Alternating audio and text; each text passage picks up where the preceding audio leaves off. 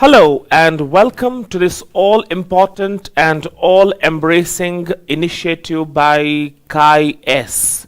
Yes, dear friends, I'm talking of the Finishing Touch initiative that started with the NEET preparation, and now we are targeting the BOS examinations that are coming up in October-November session. I'm Tufail and I welcome you all to this all-important interactive session for the subject English. As you know, dear friends, that English is one of those subjects that is normally not taken that seriously by the students, considering the fact that there's a lot of load and burden from physics, chemistry, biology, and maths. But then it's very important to know and note that English carries the same number of marks that are carried by the other subjects. And in fact, if you want to boost your percentage in the examination, that happens to be very crucial for class 12, it's very important that we give due weightage to English and the way to score very good marks in English. So here I am, and I have got a plan for you, a pattern for you, a way out for you, whereby you can translate that dream of very important, very crucial dream of getting those all important marks for English when you face the upcoming board exams. So first of all, I would like to appreciate, and I find it a wonderful moment for me to announce this Finishing Touch series for the subject English. And this prized initiative, as you know, my dear friends, has been started, and with the due importance of each subject, more importantly, considering the fact that the students of class 12, 11, 10th and 9th, in fact all the students during this COVID pandemic have been severely affected. Unfortunately, the worst sector that got hit by this whole catastrophic situation was the sector of education, and the community that suffered the worst was the student community. But then when the going gets tough, the tough get going. We at SKIE have taken up this prized initiative to help out students, to reach out to the students who have found it entirely difficult for the whole session and now are finding themselves in a sort of a trauma as to how to handle the board exams when there has been literally no schooling, no education at all in the trouble-torn UT of JK. So a great initiative by SKIE, and I welcome you all to this Finishing Touch series, and we are facing exams in November. This is for class 12. I'll be talking almost every important detail in my session. This 4 to 5 hour session will be very crucial and significant for almost each 12th class student to cater to the subject English. Know it well that you have got a new series of textbooks, you have got a new pattern this year, and it becomes doubly difficult for the students to handle English. But then you don't need to get any nervous, you don't need to feel so anxious, do not lose any sleep. I am here, SKIE is here with this prize initiative whereby you can get help and tangible help in solving all the mysteries related to the subject English. So in the first go, I would like to welcome all of you. My name is Tufail and I am the faculty member in terms of teaching of English here at SKIE, and this prized initiative by SKIE to help you out, dear students. You know it well that you have got very serious components in English where students do feel a lot of trouble tackling. I'm here to unfold and unravel those intricacies and those mysteries so that it should be an easy peasy way. It should be a comfortable cakewalk for you when you course through the English paper as they are approaching, the exams approaching in October or November probably. So we move forward. without wasting the time, I would like to inform you, my dear students, that we have 3 sections for the subject English. Mind you, 20 marks will be awarded for internal assessment. Therefore, we are targeting those 80 marks. 80 plus 20 obviously would be 100. That is there. But then sections that this paper will be divided into are section A. So first of all, we move straight away to section A. In section A, my dear students, we have the reading comprehension that carries 20 marks. The reading comprehension carries 20 marks for you. Now the question is, what will be asked in this reading comprehension? The first thing that will be asked in this reading comprehension will be based on one important thing that's called note making. So, before we move any further, we'll start these concepts related to note making, and that note making will carry, my dear friends, the 5 marks for you, and then we will have one unseen passage, and that is going to be based on summarization, and then you will have one unseen passage, and that will have 5 objective type questions and 5 multiple choice questions, and they will be based on different things like word formation, synonyms, antonyms, inferences. That is going to be asked from that unseen passage. याद रखें कि अगर student focused तरीके से काम करें, अगर एक प्रैक्टिकल स्ट्रेटजी के साथ काम करें, तो ये पेपर जो है it is going to make you score quite high. But then you have to work as per a plan, you have to work as per a strategy.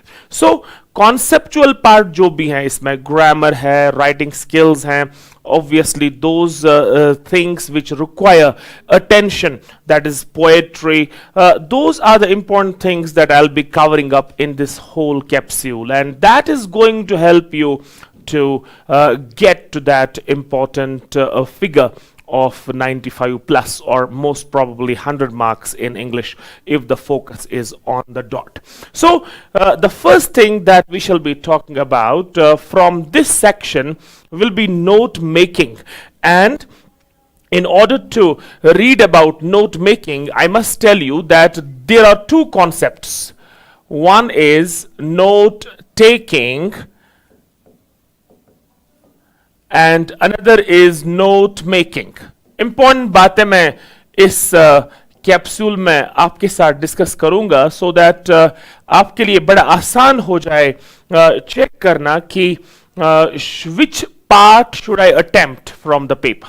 I'll try to make it quite simple, quite easy for you, so that even though you may not have given a lot of attention to English earlier, but this should be mighty helpful for you to cover those marks, especially in terms of writing skills and grammar. आपको पता है कि prose जो है, it is something that is based on stories and anecdotes, and those prose stories can be taken care of. That should not be a big deal. Obviously, in this 4-5 hour interactive session, I am not going to teach you all prose or all poetry, but what I'm going to strike at is, I'll be striking at all those important areas which will help you to cover most of the syllabus in English comfortably. Therefore, be very attentive, make sure that you don't miss out this all important interactive session and take the benefit of this prize initiative. हम पढ़ रहे हैं note making और note taking. मैंने पहले ही बोला, there are 2 concepts, one is note taking, another is note making. आपने सुना भी होगा, note can be taken, note can be made. आपके सिलेबस में note making रखा गया है, but you must know what is note making and note taking. Note taking की जहां बात आती है, so note taking जब भी कोई बोले note taking, it's listening comprehension, जो आपके सिलेबस में रखा ही नहीं गया है. Note taking refers to listening comprehension. आपने बहुत बार देखा होगा, जो जर्नलिस्ट होते हैं या जो प्रेस रिपोर्टर्स होते हैं, उनके हाथों में छोटे छोटे नोट पैड्स होते हैं, प्रेस कॉन्फ्रेंस लगी होती है, और उसके बाद जो स्पीकर्स होते हैं वो बोल रहे होते हैं, और यहां से ये अपने नोट पैड्स पे शॉर्ट हैंड में पॉइंट्स जॉट डाउन कर रहे होते हैं, at that time they strictly depend on what is being said, or they strictly depend on their listening skill. How well do they listen? कितनी बारीक बीनी के साथ वो लिसन करते हैं, उस listened stuff को वो छोटे छोटे पॉइंट्स में जॉट डाउन करते हैं. और जब आप किसी इंफॉर्मेशन को लिसन करके, सुन के, छोटे छोटे पॉइंट्स में कन्वर्ट करके जॉट डाउन करें, उन नोट्स को ऑब्वियसली आप मेक नहीं करते, आप उन नोट्स को टेक करते. Sometimes the teachers also deliver lectures and they don't use the board, they just keep on speaking and speaking, they just impart those important meaningful bits of information and you listen to that stuff. After listening to those lectures, you just jot down the important points and at that time you are not making the notes, at that time you are taking the notes. बहरहाल हमें note taking के साथ इस वक्त कुछ नहीं करना. We are focused on note making. Now, note making की जब बात आती है, it is based on reading comprehension. यहां पे आप सभी गौर से देखेंगे कि हम क्या बताना चाहते हैं. It's based on reading comprehension. आपके मन में सवाल आता होगा कि what is comprehension? Comprehension means understanding of a thing, understanding of a passage. आपके सामने एक पैसेज आएगा और आपको उस पैसेज को पढ़ना है. You have to read that passage out. Thoroughly you have to read that passage out. और उसके बाद उस बड़े से पैसेज जो लगभग 300 वर्ड्स का पैसेज होगा, you have to make notes out of it. Now, notes बनाने के लिए जो सबसे इंपॉर्टेंट बात आपको याद रखनी है कि you have to convert an ocean into a pond.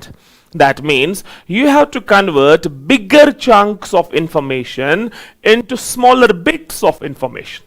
Note पे लिखा है, इनफैक्ट पैसेज पे लिखा है that William Shakespeare, the Bard of Avon, was born in the year 1564 at a place called Stratford at Avon and he died, he breathed his last in the year 1616. So this is a long strain of information. This is a long line of information.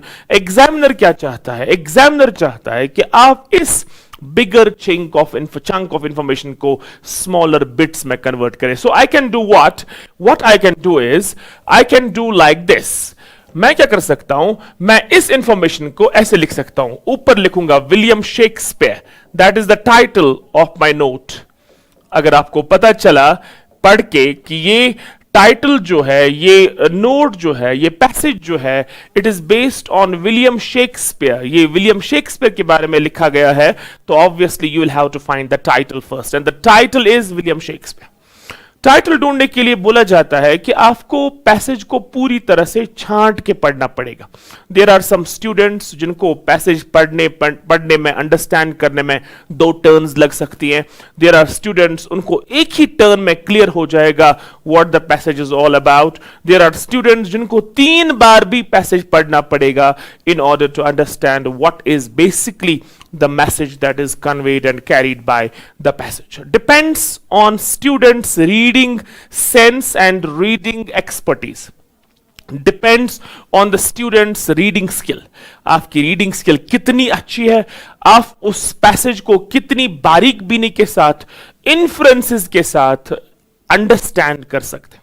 Suppose this passage is based on William Shakespeare और आपको इस title को ढूंढने के लिए normally देखा गया है कि the title, the caption of the passage is normally found in the very beginning of the passage.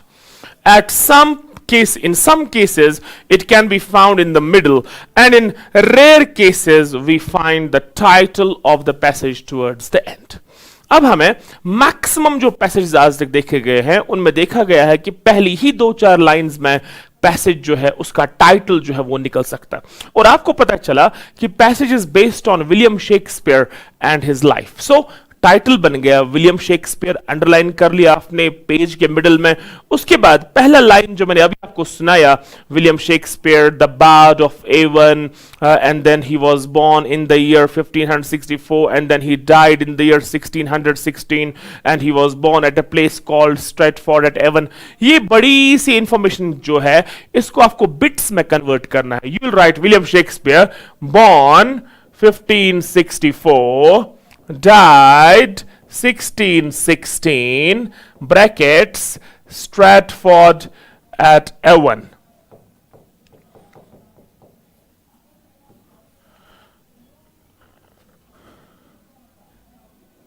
Famously called या famously named, जिसको आप सॉब्रिक्यू भी कहते हैं, एक निक नेम जिनका बोला जाता है, या एक फेमस नेम जो होता है, that is Bard of Avon. Now see, ये जो आपने इंफॉर्मेशन लिख ली यहां पे, these are bits of information, और इन बिट्स ऑफ इंफॉर्मेशन, इन फ्रेगमेंट्स ऑफ इंफॉर्मेशन को लिखने के लिए आपको छोटे छोटे अब्रिविएशंस की, शॉर्ट फॉर्म्स की जरूरत पड़ेगी। You can use acceptable अब्रिविएशंस like etcetera को लिखने के लिए ईटीसी, फॉर एग्जाम्पल को लिखने के लिए ईजी। इसी तरह से आप विज लिख सकते हैं, गवर्नमेंट के बदले GOVT डॉट, इसी तरह से रजिस्टर्ड के बदले REGD, इसी तरह से मैथमेटिकल सिंबल्स का यूज कर सकते हैं। नाउ फीट के बदले FT, इसी तरह से you can use different symbols and signs to make the passage concise and to make the note very very precise and clinically accurate. और इस चीज के लिए आपको कुछ और भी चाहिए, that is you have to create some headings and subheadings in a note. You have not write long sentence. अक्सर स्टूडेंट्स क्या करते हैं, अक्सर एग्जाम्स में वो नोट इस पैसेज से ही कुछ लाइंस निकालते हैं, इंपॉर्टेंट लाइंस, फिर उनको 1 2 3 4 5 करके 5-6 लाइंस लिखते हैं और बोलते हैं हमने नोट बनाया। That is not a note. Note जो है इसको एब्जॉर्ब करना है, पहले पैसेज को एब्जॉर्ब करना है, उसके बाद इसको अंडरस्टैंड और कॉम्प्रहेंड करके आपको रिप्रोड्यूस करना है in the form of small fragments and bits. जितना ये नोट कॉम्पैक्ट हो, कंसाइज हो, फ्रेगमेंटेड हो, उतना ये नोट इफेक्टिव होगा। More importantly, you have not to use and include unnecessary information. मैं आपको क्लास में भी अक्सर बोलता रहता हूं कि जब नोट बनाना हो तो एक संतरे को ले लो, ऑरेंज एक, उसको पूरी तरह से जोर से स्क्वीज करो, जो जूस बाउल में जमा हो जाएगा, दैट इज योर नोट। और जो आपके हाथ में रह गया, that is to be sent out to the world of the dustbin. That is why we say that note making is a skill. You have to eliminate whatever is unnecessary from the passage and you have to include only whatever is crucial and important. जब examiner आपका note देखेगा, इन छोटे छोटे bits of information को collect करेगा, वो इन तमाम bits को इलैबोरेट अकाउंट में ढूंढेगा पैसेज की सूरत में। Therefore, if in the note it is written that the school is situated on the national highway near the exchange, the telephone exchange. Now, ये situated जो आपने word देख लिया, उससे आपको heading मन में आनी चाहिए location. इसी तरह से there can be different headings that you can create, subheading. Suppose my grandfather is 70 years old या 70 years of age, heading बन गई age, and you can write age 70 YRS. This is the concise and precise way of writing a fragmented account when we talk of note making. छोटे छोटे bits में लिखना है और main sentences को निकाल के उनका रस जो है, उनका क्रक्स जो है, उनका जिस जो है, उनकी मैसेज जो है, उसको एक शॉर्ट फॉर्म में with the help of abbreviations concise account में पेश करना। And then you can make sure that जो भी आपने नोट में लिखा, that is found ultimately in the passage. The examiner will check your note and then he will try to find the elaborate account of this note in the form of a passage. Remember इस note का जो expanded form होगा वो expanded form जो है that is the passage and therefore examiner will C both the things. He'll have a look at the passage, he will at the same time have a look at your note, and he will try to find out whether the student has included all the meaningful information that was present in the passage, and has the student put that information in the form of a note on or not. That is what the examiner will look for. तो इस मामले में आपको मैं ये tip दूंगा कि आप मेहरबानी करके पैसेज को अच्छे से पढ़ेंगे और उसके बाद उसके जो मीनिंगफुल पार्ट्स होंगे उनको अंडरलाइन करेंगे और उन अंडरलाइंड पार्ट्स को फिर कन्वर्ट करेंगे into bits. Why do we make a note? That is absolutely something that everyone should know. We make a note in order to make a big thing a small thing. One. Number two, brevity is the soul of wit. जितना कोई चीज छोटी हो, to the point हो, accurate हो, clinical हो, precise हो, उतनी ही वो चीज इफेक्टिव हो जाती है. Therefore, that is why you have to make a note. It saves your time, it saves your energy, and more importantly, it helps you retain the information. तभी हम नोट जो है वो बनाते हैं. Therefore, a passage you will have and you'll have to read that passage. इसमें examiner आपका comprehension test करेगा and then accordingly the examiner will see whether you make proper headings, proper title, if you give a good title to the note, and then you write in sequence the points. You can use the numbering, you can use 1 2 3 4, you can use A B C D, you can use the Roman script, whatever. I mean to say, in terms of numbering, headings, subheadings you can create, and accordingly you have to make sure that you avoid long sentences and you write fragments, only bits, only hints, indications you have to write. Therefore, suppose if I look at this point, born 1564, died 1616, Stratford at Avon, England, famously named Bard of Avon. Now, if I elaborate this account, obviously I will have Shakespeare. William Shakespeare was born in the year 1564 and he died in the year 1616 at Stratford at Avon in England. He was famously known as the Bard of Avon. That is how we can convert a bits information into a meaningfully long streak of information. That is how we convert a note into a big account, into a passage, and that's how we go back from the passage and form a note of it. I hope it's absolutely clear, and I will be giving you some samples also in my notes capsule, in which you can find different passages and then the notes made accordingly and properly. I hope that these 5 marks should be with you when you approach your examination. We go back and we have one more thing, that is summarization. इसके भी 5 marks. Summarization, summary has to be understood. What is a summary? Summarization means when it's almost a cousin of note making. But then note making में हम छोटे छोटे bits का use करते हैं, whereas in summarization you convert big sentences into small sentences. Now, what is the way to do that? I'll tell you what is the way to do that. How can we summarize? When we talk of summarization, how can we do that? I tell you, in summarization जो lengthy expressions होते हैं, long expressions, we convert them into one word expressions. Suppose one who has got intelligence, one who has got intelligence, these are 5 words. A person who has a lot of intelligence, we can convert that expression into a one word, that is intelligent. A person who murders his mother is called matricide. Similarly, there are so many expressions which are long and lengthy, and you can convert them into one word expressions. A person who is a lover of mankind, we call that person as philanthropist. Similarly, a person who is a person who is involved in someone's murder and helps out the murderer, we call that person as accomplice.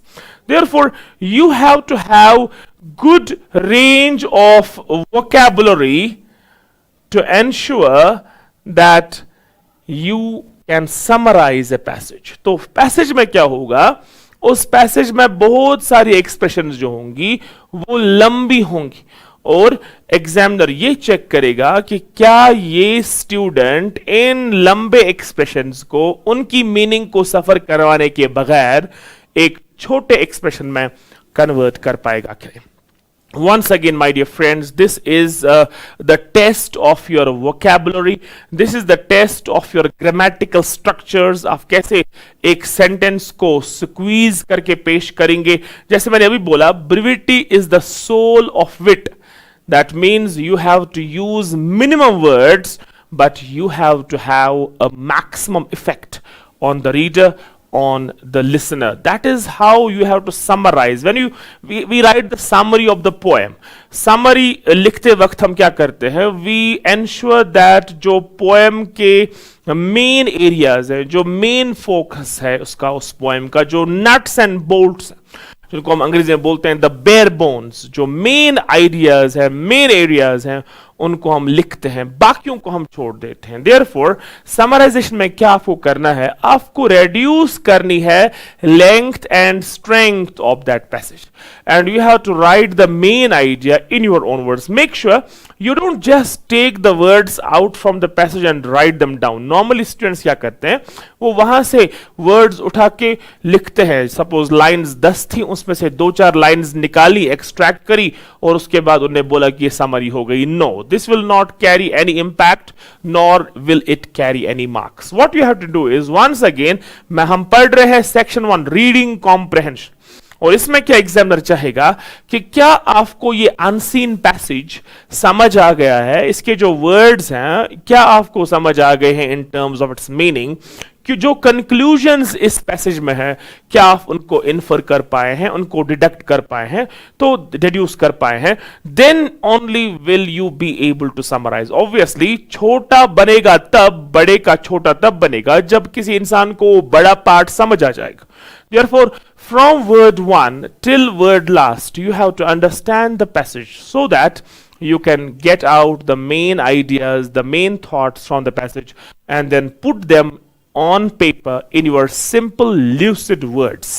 और मैं आपको बताना चाहता हूं कि जो ammunition आपके पास होना चाहिए, that is vocabulary. It's unfortunate that students nowadays do not focus on reading so much because of the fact that we have been too much engrossed with the phones and we even do not find time to read a newspaper. We don't have patience enough to read an article from the newspaper. That is why the students are having poor vocabulary, and that's why the skills are very very ignored. Unfortunately हमारा जो syllabus हुआ करता था उस पे skills के बारे में कम पूछा जाता था, लेकिन अब जबकि एक नया पैटर्न आ गया है, एक नई बुक आ गई है, एक नया मैटर आ गया है, इस मैटर में मोर फोकस जो है that's on skills. And that is why I consider it very important for students to take English very very seriously right from the grassroots level. You just cannot ignore it because it's purely skill based now. अब वो जमाना गया जहां पे आप 10-15 questions याद करके जाते थे तो 80-90 मार्क्स लाते थे. अब वो जमाना है जहां पे अब आपको अपनी क्रिएटिविटी और अपनी क्रिएटिव स्किल्स का इजहार करना है. You have to exhibit those skills, otherwise I am sorry my dear friends, you will not be able to get things under control when we talk of English as a subject in your class 11th and 12th. Therefore, summarization once again, छोटा करना है, squeezed form में लिखना है, substitution of words जो है वो right करना है, अननेसेसरी वर्ड्स जो हैं, अननेसेसरी वर्ब्स जो हैं उनको हटाना है, एक सेंटेंस को रिफ्रेम करना है, रिफ्रेज करना है. रिफ्रेम और रिफ्रेज करने का मतलब आपको उसकी लेंथ को कम करने के लिए राइट और अप्रोप्रिएट वर्ड्स का यूज करना है, and then only you can find the summarisation possible, my dear friends, in the examination. Please do not take out the same lines out from the passage and then you write them down on paper and then you say that you have summarized. This is not the way.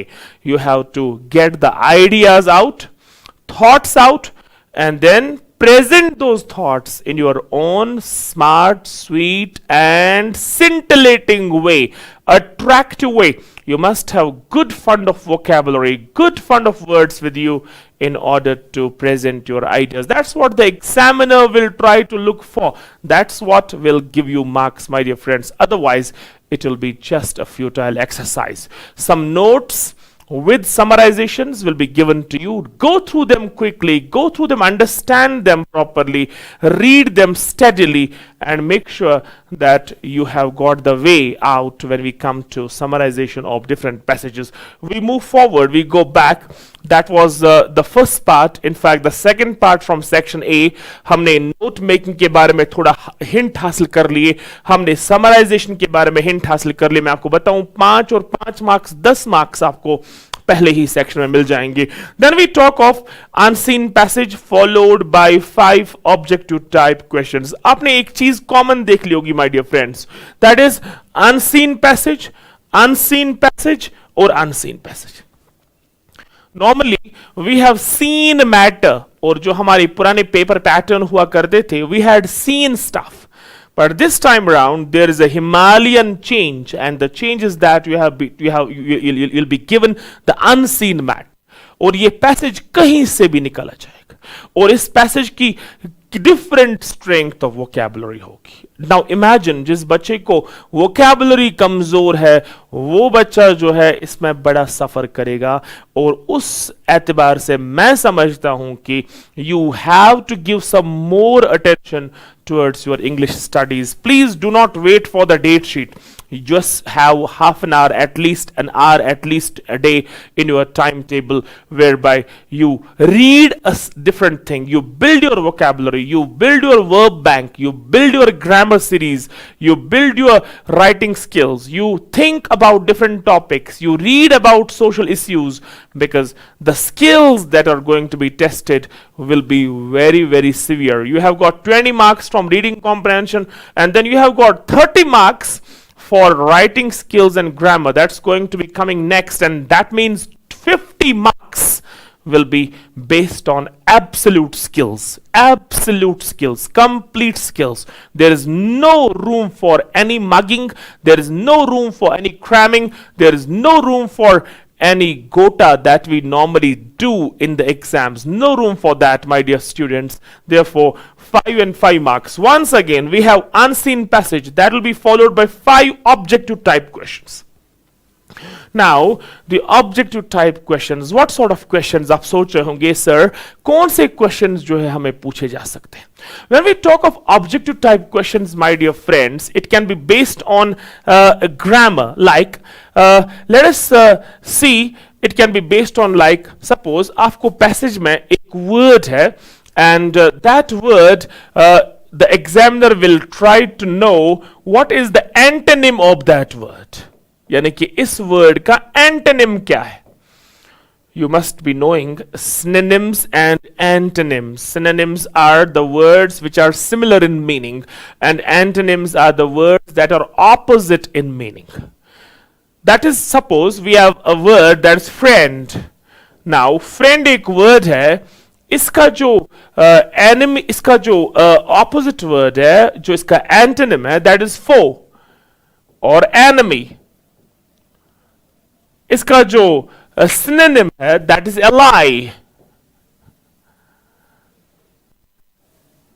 Or you can find one more word, comrade. इसका जो verb form है, that is befriend.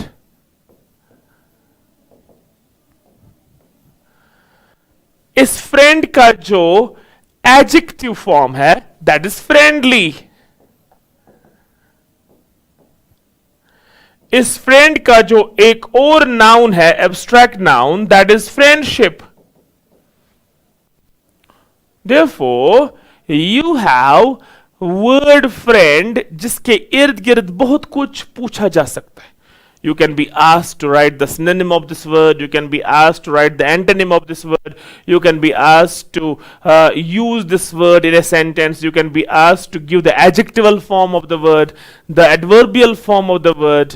That is how a multiple choice question can come, or a 1 mark question can come from the passage. Once again, अगर देखा जाए तो it all depends on comprehension. That means आप एक passage को, एक unseen passage को thought की बुनियाद पे, अंडरस्टैंडिंग की बुनियाद पे, और उसके बाद उसकी वर्डिंग की बुनियाद पे, उसके स्ट्रक्चर ऑफ सेंटेंसेस की बुनियाद पे कैसे एनालाइज करते हो. It's all based on thoughts and facts and details regarding the grammar, the relevance of ideas, the conclusions. ये तमाम चीजें जो है इस पैसेज में देखेंगी, आप देखेंगे, और आपको ये एग्जामिनर बताएगा कि आप इस वर्ड के बारे में, या इस सेंटेंस की रेफरेंस के बारे में, या उस आइडिया की रेफरेंस के बारे में आप क्या जानते हैं, आपने क्या समझा.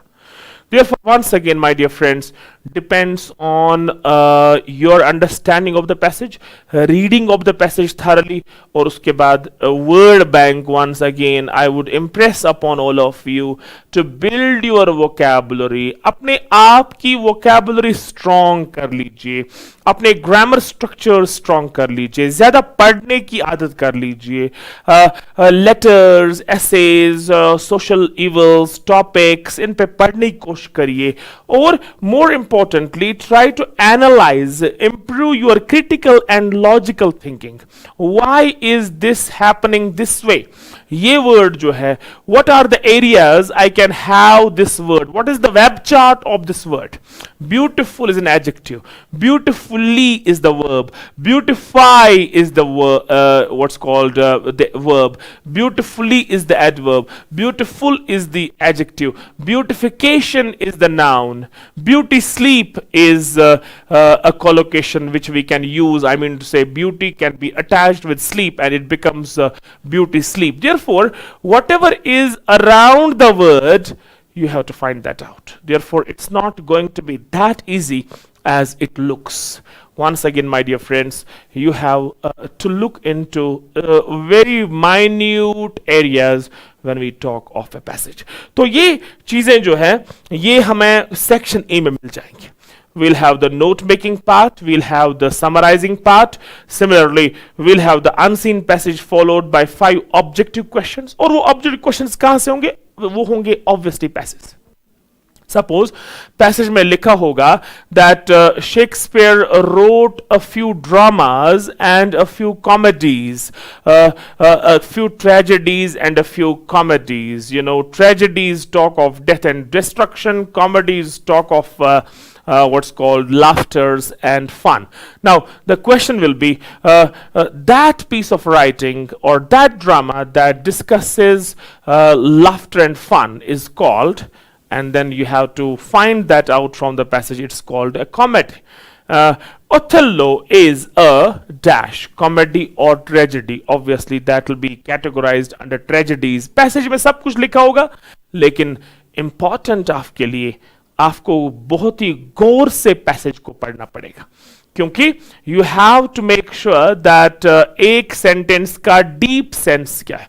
Sometimes you make haste and out of haste you can make a mistake.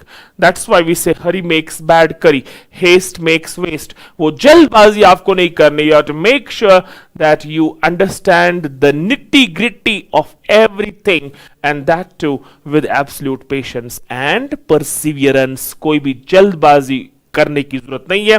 सब्र इस्तिकलाल का मुजाहरा करना है और मेक श्योर करना है कि जो भी मैं अटेम्प्ट कर रहा हूं या कर रही हूं, ये अटेम्प्ट मैं बिल्कुल होश हवास में और अपने आप को बैलेंस और इक्विलिब्रियम में रख के कर रहा हूं या कर रही हूं, तो इंशाल्लाह ये मसला जो है वो ठीक हो जाएगा एग्जामिनेशन में। कोई परेशानी होने की जरूरत, परेशानी लेने की जरूरत नहीं है, लेकिन फोकस और concentration they will be holding the key when we talk of doing the skills. 5 objective type questions, ये बेस्ड होंगे on the base of the ideas जो वहां पे होंगे, और उन्हीं आइडियाज का टेस्ट एग्जामिनर करेगा कि क्या आपको आइडियाज समझ आ गए हैं, जो पैसेज में बोला जा रहा है क्या ये इंफॉर्मेशन आपको पल्ले पड़ रही है, क्या ये इंफॉर्मेशन आपको सही दिशा में अंडरस्टैंड हो रही है कि नहीं। तो वो होगी 5 मार्क्स के क्वेश्चन, और उसके बाद 5 और मार्क्स जो होंगे that will B assessing your comprehension, means understanding word formation, जो मैं भी बोल रहा था word formation. Suppose black board, black का जो है वो कोलोकेशन बोर्ड के साथ है, इसी तरह से you have got words based on words there from where you will have to find antonyms, synonyms, verbs, adverbs, noun forms, ये फॉर्मेशन। और inference, inference means getting logical conclusions, यानी कि आपको कंक्लूजन करना आएगा कि नहीं। एक लाइन पैसेज में है, क्या आपको उस लाइन से कंक्लूजन निकालना आएगा कि नहीं। Therefore, that is very important. That is also asked in civil services when we talk of the mains examination. वहां पे inference होता है, यानी कि पैसेज में वर्ड्स होते हैं या सेंटेंस होते हैं जिनका सिंबॉलिक सेंस होता है, मतलब इनडायरेक्ट होता है। क्या आप उस इनडायरेक्ट मतलब को जो तशबीहात में लिखा गया होता है, जो मुख्तलिफ मेटाफोरिकल लैंग्वेज में लिखा गया होता है, क्या आप उसको अंडरस्टैंड कर पाते हैं कि नहीं। That is also what is going to be asked in this capsule, that is section A, that is the reading comprehension, my dear friends. 20 marks, 5 plus 5 plus 5 plus 5, 5 for note making, 5 for summarization, 5 for the objective type, that's going to be based on the information contained in the passage, and those 5 last marks will be based on the comprehension, the word formation, the parts of speech, the use of words in different ways, and that is going to be the 20 marks for your reading comprehension section 8, 20 marks, my dear friends. We move forward.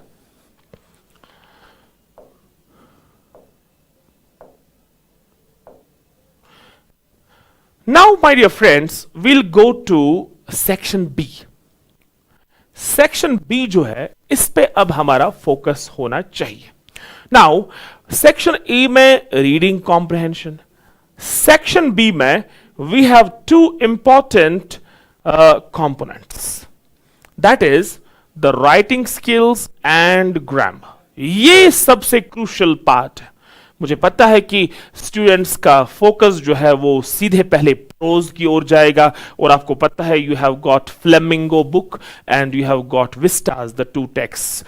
Now उन 2 चीजों में भी question जरूर आने हैं, कुछ long answers, कुछ short answers, उसका भी मैटर आ जाएगा, पोएट्री वगैरह, वो चीजें मैं तो आपको पढ़ाऊंगा। लेकिन मोर इंपॉर्टेंटली जो स्कोरिंग मार्क्स हैं, जिन पे हमारा ज्यादा फोकस और कंसंट्रेशन है, that is going to be on these 2 areas, the writing skills and the grammar. Both are those areas where children do get the creeps. बच्चों को बड़ी दुविधा आ जाती है, बड़ी परेशानी हो जाती है इन 2 चीजों को करने में, और अक्सर मुझे स्टूडेंट्स बोलते हैं कि sir how to do it, how to get the maximum from this section, because normally what I have seen is there is a lot of chit chat going on, there's a lot of whispering going on in the examination hall considering the right answers when it comes to grammar, and inshallah इस session में आपको clear हो जाएगा कि what all is important in grammar or what all is the format of different writing skills and how we have to approach them, किन किन बातों का ख्याल रखना है। तो इन तमाम चीजों पे हम इंशाल्लाह फोकस करेंगे, और ये इंटरैक्टिव सेशन जो है आपके लिए एक अमेजिंग सेशन टर्न आउट हो जाएगा, because I know that students do not find enough time to cater to this subject English, and that's why it becomes a little heavy when the examination approaches, and that's why this initiative that is under the supervision of the worthy chairman Dr. Saddam sir, this holds the key for the students. It is absolutely a dream come true situation for the students of the whole valley. And this is the initiative which you need to cash in, my dear students. This is something which is out of the box, absolutely extraordinary. And this is going to be of mighty help to all the students when we talk of boosting the percentage and getting those all important marks in the subject of English. So, in इस section में, section B में, what all we are going to do, my dear friends, grammar की बात करते हैं. We have the tenses, we have the reflexive pronouns, we have the punctuation, we have the narration, we have the change of voice, we have the conjunctions, and we have the prepositions. Now, ये आएंगे कैसे questions? By the way, this will carry 8 marks only. All this stuff will carry 8 marks. And why and how will that be asked, ये मैं आपको बताऊं. आपको normally जो questions आते थे प्रीवियस इयर्स में, वो हर ग्रामेटिकल आइटम से अलग अलग क्वेश्चंस आते थे. इस बार क्या होगा, you will be given a passage और उस पैसेज को एडिट करना पड़ेगा on the basis of its grammatical mistakes. That means एक पैसेज होगा, सपोज ये 10 लाइन्स का पैसेज होगा, और एग्जामिनर आपको बोलेगा edit the passage, grammatically make the passage correct. और उस पैसेज में गलतियां होंगी या टेंसेस के एतबार से, या नरेशन के एतबार से, या चेंज ऑफ वॉइस के एतबार से, या in terms of the punctuation, या in terms of the preposition use, या in terms of the conjunction use. This is going to be addressed, my dear students. अब कैसे हम करेंगे ये?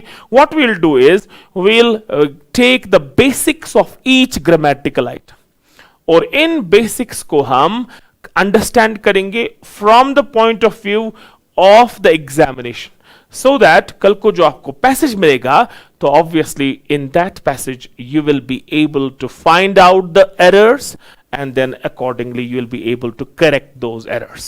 So उसके बाद हमारा जो writing skill है, उसमें हमें letter writing skill, obviously the article writing, the speech writing, the advertisements, the formal and informal invitation writing, the debate writing, the personality profile and the humorous writing, ये चीजें जो हैं ये आगे आने वाली है. लेकिन फिलहाल we'll focus on this part. That means the tenses, the reflexive pronouns, the punctuation, the narration, change of voice, conjunctions, and prepositions. Now, what I'm going to do is, I'm going to take you through a brief idea of all these grammatical items. Now, last year also in my video series, I just thoroughly explained different grammatical items. और यहाँ पे मैं examination pattern के एतबार से इन points को, इन कॉन्सेप्ट्स को डिस्कस करूंगा. Now my dear students, we talk of the tenses, and let me tell you that we have 3 tenses. आपने पढ़ा होगा, क्लास 10 तक भी आपने पढ़ा होगा. We have the present tense, we have the past tense, and we have the future tense. In present tense, we have 4 shapes. We have the present simple, the present continuous, the present perfect, and the present perfect continuous. In past tense, we have the past simple, the past continuous, the past perfect, and the past perfect continuous. In future tense, we have the future simple, the future continuous, the future perfect, and the future perfect continuous tense. But remember, you need to remember the rules of all these tenses. क्योंकि जिस बंदे को ये rules clear ही नहीं है, उस बच्चे को आगे नरेशन और चेंज ऑफ वॉइस करने में काफी कठिनाई हो सकती है. एक रफ रूल रिवीजन कर लेते हैं. प्रेजेंट सिंपल की अगर बात करें, in present simple we have V1. In present continuous, we have is, yes, you're right, am, are plus ing form. ये हमें in fact क्लास 10 से पढ़ा हुआ है. In present perfect, एक रफ रिवीजन कर लेते हम. We have slash has plus V3. In present perfect continuous, we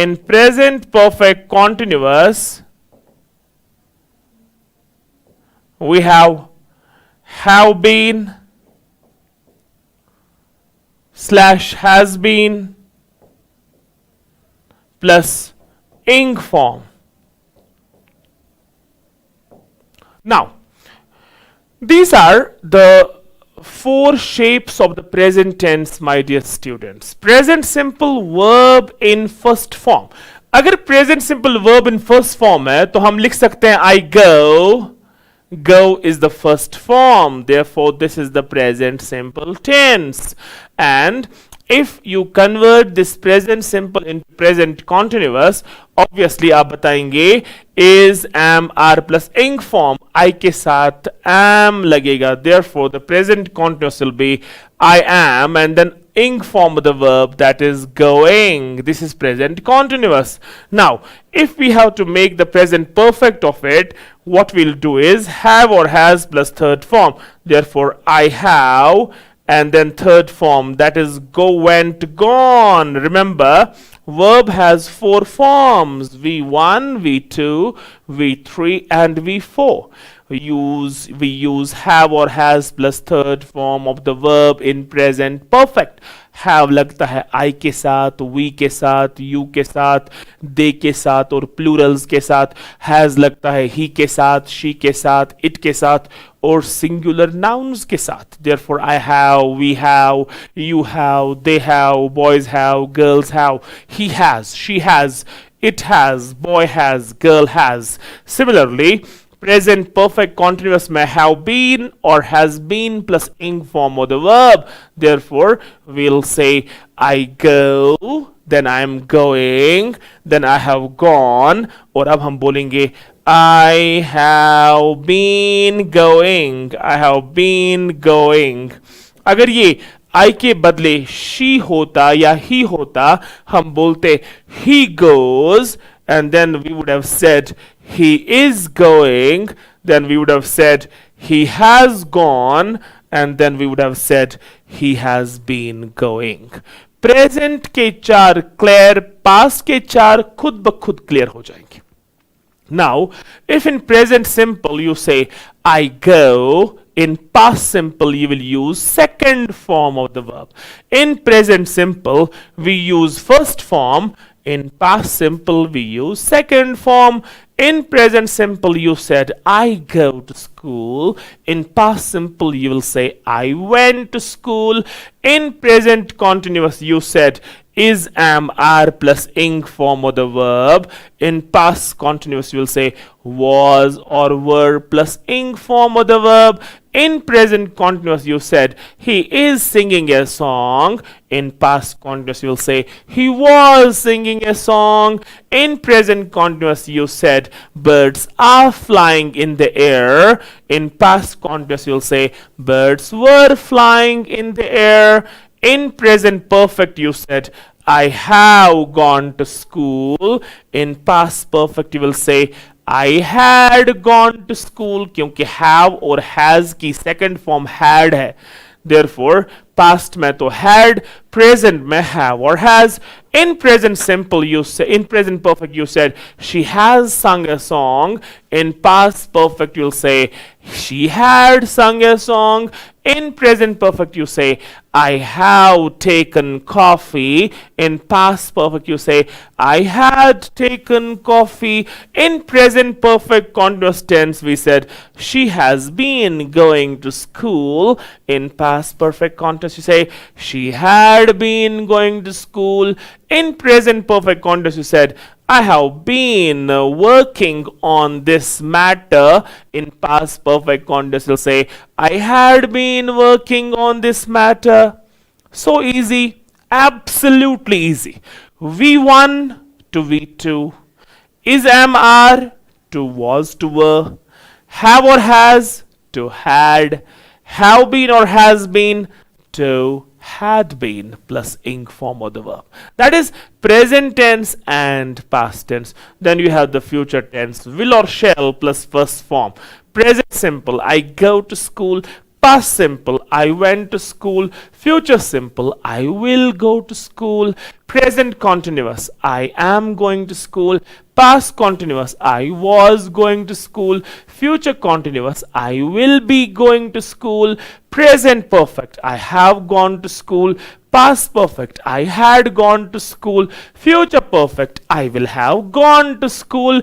Present perfect continuous, I have been going to school. Past perfect continuous, I had been going to school. Future perfect continuous, I will have been going to school. This is the whole matter of the 12 tenses. I hope that this is already read also by you up to class 10th and 11th, but you can have a rough revision of these tests. Obviously, the examiner may ask you a wrong sentence in the editing passage. वहां पे लिखा होगा उसने गलती से have की जगह has लिखा होता, या उसने प्रेजेंट टेंस के बदले पास्ट टेंस यूज किया होगा. सपोज वहां पे सेंटेंस होगा he told that he goes to school. Now अगर told है that is V2, that is the past tense. Obviously आगे जो sentence जाना चाहिए that also should be in the past tense. You can't say he told that he goes because of the fact that there will be a disequilibrium. If you have got the past tense as told, then you have to have the past tense as went also. Therefore go is the wrong one and you have to replace it by went. Remember class 10th editing passages जो आप exercise किया करते थे, बिल्कुल यही pattern होगा यहां पर भी, लेकिन कॉन्सेप्ट जो है थोड़े ज्यादा टेस्ट हो जाएंगे 12th की लेवल पे. टेंसेस के बाद जो अक्सर आपने देखा होगा जिसमें हमें बच्चे परेशान हो जाते हैं, that is how can we handle the narration of sentences. Now narration के बारे में मैं आपको बताऊं, देयर आर टू रूल्स. उन रूल्स का मैं रफ रिवीजन यहां पे करूंगा. It will not be possible for me to teach grammatical items in so much detail, because आपको पता है कि वहां पे सिर्फ और सिर्फ 8 ही मार्क्स हैं, और वो भी एक पैसेज की सूरत में. आपको सारे सेंटेंसेस नहीं आने वाले हैं अलग अलग ग्रामेटिकल आइटम से. देयरफॉर एक रफ रिवीजन जो ग्रामेटिकल आइटम्स का है, मेरे ख्याल से that should be enough for you to handle those 8 marks in the examination. Narration के बारे में मैंने आपको बोला हुआ है कि क्लास में भी अगर आप मेरे पास रहे हैं क्लास 9th और 10th और 11th में, I have been telling the students that there are 2 rules of narration. By the way, narration means अगर सेंटेंस direct है तो you have to go to indirect, and if the sentence is indirect you can go back to direct. That's what we mean by change of narration. 2 rules are there. If the reporting verb is in present tense or future tense, there is no change in the reported speech. Let's take an example. Have a look. Rashid says to me, Rashid says to me, commas begin, I write. Now ये वाला reporting verb जो है, this called reporting verb, इसमें says है, that is V1, and whenever there is V1 in the reporting verb, that means the reporting verb is in present tense. अगर ये होता ऐसे, Rashid said to me, commas begin, तो यहां पे said होता V2, और अगर ये V2 होता तो obviously the reporting verb is in past tense. और अगर ये ऐसे होता, Rashid will say to me, Rashid will say to me अगर होता, commas begin, तो will plus first form the verb जताता है कि this will be the future tense. Therefore, my dear students, if it is says, then it is present tense reporting verb. अगर ये said है, it's past tense reporting verb. और अगर ये will और shall plus first form है, then it is the future tense reporting verb. So, the rule says, if the reporting verb is in present tense or future tense, there is no change in the reported speech when we go into indirect. कोई change नहीं होगी, सिर्फ person change हो जाएगा. जो जिस हालत में टेंस होगा वहां से रिपोर्टेड स्पीच में वो उसी हालत में रहेगा. So we go back, we do it like this. Rashid tells मी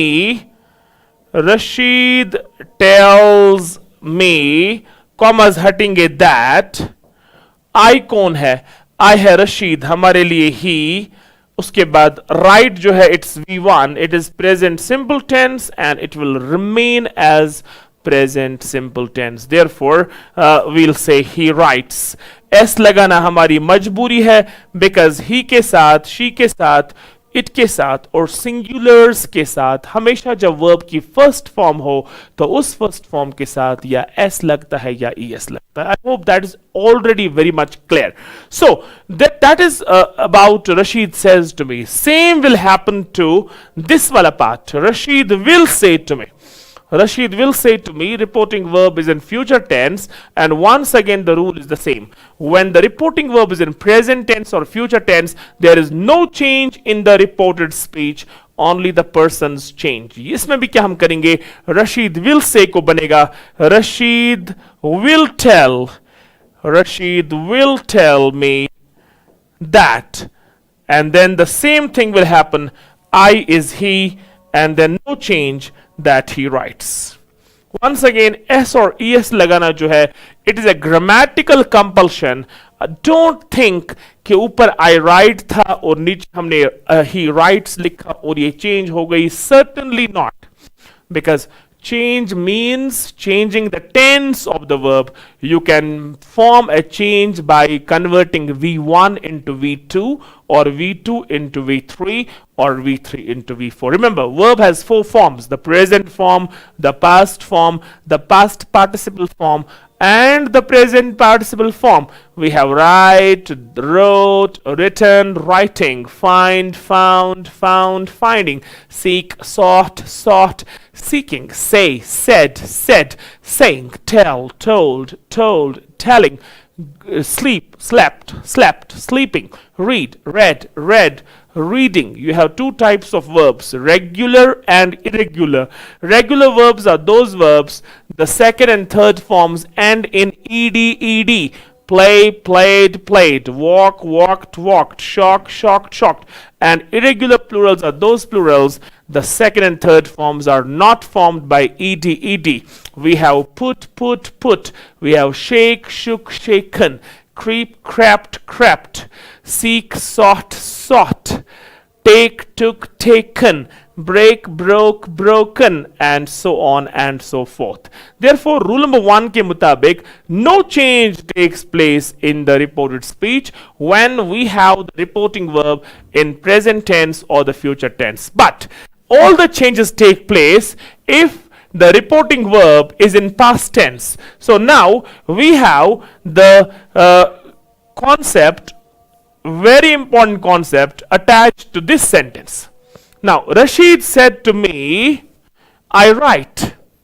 यहां पे अब changes हो जाएंगे because you have reporting verb in V2. Now, Rashid said to me, I write.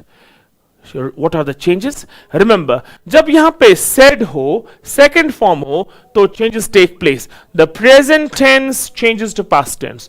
Present simple to past simple. Present continuous to past continuous. Present perfect to past perfect. Present perfect continuous to past perfect continuous. Past simple to past perfect. Past continuous to past perfect continuous. Past perfect remains unchanged. Past perfect continuous remains unchanged. Will changes to would, can to could, shall to should, may to might, today to that day, yesterday to the previous day, tomorrow to the next day, this or it to that, these to those, here to there. Remember the universal truth, the proverbs, the daily routines, all the routines do not suffer from any change. That is what we see in rule number 2, all important rule. When the reporting verb is in past tense, then all these changes take place. Now, you can see, Rashid said to me, I write. Said will convert to told, therefore we'll write, Rashid told me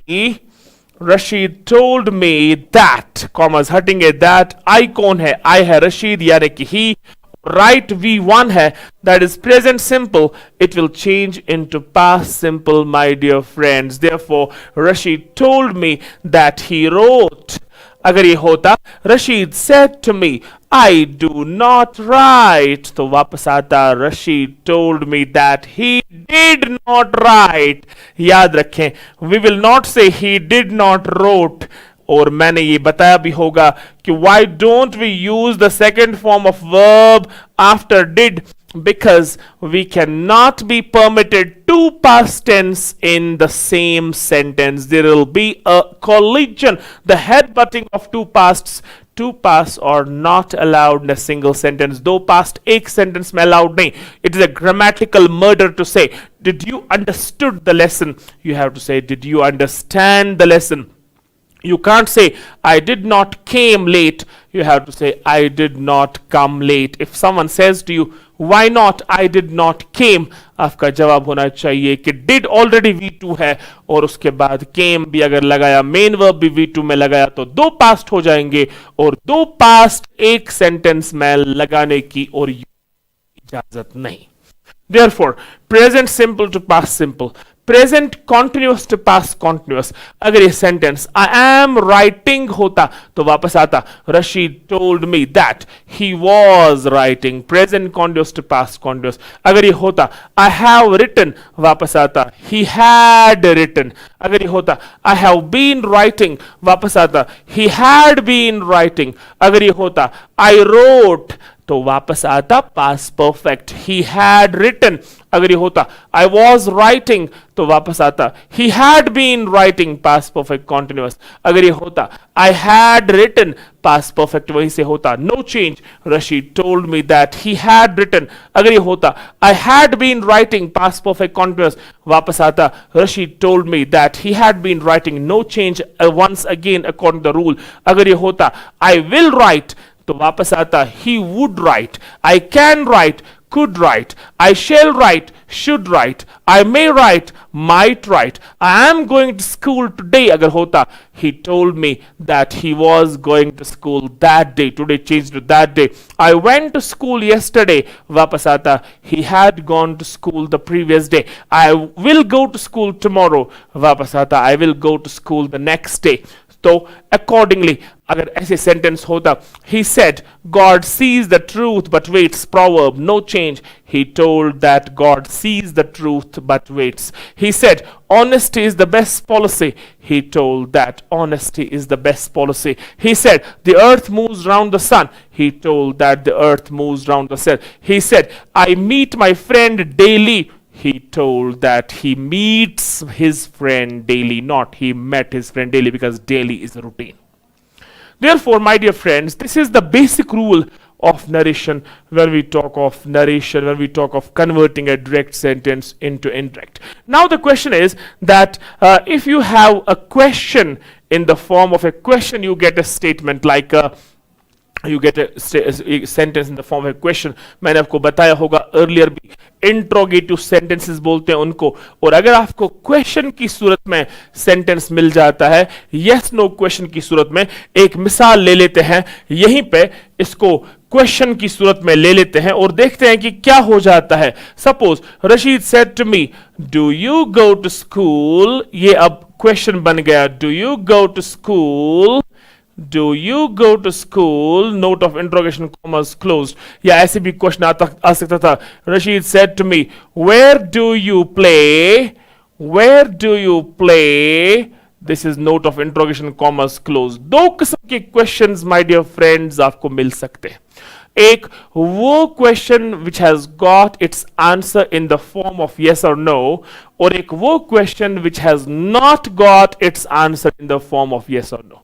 Now, yes no questions are those questions which begin with helping verbs, which begin with auxiliary verbs, and they have got their answers in the form of either yes or no. And WH questions are those questions which do not have their answers in the form of yes or no, and more importantly, they begin with WH words like what, who, whose, where, when, why, and how. How is the exception, even though it doesn't start with WH, but we still keep that how word in WH category, because those questions which are asked with how also do not have their answers in yes or no.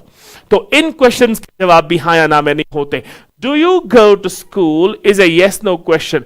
अगर आपको इस yes no question को indirect में convert करना होगा तो rule वही है जो हम यूज कर रहे थे, हल्की चेंजेस है। सेड को हम आस्क्ड में कन्वर्ट करेंगे और उसके बाद कॉमास को हम दैट में कन्वर्ट करते थे, यहां पे इफ और वेदर का यूज हो जाएगा।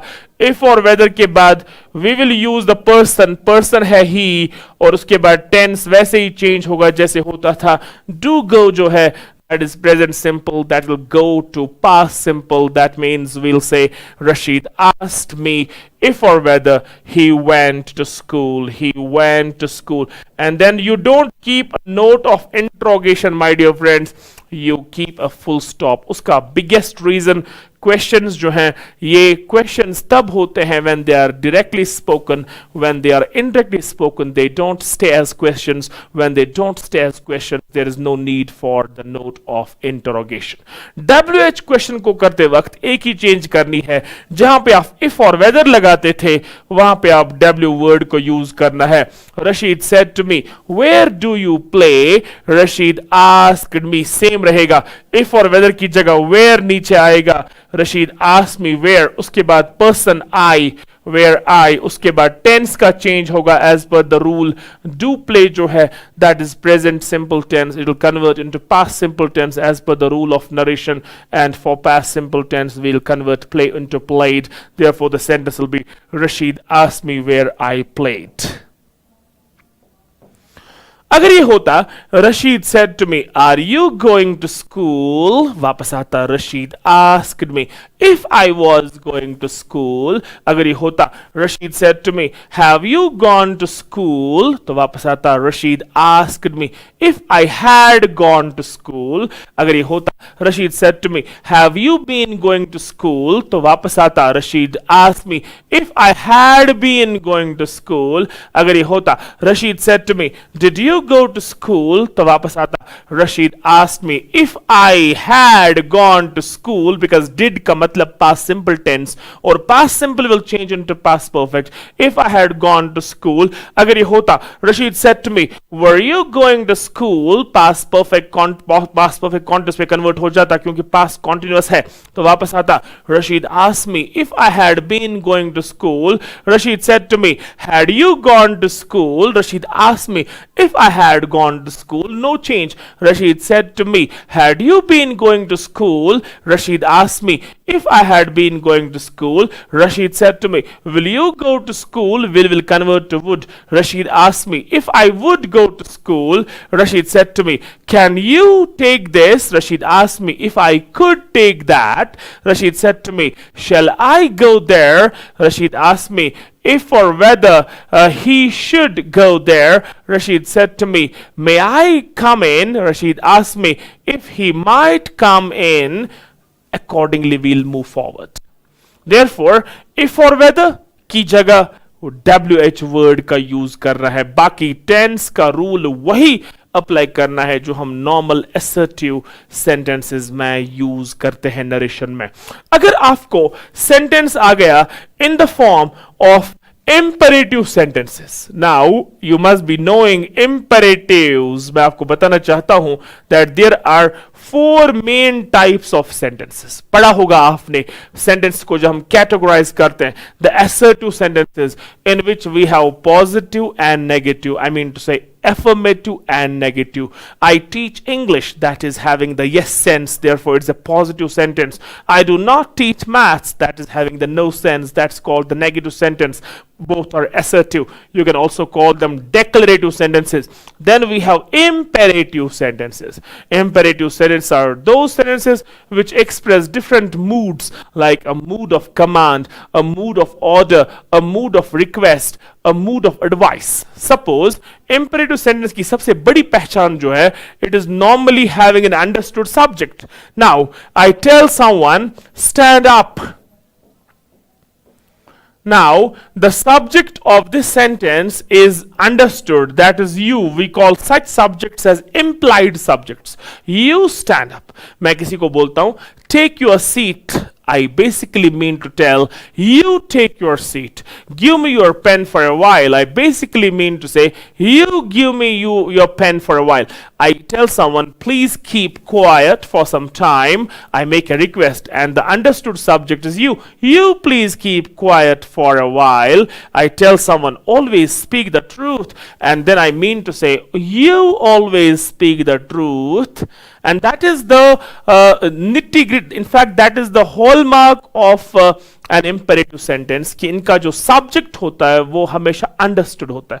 और आपको narration करते वक्त ख्याल रखना है कि when you convert a sentence into indirect, when you talk of imperative sentences, then आपको उस mood को check करना पड़ेगा.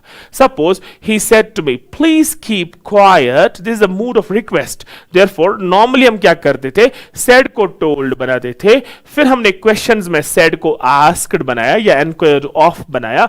अब हम imperative mode में जब जाएंगे तो said को ना तो told बनेगा ना तो asked या enquired बनेगा. said को mood बनेगा. mood अगर request हुआ तो he requested me. mood अगर order हुआ तो he ordered. mood अगर suggestion हुआ तो he suggested. mood अगर apology हुआ तो he apologized. mood अगर advice हुआ तो he advised. mood अगर threat हुआ तो he threatened. mood अगर suggestion हुआ तो he suggested. ये मुख्तलिफ moods पे depend करता है, and you have to catch that mood, my dear students. The mood has to be caught. Mood को कैच करना पड़ेगा. मूड कैच नहीं हुआ तो obviously the sentence will be wrong. He said, commas begin, let us go for a party. Let us go for a party. Let us is the suggestion mood. He suggested us to go for a party. You can't say he suggested me because he says let us, you as well as me. अगर वो ऐसे पूछता आपसे, he said you should go to a doctor, then he is just suggesting me alone. Then the answer could have been he suggested me to go for and see a doctor. Remember, mood is important. Order और command में एक फर्क आपको समझाता हूं साथ ही साथ में. Order is meant for an individual. Command is meant for many. The PT master shouted, boys, get in line. The PT master commanded the boys to get in line.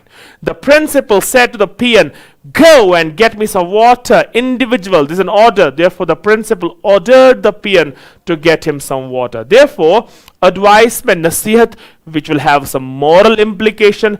आपको पता होना चाहिए, advice, order, command or request. These are the four important moods that may be asked in the examination. We move forward. One more type of sentence. Then we have interrogative. That's what we have done. And then we have the fourth type of sentence that is related to sudden feelings and emotions. आपने पढ़ा भी होगा इस level तक. We call them exclamatory sentences. Now, you can have different exclamations. Mostly, you have an exclamation of joy, you have an exclamation of surprise, you have an exclamation of grief or sorrow, you have an exclamation of disgust, you have an exclamation of wonder, you have an exclamation of regret. Different किस्म की exclamations हो सकती है. He said, hurrah, I have qualified NEET. Now, obviously, he is absolutely, he is absolutely over the moon. He is on cloud 9. He is feeling joyous. He said, I've cracked NEET. Now, you can write it like this. He exclaimed in joy that. Then you'll do the same thing that you have been doing. फिर आप वैसे ही narration करेंगे जैसे करते आए हैं. That I have qualified को क्या बनेगा? He had qualified NEET. He said, alas, I have lost my father. Now he exclaimed with grief that he had lost his father.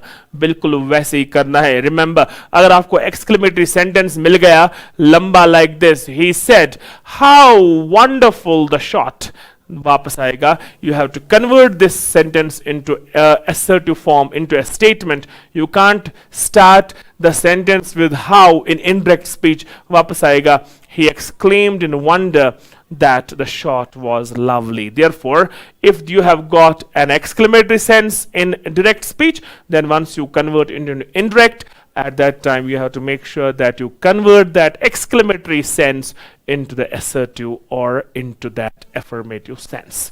So this is the somehow the summary of narration. I could not go on and talk of different examples. That is not going to suffice. मुझे हमें ज़रूरत भी नहीं है वो करने की. इतनी सी important bits of information जो थी इसके related we have done that. We move forward. And we talk something about one more thing that has got its relationship with tenses, and that is the change of voice. मैंने आपको बोला भी है active voice and passive voice. कुछ ही बातें मैं इसमें अर्ज करूंगा और मेरे ख्याल से उन बातों के लिए आप सफिशिएंट फील करेंगे when it comes to examination. Change of voice में, if you remember, class 10th we had Papa Chi's Moth, lesson number 6, and after that lesson we had an exercise based on change of voice. मैं उस वक्त भी अपने student से कहा था, इस वक्त भी आपसे कह रहा हूं that if someone asks you what is passive voice,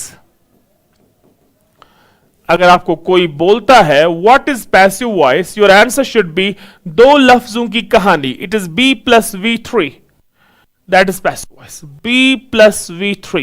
Now what is B?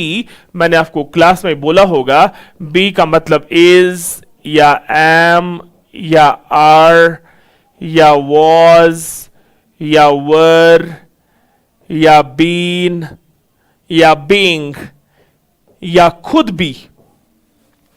Therefore, जब भी आप इंग्लिश में कभी बी देखो, इसका मतलब is या am या are या was या were या been या being या खुद भी, और उसके साथ मेन वर्ब की तीसरी फॉर्म. सपोज इफ आई से the snake was killed by the hunter. was killed.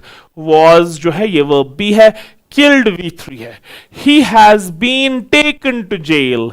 been जो है वो वर्ब बी है, taken V3 है. that is the passive voice. जब भी आप इन फॉर्म्स में से किसी फॉर्म के साथ V3 देखोगे यानी कि वर्ब की तीसरी फॉर्म देखोगे, आपको कैटेगोरिकली बताना चाहिए कि this is an example of passive voice. Now passive voice को और एक्टिव वॉइस को अंडरस्टैंड करने के लिए इंपॉर्टेंट बनता है कि आपको टेंस क्लियर हो. सपोज आपको प्रेजेंट टेंस के सेंटेंस को पैसिवाइज करना है, आपको प्रेजेंट सिंपल सेंटेंस को पैसिव बनाना है. अगर हम प्रेजेंट सिंपल की बात करें, suppose I write a letter. I write a letter, इस सेंटेंस को जो कि प्रेजेंट सिंपल है V1 में है, if you have to convert this into passive voice, तो पैसिव में हम क्या करते हैं, नॉर्मली आपने देखा होगा right from the grass roots level that हम क्या करते हैं, हम ऑब्जेक्ट को सब्जेक्ट की जगह ले जाते हैं और सब्जेक्ट को ऑब्जेक्ट का जगह ले जाते हैं. देयरफॉर ये अ लेटर जो है ये बिगिनिंग में आ जाएगा और आई जो है ये यहां जाएगा, अ लेटर यहां आ जाएगा. Therefore a letter. उसके बाद हमें डिसाइड करना है कि इन वर्ब फॉर्म्स में हम किन वर्ब फॉर्म्स का यूज कर सकते हैं. याद रखें is am are जो हैं these are V1, was और were जो हैं this is V2, been जो है this is V3 और being जो है this is V4. Now it is common sense if you are converting a present simple sentence into passive, the verb be forms जो आप use करेंगे they have got to be is am are. Now I write a letter, I cannot think of any other forms except is, am, are. Therefore, a letter is, a letter am, a letter are. You will obviously say a letter is, and then the third form of the verb that is written, a letter is written by, and then I will go there in the form of me. याद रखिए जब subject form वहां पहुंच जाती है object form की जगह, तो हम object form of the pronoun use करते हैं. मैं आपको ले जाऊंगा पीछे class 10th lesson 3 page 21 from the diary of a young girl, जहां पे हमने प्रोनाउंस पढ़े थे. हमने पढ़े थे सब्जेक्टिव प्रोनाउंस, फिर हमने पढ़े थे ऑब्जेक्टिव प्रोनाउंस, फिर हमने पढ़े थे पोजेसिव प्रोनाउंस, और आपको याद होगा आई सब्जेक्टिव, उसका ऑब्जेक्टिव मी, वी का ऑब्जेक्टिव अस, यू का यू, दे का देम, ही का हिम, शी का हर और इट का it. That is what we did when we were in class 10th. अगर यही I write a letter होता, I wrote a letter, मुझे पूरा यकीन है कि अब आपको ये सेंटेंस स्पेसिफाइज करना आएगा. आई रोट अ लेटर जो है यहां पे रोट V2 है, और अब आप पैसिव बनाते वक्त इज एम आर का नहीं सोच सकते. You will have to think of these two forms, that is was और वर. और अगर आप ये देखें गौर से तो अ लेटर वहां जाएगा, आई यहां जाएगा. अ लेटर इज नहीं कह सकते, एम नहीं कह सकते, आर नहीं कह सकते, क्योंकि जो वर्ब है वो रोट है, V2 है. therefore we'll say a letter was written by me. याद रखें, अगर आपको ये सेंटेंस फ्यूचर टेंस में मिलेगा, फ्यूचर टेंस में suppose I will write a letter, I will write letter अगर मिलेगा, याद रखिए जब फ्यूचर टेंस की बात हो, विल और शेल की बात हो, तो we have be attached with will और शेल. ना तो इज, ना तो एम, ना तो आर, ना तो वॉज, ना तो वर, ना तो बीन, ना तो बींग, कोई भी फॉर्म नहीं. विल और शेल के साथ सीधा खुद बी जो है वो मैच होता है. तो वापस हम लिखेंगे a letter will be and then the third form that is written by me. So अगर present simple, past simple, future simple हो तो हमने सीख लिया. अगर कॉन्टिन्यूअस टेंसेस हो, कॉन्टिन्यूअस टेंसेस में एक वर्ड ऐड करना पड़ेगा and that word is BEING. बाकी वही करना है जो हम करते आए हैं. Suppose if the sentence would have been, if the sentence would have been I am writing a letter, I am writing a letter, अगर ये होता प्रेजेंट कॉन्टिन्यूअस में, so what we would be doing is we would be writing a letter is being written by me. I am writing a letter is being, because the continuous tense, जब भी आप continuous tense देखें तो being का use करना ही करना पड़ेगा. Therefore, अगर ये past continuous होता, suppose I was writing a letter, तो obviously you have got it right now. Yes, you're right, absolutely right. A letter was being written by me. Therefore, अगर ये फ्यूचर कॉन्टिन्यूस होता, I will be writing a letter, तो obviously इसका कोई passive नहीं बनेगा. Future continuous has no passive. आप नहीं बोल सकते a letter will be being, that will be grammatically a wrong sentence. Future continuous has no passive.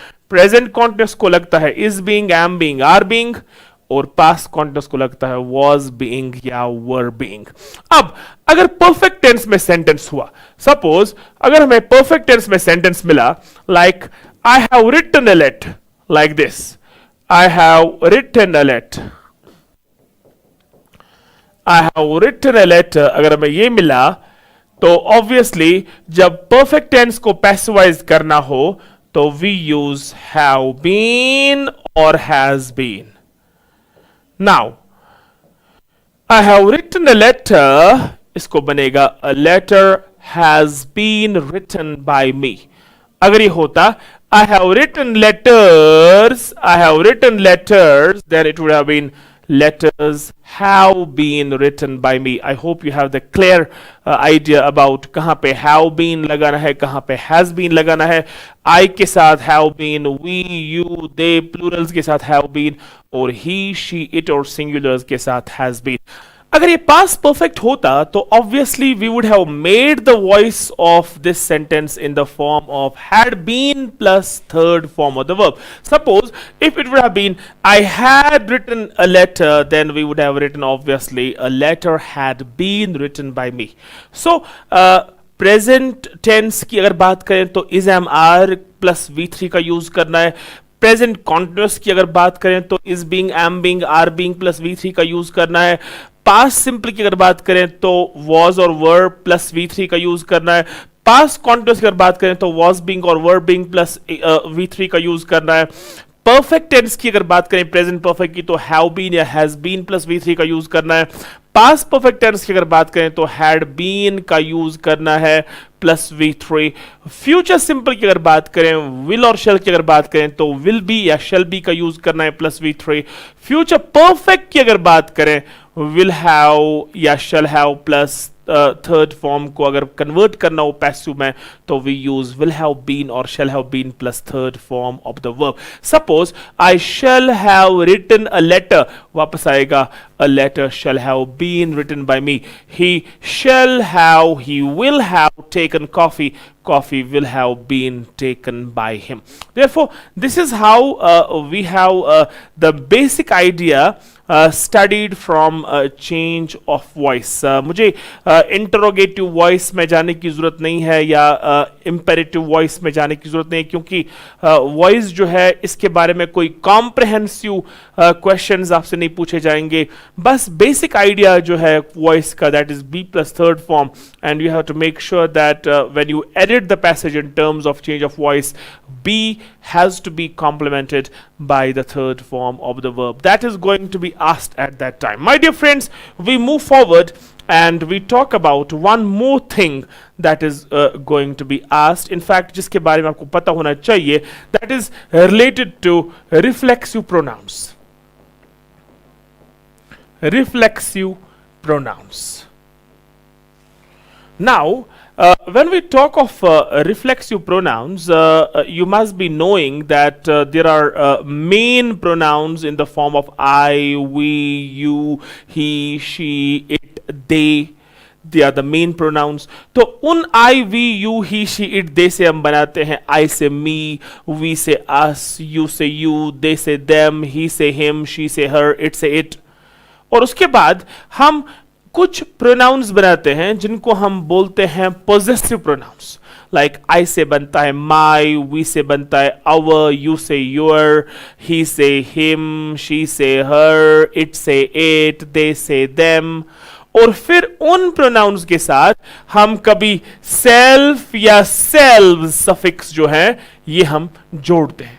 Self और सेल्व्स. और जब हम सेल्फ और सेल्व्स जोड़ते हैं तो ऑब्वियसली माई से बना माई सेल्फ, आवर से बना आवर सेल्व्स, योर से बना योर सेल्फ और योर सेल्व्स, हिम से बना हिम सेल्फ, शी से बना हर सेल्फ, दे से बना देम सेल्व्स. रिमेंबर, अगर प्रोनाउन प्लूरल है तो सेल्व्स, अगर प्रोनाउन सिंगुलर है तो सेल्फ. तभी हम बोलते हैं ourselves. It is wrong to say ourself because our की बेस वी में है. We is the first person plural pronoun and therefore we can not say ourself, we have to say ourselves. आप सोच रहे होंगे हम yourself और yourselves दोनों क्यों बोलते हैं. Obviously the reason is that you is a second person singular as well as a plural pronoun. That means you are a boy, you are boys. We get to know that you can be used for singular as well as for plural, and when it can be used for both singular as well as plural, obviously we have yourself as well as yourselves. अगर मैं किसी एक बंदे से बात कर रहा हूं, मैं उसको बोल रहा हूं you will do it yourself. अगर मैं एक से ज्यादा से बात कर रहा हूं तो मैं उनको बोलूंगा you will have to do it yourselves. तो इन pronouns को myself, ourselves, yourself, yourselves, himself, herself, themselves, इन प्रोनाउंस को, इसमें एक और प्रोनाउन भी जुड़ जाता है one, which is an indefinite pronoun, लेकिन वन के साथ जब सेल्फ जुड़ता है तो वन सेल्फ जो है वो बन जाता है. तो ऐसे किस्म के प्रोनाउंस को we call them reflexive pronouns, my dear friends. और रिफ्लेक्सिव इनको क्यों बोला जाता है? Because the action of the verb starts from the subject and it returns to the subject itself. यानी कि एक्शन सब्जेक्ट से शुरू होती है और सब्जेक्ट को ही वापस बाउंस बैक करके आती है. Therefore, अगर आपको सेंटेंस मिलेगा like this, he will make it dash, obviously आपको चेक करना पड़ेगा जो ही है, ही जो है it is the subject pronoun और ही से बना हिम से बना himself, therefore he will make it himself. The tiger hurt itself because animals can be represented by pronoun it and then it से बन गया itself. The boys will do it themselves. Lata will sing it herself. I will do it myself. We will do it ourselves. You will do it yourself. Similarly, she will do it herself. One should do it oneself. That is about reflexive pronouns, my dear friends. We move forward and we talk about one more thing, that is about another grammatical item, my dear friends, and that is regarding what we call punctuation. One important item of grammar, that is punctuation. इसके बारे में भी कुछ important point जो हैं वो पढ़ लेते हैं. मैं आपको बताना चाहता हूं कि हम इस वक्त उस ग्रामर वाले पार्ट की बात कर रहे हैं जिसके साथ 8 मार्क्स जुड़े हैं और आपके सामने होगा एक पैसेज जिसको एग्जामिनर बोलेगा edit the following passage and make the necessary corrections in terms of grammar. और वो corrections होंगी करनी आपको और वो आप तब कर सकते हैं when you have got a good hold on the tenses, you have got a hold on narration, you have got a hold on change of voice, you have got the hold on reflexive pronouns, you have got the hold on punctuation, you have got the hold on prepositions and you have got the hold on conjunctions. हम फिलहाल बढ़ रहे हैं आगे और थोड़ा हम idea लेंगे पंक्चुएशन का. याद दिलाऊंगा मैं आपको.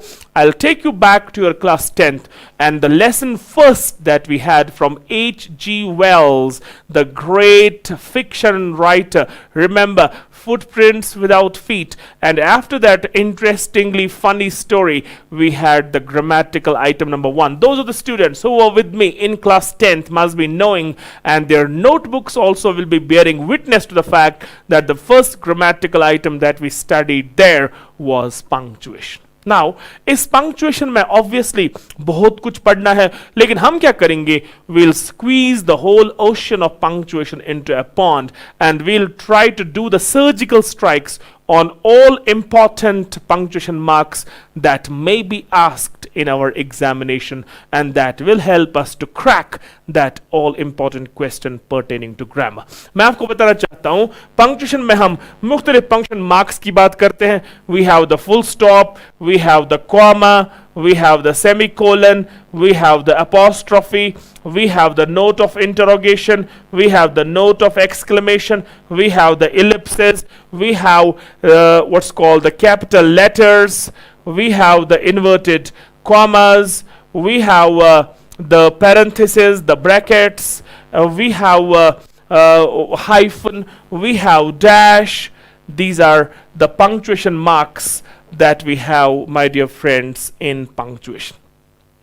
तो इन punctuation marks को कंप्लीट करने के लिए, इनके बारे में एक आइडिया लेने के लिए हम इस इंटरैक्टिव सेशन में कुछ इंपॉर्टेंट पॉइंट्स डिस्कस करेंगे.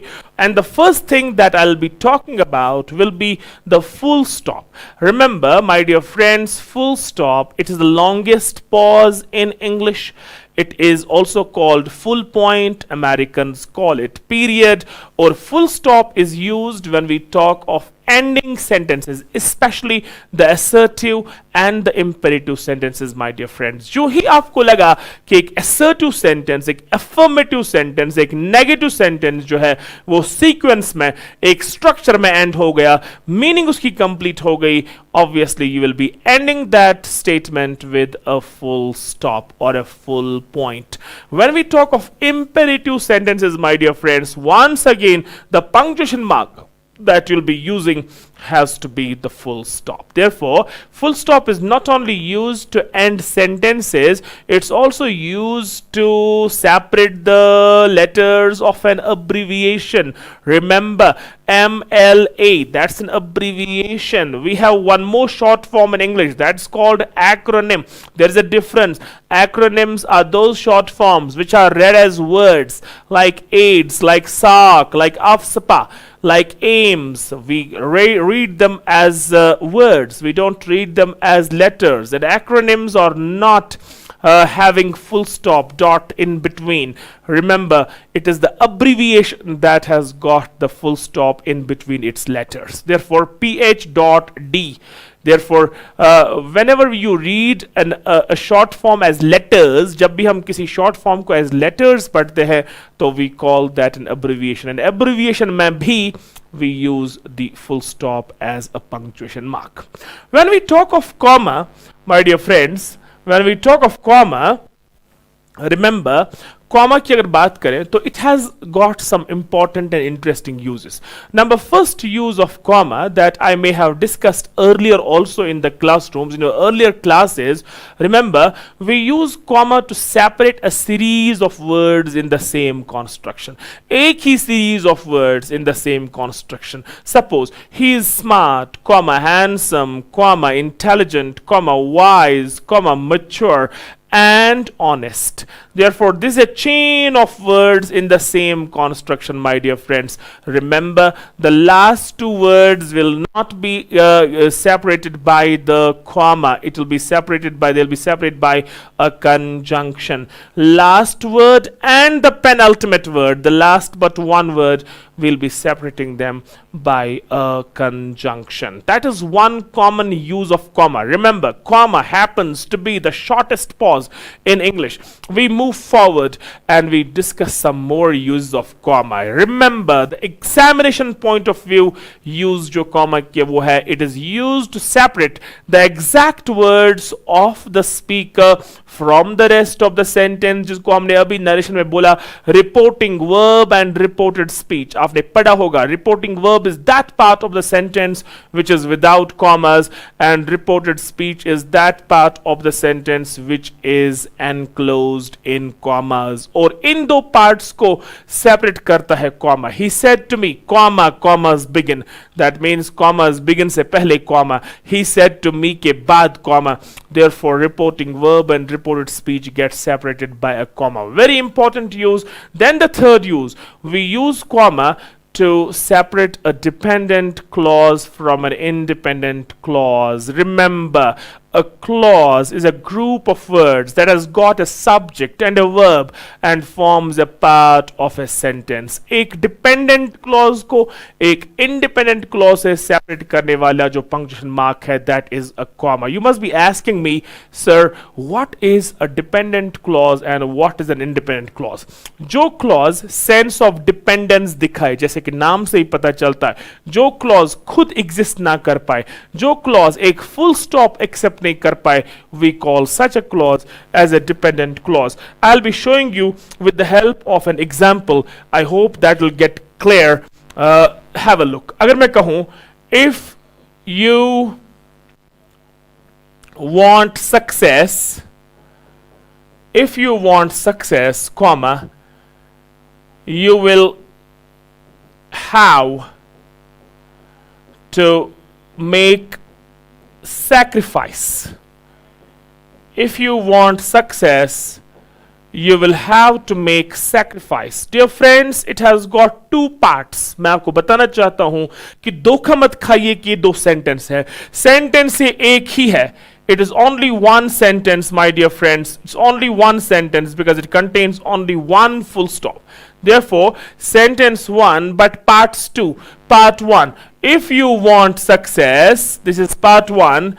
Part 2, you will have to make a sacrifice. This is part 2. याद रखें, इन दो parts को separate करता है comma. Now the question is, which part is what? मैं आपको बताना चाहता हूं. If you want success is a group of words which has a subject, that is you, which has a verb, that is want, and which is a part of a sentence, that is a part of a sentence, and this group of words which has a subject, a verb, and which forms a part of a sentence, my dear friends, we call that a clause. Therefore, if you want success is a clause. Same goes with you will have to make sacrifice. Now the question is, you will have to make sacrifice. Is it a group of words? Yes. Does it have a subject? Yes. Does it have a verb? Yes. Is it a part of a sentence? Absolutely yes. Therefore, you will have to make sacrifice also जो है, that is also a clause. अब मसला है कि ये clause और ये clause में फर्क क्या है. आप देख सकते हैं, इफ यू वांट सक्सेस को अगर इस सेंटेंस की बॉडी से अलग किया जाए तो ये इंडिपेंडेंटली एग्जिस्ट नहीं कर सकता. It can not accept a full stop. if you want success, can it accept a full stop? Certainly not. But you will have to make sacrifice. Can it accept a full stop? Yes. it has got a complete sense. It does not show any dependence. You will have to make sacrifice जो है ये if you want success के बगैर भी जिंदा रह सकता है, लेकिन if you want success जो है ये you will have to make sacrifice के बगैर बिल्कुल भी जिंदा नहीं रह सकता. When a clause cannot exist independently and individually, we call such a clause as dependent clause or subordinate clause. Class 8th याद करिए, lesson number 6 Julius Caesar, वहां पे हमने पढ़ा था simple, compound and complex sentences. Such a sentence is called complex sentence which contains two clauses. One is dependent, another is independent. यहां पे जो dependent clause है that is if you want success, और यहां पे जो independent clause है that is you will have to make sacrifice. हमने कॉमा की यूज पढ़नी है, वो चीजें एक्स्ट्रा में आ गई. Comma is used to separate a dependent clause from an independent clause. That is very important. याद रखें, जब डिपेंडेंट क्लॉज पहले और इंडिपेंडेंट क्लॉज बाद में लिखा जाए, we use comma to separate the two clauses. Let's take some more samples as examples. Where there is a way, where there is a will, there is a way. Where there is a will is a subordinate clause, a dependent clause. Since he is very good at English, I went to him for guidance. Therefore, since he is very good at English, dependent clause. I went to him for guidance, independent clause. My dear friends, independent and dependent clause gets separated by a comma. We move forward with one more use of comma. जब आप किसी नाम को, किसी इंसान को नाम से या उसके टाइटल से पुकारे तो we use a comma, my dear friends. We can do it like this. Go and get me some water, Sunil. Sunil से पहले comma. We can also say it like this. Sunil, comma, go and get me some water. Therefore, Sunil के बाद, my dear Mr. Benny, do you know that Netherfield Park is let at last? याद करिए, Pride and Prejudice, lesson number 2, page 11, class 10th. An excellent father, जहाँ पे आपने पढ़ा था पहली line, my dear Mr. Benny, do you know that Netherfield Park is let at last? My dear Mr. Benny के बाद comma. Therefore, titles हो, नाम हो, एड्रेस करना हो किसी को, उससे पहले comma. One more important use of a comma. Sometimes you use an additional phrase or a clause in the body of a sentence. Suppose she is my friend. This is a sentence. Now आप इस sentence में एक additional phrase use करते हैं. She is without any shadow of doubt my friend. Without any shadow of doubt जो है, it's an additional phrase in the body of the sentence, और इसको दोनों तरफ से comma जो है वो separate करेगा. Similarly, when we talk of non-restrictive relative clauses, अगर आपको याद हो, we sometimes put a clause in the middle of the sentence. Suppose, remember lesson 5, class 10, the sermon at Benares, we read about relative clauses. याद करिए, two types of relative clauses we can make. I have a friend, he is very honest. We say, I have a friend who is very honest. Then we made one more type of a clause. Tina sings well. Tina's father is a doctor. We merge them like this. Tina, comma, whose father is a doctor, फिर comma, sings well. Now see, whose father is a doctor जो है, it is an additional clause in the body of the sentence. When you have got an additional phrase or a clause in the body of a sentence, on both the sides you make use of a comma to separate that clause from the rest of the sentence. Therefore, these are 5 crucial uses of comma for the examination that we have to do. We move forward and we have one more important punctuation mark जो अक्सर students परेशान हो जाते हैं उसको लेके, that is the apostrophe. Remember the spelling APOSTROPHE, the apostrophe. Now, how do we use this apostrophe? मैंने आपको बोला है क्लास में भी that there are 2 uses. Number 1, you can use an apostrophe for the purpose of contraction, and you can also use the apostrophe for the purpose of possession. Now, contraction की अगर बात करें, I plus will अगर मिलेगा तो बनेगा I apostrophe LL. अगर is plus not मिलेगा तो बनेगा isn't. अगर am plus not मिलेगा तो बनेगा aren't. अगर shall plus not मिलेगा तो बनेगा shan't. अगर will plus not मिलेगा तो बनेगा won't. Is plus not isn't, am plus not aren't, are plus not aren't. There is a trend of ain't. Ain't is an old fashioned contraction that merged is plus not, am plus not, are plus not, do plus not, and does plus not and did plus not once upon a time. Old fashioned. आप ये देख सकते हैं informal chats में ain't ज़्यादा use होता है.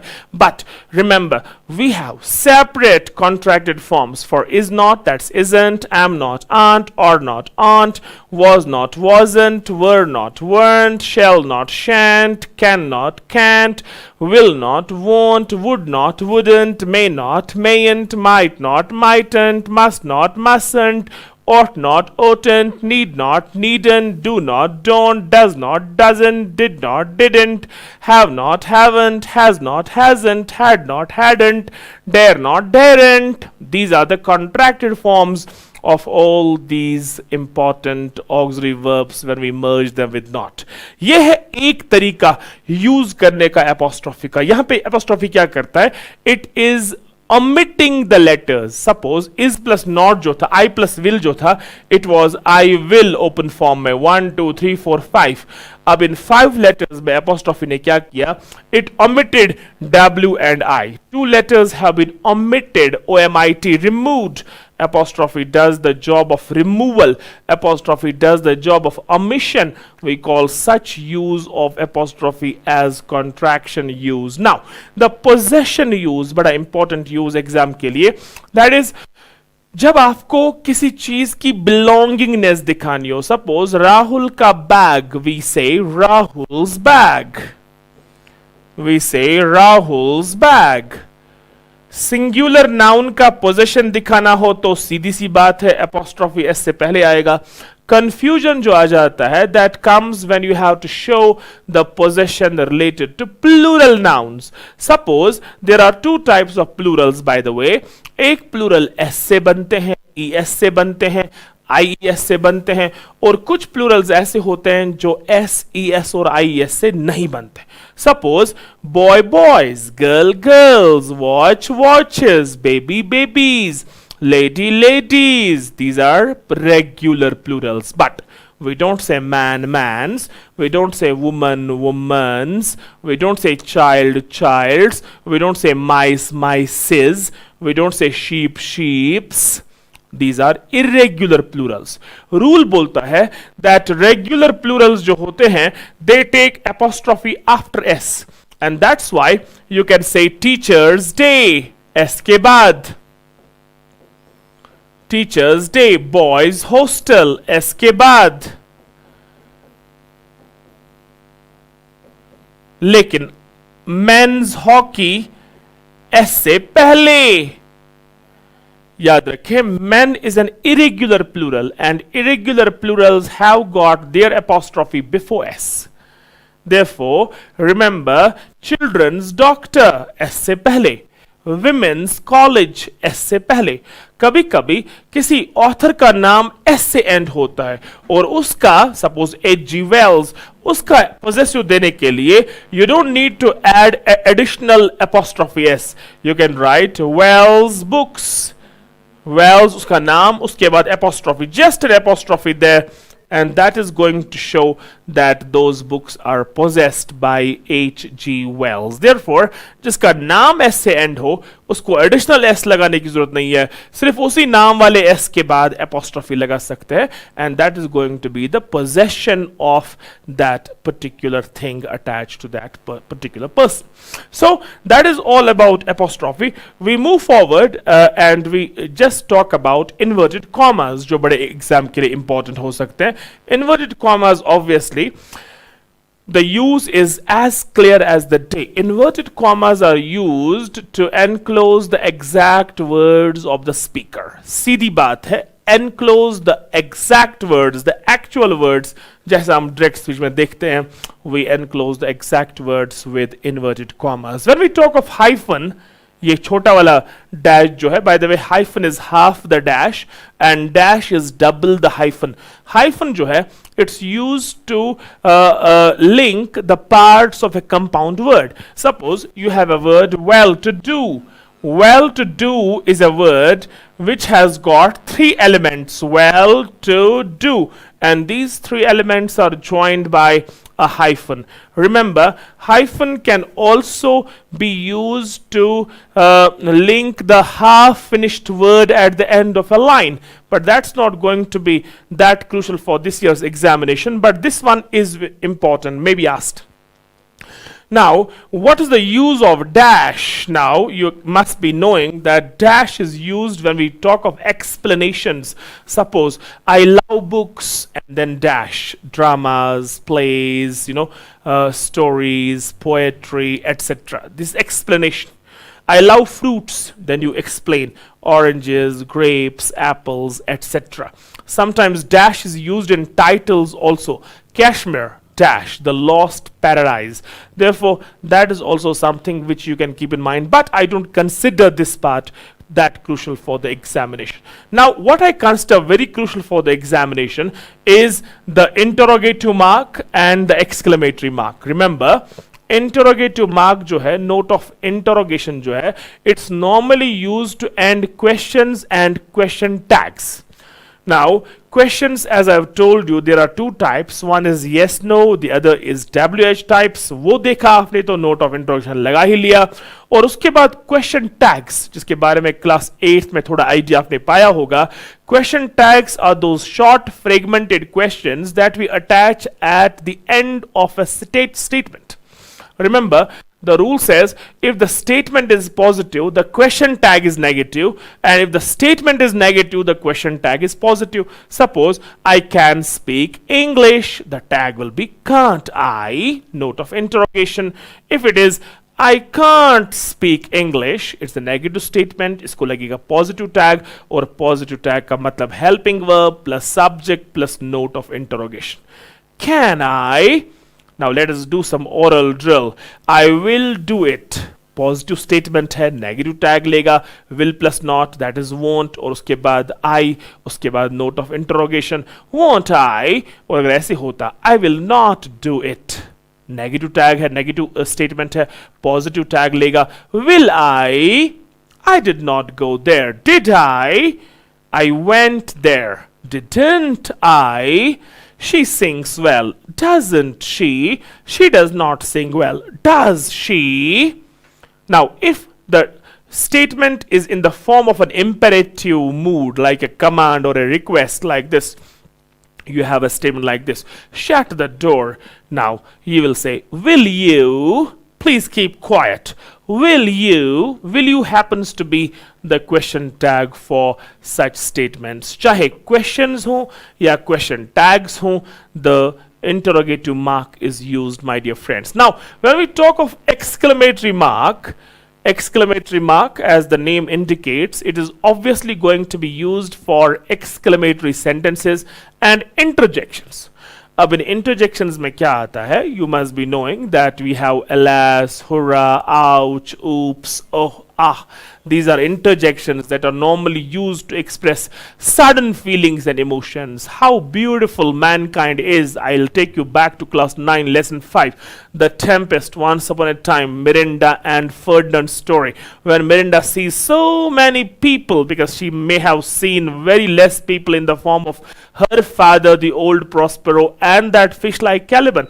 But when she is in the cave playing chess with Ferdinand, and then she sees all the people, Antonios and Gonzalos and all other people, the party is there. When she sees so many people, she says, how beautiful mankind is. And then you can see the note of exclamation there. What a beautiful shot. What an amazing lecture. Note of exclamation. Alas, his father is dead. Pooh, his nose is running. Wow, what a lovely shot. Wow, alas, hurrah, oops. All these are interjections, और इन interjections के बाद भी note of exclamation को use करना पड़ेगा. Therefore, one more punctuation mark that I suppose is going to be quite crucial for your examination is the capital letters. In capital letters, let me tell you, in capital letters that I would like to inform you, normally the pronoun I is written in capital, जहां पर भी आपको pronoun I मिले, बच्चे गलती करते हैं, कभी I को ऐसे लिखते हैं, this wrong, that is small l. अगर आपको I लिखना है इस शक्ल में तो नीचे भी बेस बनाइए, ऊपर भी बेस बनाइए, now it is I. और अगर आप ये स्मॉल I लिख रहे हैं तो make sure that you have got the dot on it. This is I, because I should be dotted and T should be crossed. Now if you are writing a T, write it like this. Therefore I co dot करना है अगर वो small है, अगर वो capital है तो ऊपर भी बेस, नीचे भी बेस. और याद रखें, अगर आप I को चाहे मिडिल में लिखें या कहीं साइड में लिखें या पहले लिखें, हमेशा कैपिटल रहेगा. कैपिटल लेटर्स की एक और बात, प्रॉपर नाउन्स को स्टार्ट करते वक्त बहरहाल कैपिटल लेटर का यूज करना है, और सेंटेंस को स्टार्ट करते वक्त भी कैपिटल लेटर का यूज करना पड़ेगा. Therefore, these are some important punctuation marks which I suppose semicolon will not be asked in the examination. By the way, आपको बताता चलूं that semicolon separates two interrelated or two or more than two interrelated clauses. I remember Francis Bacon once upon a time saying, "Reading makes a full man, semicolon, writing an exact man, semicolon, speaking makes a ready man." These are three interrelated clauses, and interrelated clauses are always what's called linked and connected by the semicolon. Colon is not required. Colon is a different thing altogether. It's used for enlisting purposes. Ellipsis also is not required. Ellipse is used when you have to mention the understood information and then you write so on and so forth. That is also not required. I guess you have to focus on full stop, comma, hyphen, note of interrogation, note of exclamation, capital letters, inverted commas, and apostrophe. I think these 5-6 important punctuation marks should be covering your demand in the examination when you see this question on editing. My dear friends, we are left with two things more from the grammar section, और मैं उन दो चीजों की तरफ जाना चाहूंगा वक्त जाए किए बगैर. एक चीज आपके सामने जो है, that is conjunction in grammar, conjunction. और दूसरी चीज जो आपके सामने है, दैट इज प्रीपोजिशन. कंजंक्शन और प्रीपोजिशन, इन पे भी आपको एग्जामिनेशन में टेस्ट किया जाएगा. Now, dear friends, conjunction, be correct about the pronunciation of the word. Conjunction. Junction means meeting point. आपको एहसास हुआ होगा कि what are conjunctions? Conjunctions are those words which are used to link or to connect or to join sometimes words, sometimes clauses and sometimes sentences. और तभी इनका नाम पड़ा conjunctions, और इनको also बोलते हैं linkers. You can also call them connectors. You can also call them linking words. You can also call them joiners. These are conjunctions for you. कभी words को join करते like black and white, chalk and cheese, do or die. यहाँ पे और and जो है words को join करते हैं. कभी कभी ये join करते हैं clauses को, like he is swimming in money but he is down to earth. यहाँ पे he is swimming in money one clause, he is down to earth clause 2, and these two clauses have been joined by the conjunction and. Therefore, sometimes words, sometimes clauses, and sometimes sentences, my dear friends. He is sweet, everyone likes him. These are two sentences. We can merge these two, join these two with the help of a conjunction, so that like this, he is so sweet that everyone likes him. Therefore, साबित हुआ conjunctions जो हैं ये join करते हैं कभी words को, कभी clauses को, और कभी sentences को. Now the question is that what are the important conjunctions, by the way, that are used? Before going for that, I'll make a rough revision of the types of conjunctions. Number one, you have correlative conjunctions. Correlative conjunctions are those conjunctions which are used in correlation. Suppose आपके पास है एक correlative conjunction जो famous conjunction है, that is either or neither nor. मैं आपको बताता चलूं that either or is used for positive situations and neither nor is used for negative situations. Either be silent or speak words better than silence. He is neither a doctor nor an engineer. Kashmir is not only known for its hospitality but also for its beauty. He is both intelligent and kind. Although he is swimming in money, yet he is down to earth. These are conjunctions which are acting in correlation.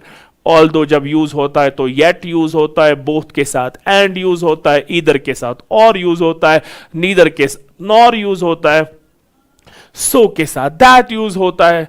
These are correlatives. उसके बाद compound conjunctions. Compound conjunctions नाम से पता चलता है, science आप पढ़ रहे होंगे, आपको पता होना चाहिए element and compound. Like we say water is a compound where two atoms of hydrogen and one atom of oxygen combine. Therefore, compound conjunction, two or more than two words combine, two conjunctions combine to form a compound conjunction. Suppose I opened the door as soon as I heard the knock. As soon as, in addition to. That is compound. So that is compound. So that की दो senses हैं. एक so that हो गया correlative, दूसरा so that जो है ये purpose जताता है. Suppose I sit in the front row so that I can see the board clearly.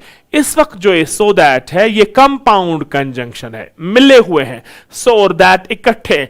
लेकिन he is so sweet that everyone likes him. यहाँ पे so अलग और that अलग. This is a different conjunction at that time. It's a correlative conjunction showing result, and that is a purpose conjunction. That is a compound conjunction showing purpose. Therefore, that is about compound conjunctions. Then we have coordinate conjunctions. अगर आपके मन में compound sentence की कोई याद हो तो आपको याद होगा कि compound sentence coordinate clauses को join करते हैं. compound conjunctions, coordinate conjunctions याद करेंगे. उनमें से जो important conjunctions है, that is and, then we have but, then we have so, then we have otherwise. These are the conjunctions that we have seen in that coordinate conjunction type, and then you have seen that being used in compound sentences. हर एक conjunction की अपनी अपनी use है. Suppose when we talk of and, it shows the sense of addition.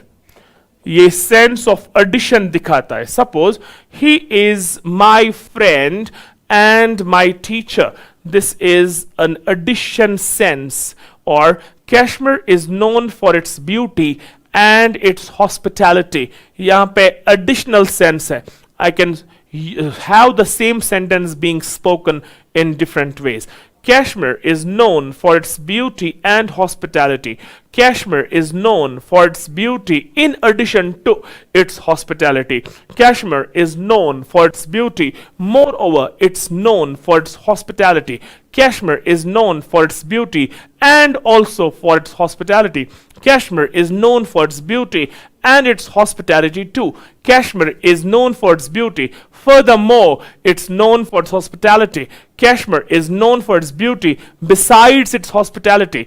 Kashmir is known for its beauty and also its hospitality. Kashmir is known for its beauty. On top of that, it's known for its hospitality. Kashmir is known for its beauty and its hospitality too. Kashmir is known for its beauty and its hospitality too, plus its hospitality also can be used here in terms of a substitution for and. Therefore, and को आप मुख्तलिफ चीज़ से represent कर सकते. Same is the case with but.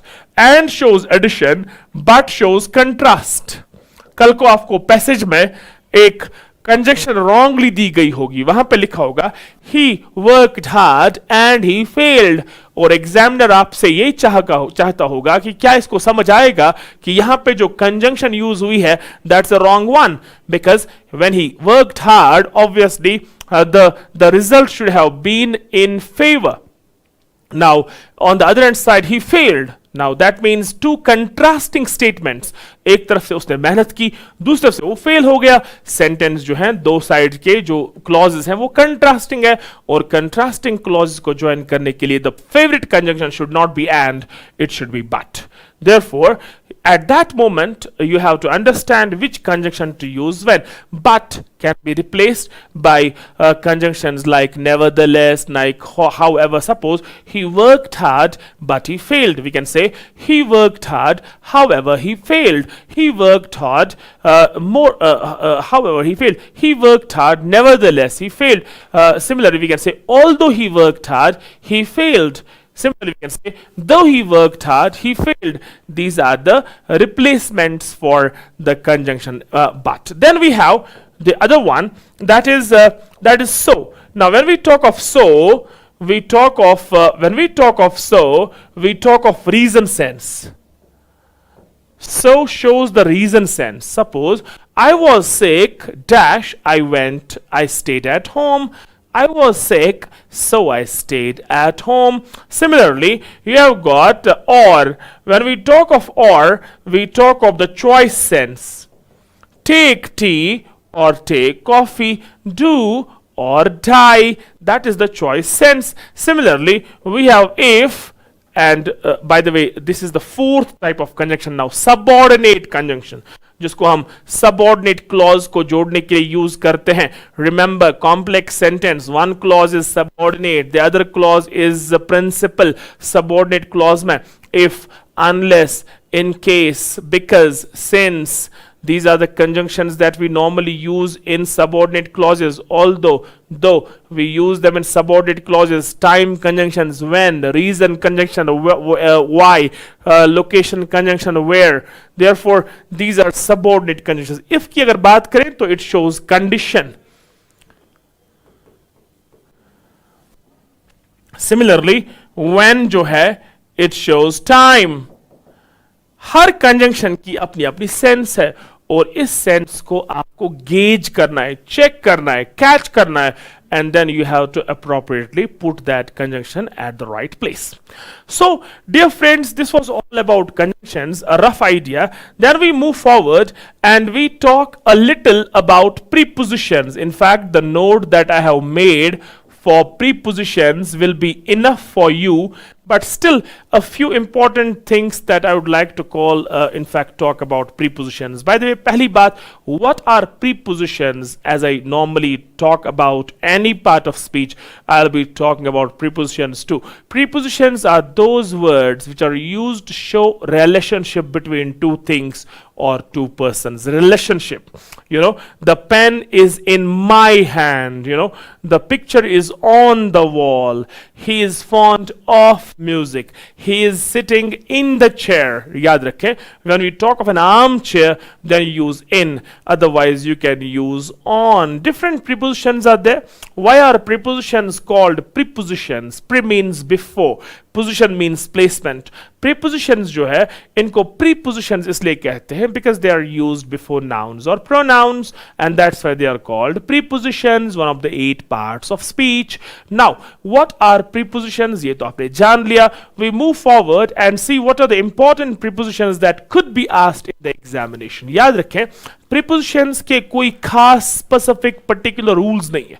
It's all up to the use that ultimately decides when and how you can use a preposition correctly. Depend करता है कि use का है. Suppose he is dash tears, यहाँ पे आएगा he is in tears. We cannot say he is with tears. And similarly, he will come dash March. He will come in March.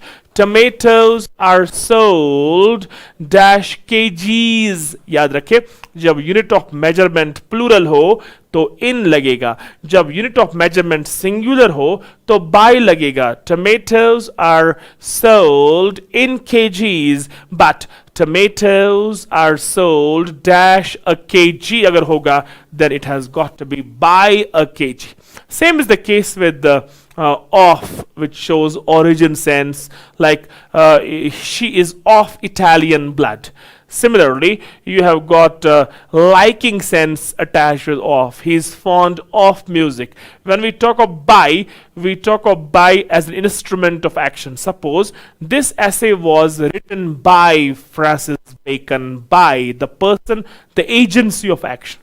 Similarly, you talk of by in the time sense also, the range sense, like the forms should reach here by or before this or this such and such date. Therefore, that is sometimes used for swearing also. I swear by. Different situations जो है वो हम use करते हैं for prepositions. But कुछ prepositions धोखा देती है. Shall I use into or shall I use in? Shall I use over? There are some confusables like into जो है it's used when we talk of motion towards a particular thing. Suppose the car crashed into the wall. Especially the movement has got to be from one side to the other, or the movement has got to be from a higher plane to a lower plane. The cat jumped into the well. Now, if the movement is from a lower to a higher plane, then we can obviously use over. And that's why we say the batsman hit the ball over the boundary for half a dozen. Therefore, into and over. At की अगर बात करें, at is used particularly when we refer to a particular station.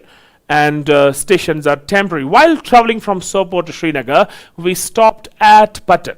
Similarly, in की अगर बात करें तो in talks about a whole location. Suppose I live in Sopore at Noorbag. At is a destination which can be taken as a point. He is at the cinema. Nowadays he is studying at the university. Therefore, on, in, at. In के बारे में एक और बात मैंने बताई. When you talk of the chair with arms, then he is in the armchair. Otherwise, he is on the chair. Then we have through, across and along. Now through is the motion from one side to the other. Now the bullet passed through the window pane, and then we have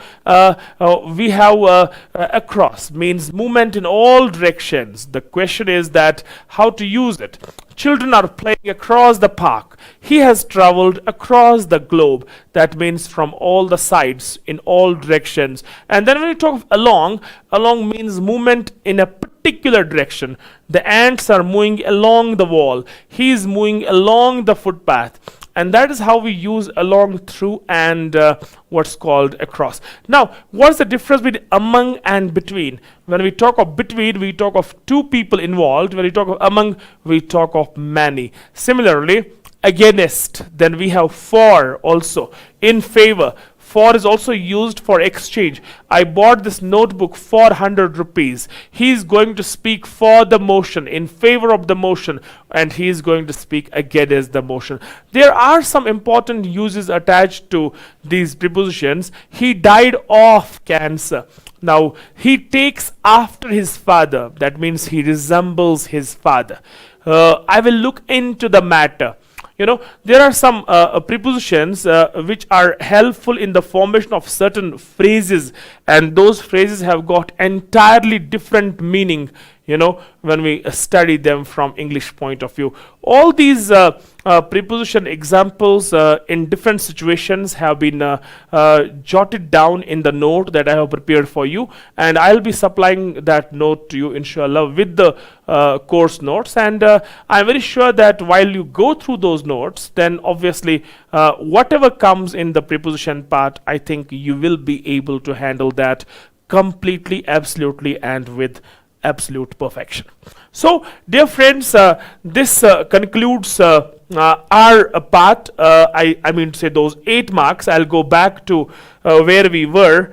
I'm going back to that section where we started. Yeah, this was the section where we started. This is the thing that we have been doing for an hour or so now. We discussed the tense part, we discussed the reflexive pronoun part, we discussed the punctuation part, we had narration also, change of voice, conjunctions, and then we wound it up with the prepositions. This was the grammar part. Now, the question is that we have got an important part now which carries the bulk of marks. Remember, 30 marks for this section B, 8 marks for grammar, 22 marks will be covered by all these items. Now, you will have choice in different writing skills, obviously. The first writing skill that we shall be talking about is obviously the letter writing skill. this is going to carry 5 to 6 marks for you in the examination. So obviously the notes that I have made for you, the samples that I have made and drafted, they are going to be mighty helpful to you. In fact, I have talked and touched upon different issues, but format matters a lot, यानी कि आपको पता होना चाहिए कि मुझे letter लिखनी कैसे, बिकॉज फॉर्मेट कैरीज मार्क्स. मैं इंपॉर्टेंट नुक्तों की बात करूंगा यहाँ पे, because we have to cover very many items. Because जब आपको आइडिया मिल जाएगा कि करना क्या है, तो then it will be easier for you to fill up the material there, but the idea should be clear. It has to be as per the format. Format is crucial in terms of writing. Now, when we talk of writing skills, the first thing is about letter writing, which carries 5 to 6 marks. बराबर आपने 8th class से ही letters लिखना शुरू किया है, और मैं आपको बताना चाहता हूं कि लेटर्स जो है broadly we categorize them in the form of formal or informal letters. Obviously, you must be knowing that we write informal letters to friends and relatives, and we write formal letters to officials like editors of the newspaper, the bureaucrats, the officials, the secretaries, and the teachers, the principals, the heads of the institutions, the heads of the organizations, the CEOs of different companies. That is what we write these formal letters to. Now the question is that what is the purpose of letter writing? Letter writing का purpose जो है, that can be summed up in only one word, and that is communication. याद रखें, हम letters लिखते हैं सिर्फ और सिर्फ इस चीज के लिए. We want to communicate.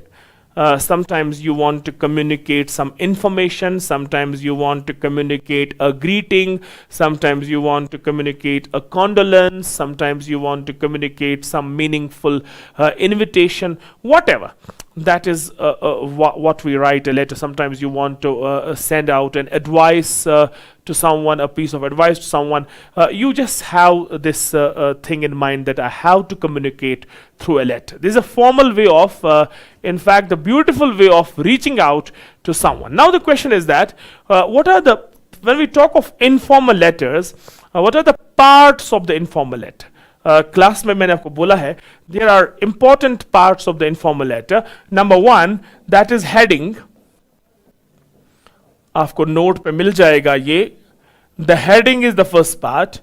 Number 2, that is the salutation, जिसको आप greeting भी कह सकते हैं, salutation or greeting. Number 3, the main body. Number 4, the complementary clause.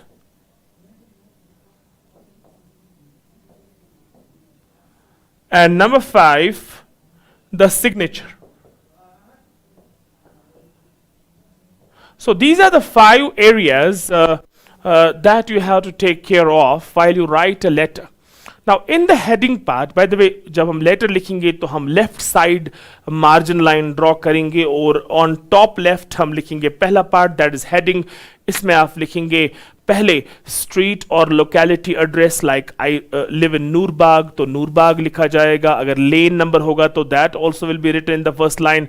Then you will have in the second line the city or town address like Sopore or Srinagar, and then you have the month and date like October 3 or 4 2021. This is to be written in proper alignment. Margin line के साथ पहले letters capital लिखे जाएंगे, जैसा कि आप note में देख भी सकते हैं.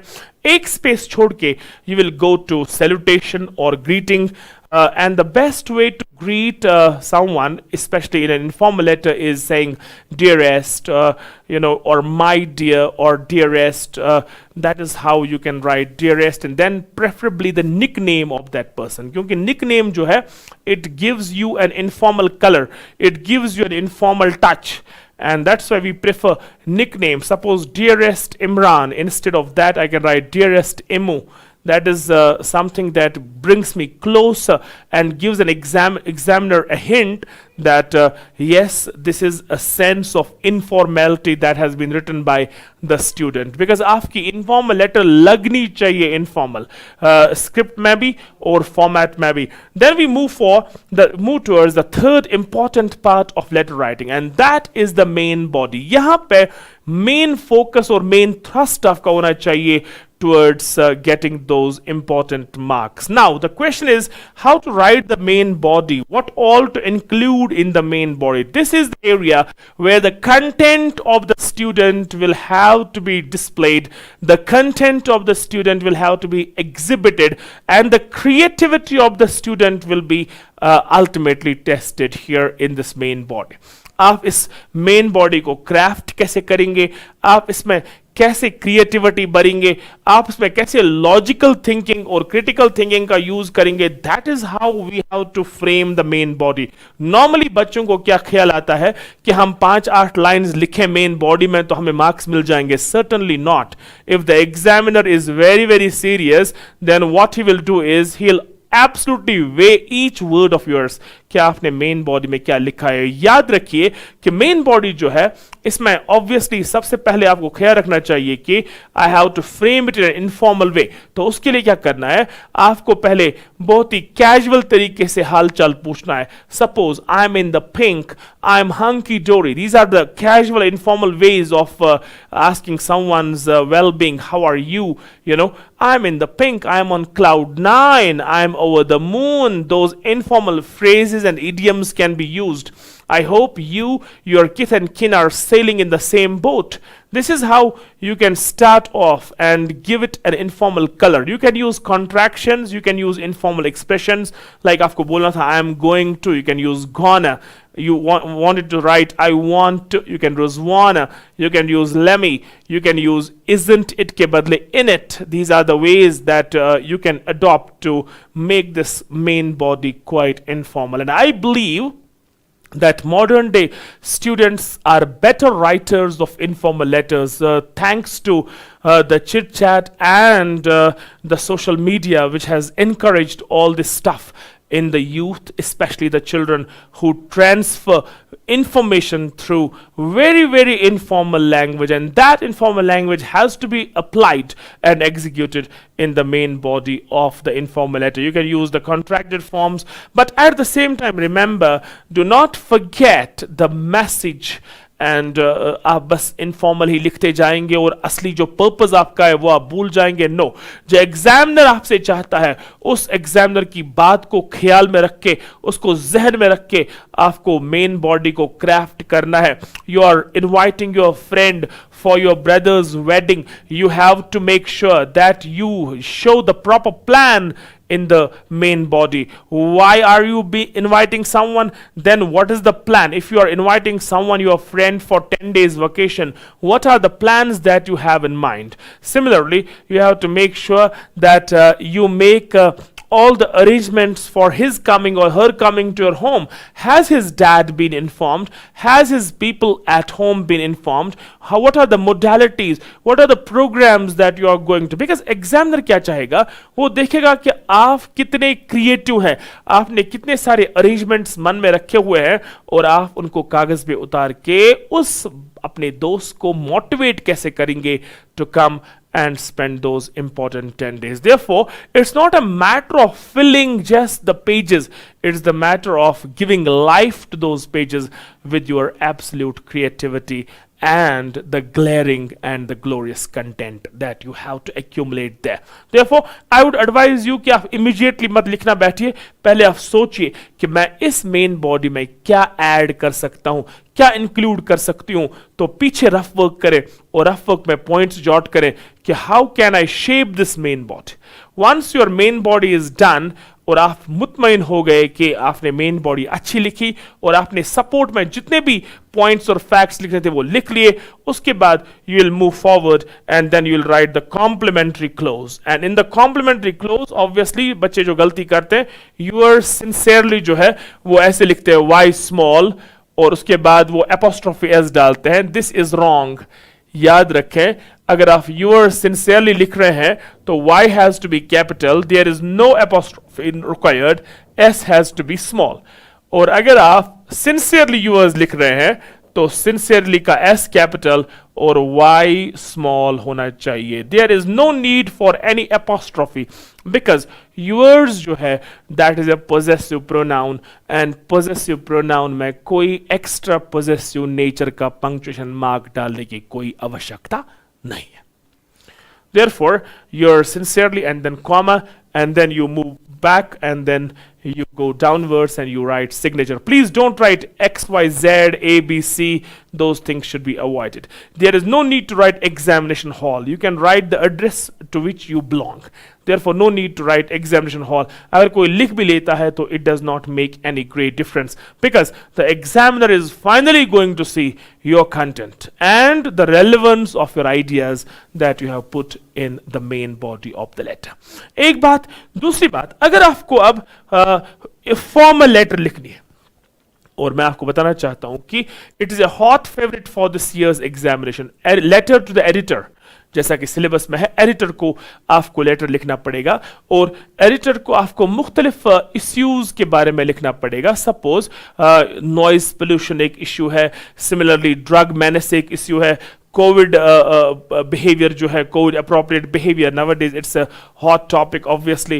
Then you have to make sure that you write a letter to the editor drawing his attention towards the silly attitude of people towards maintaining the COVID protocol and then putting themselves in danger.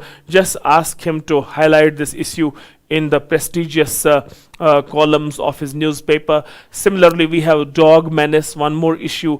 Corruption is the issue.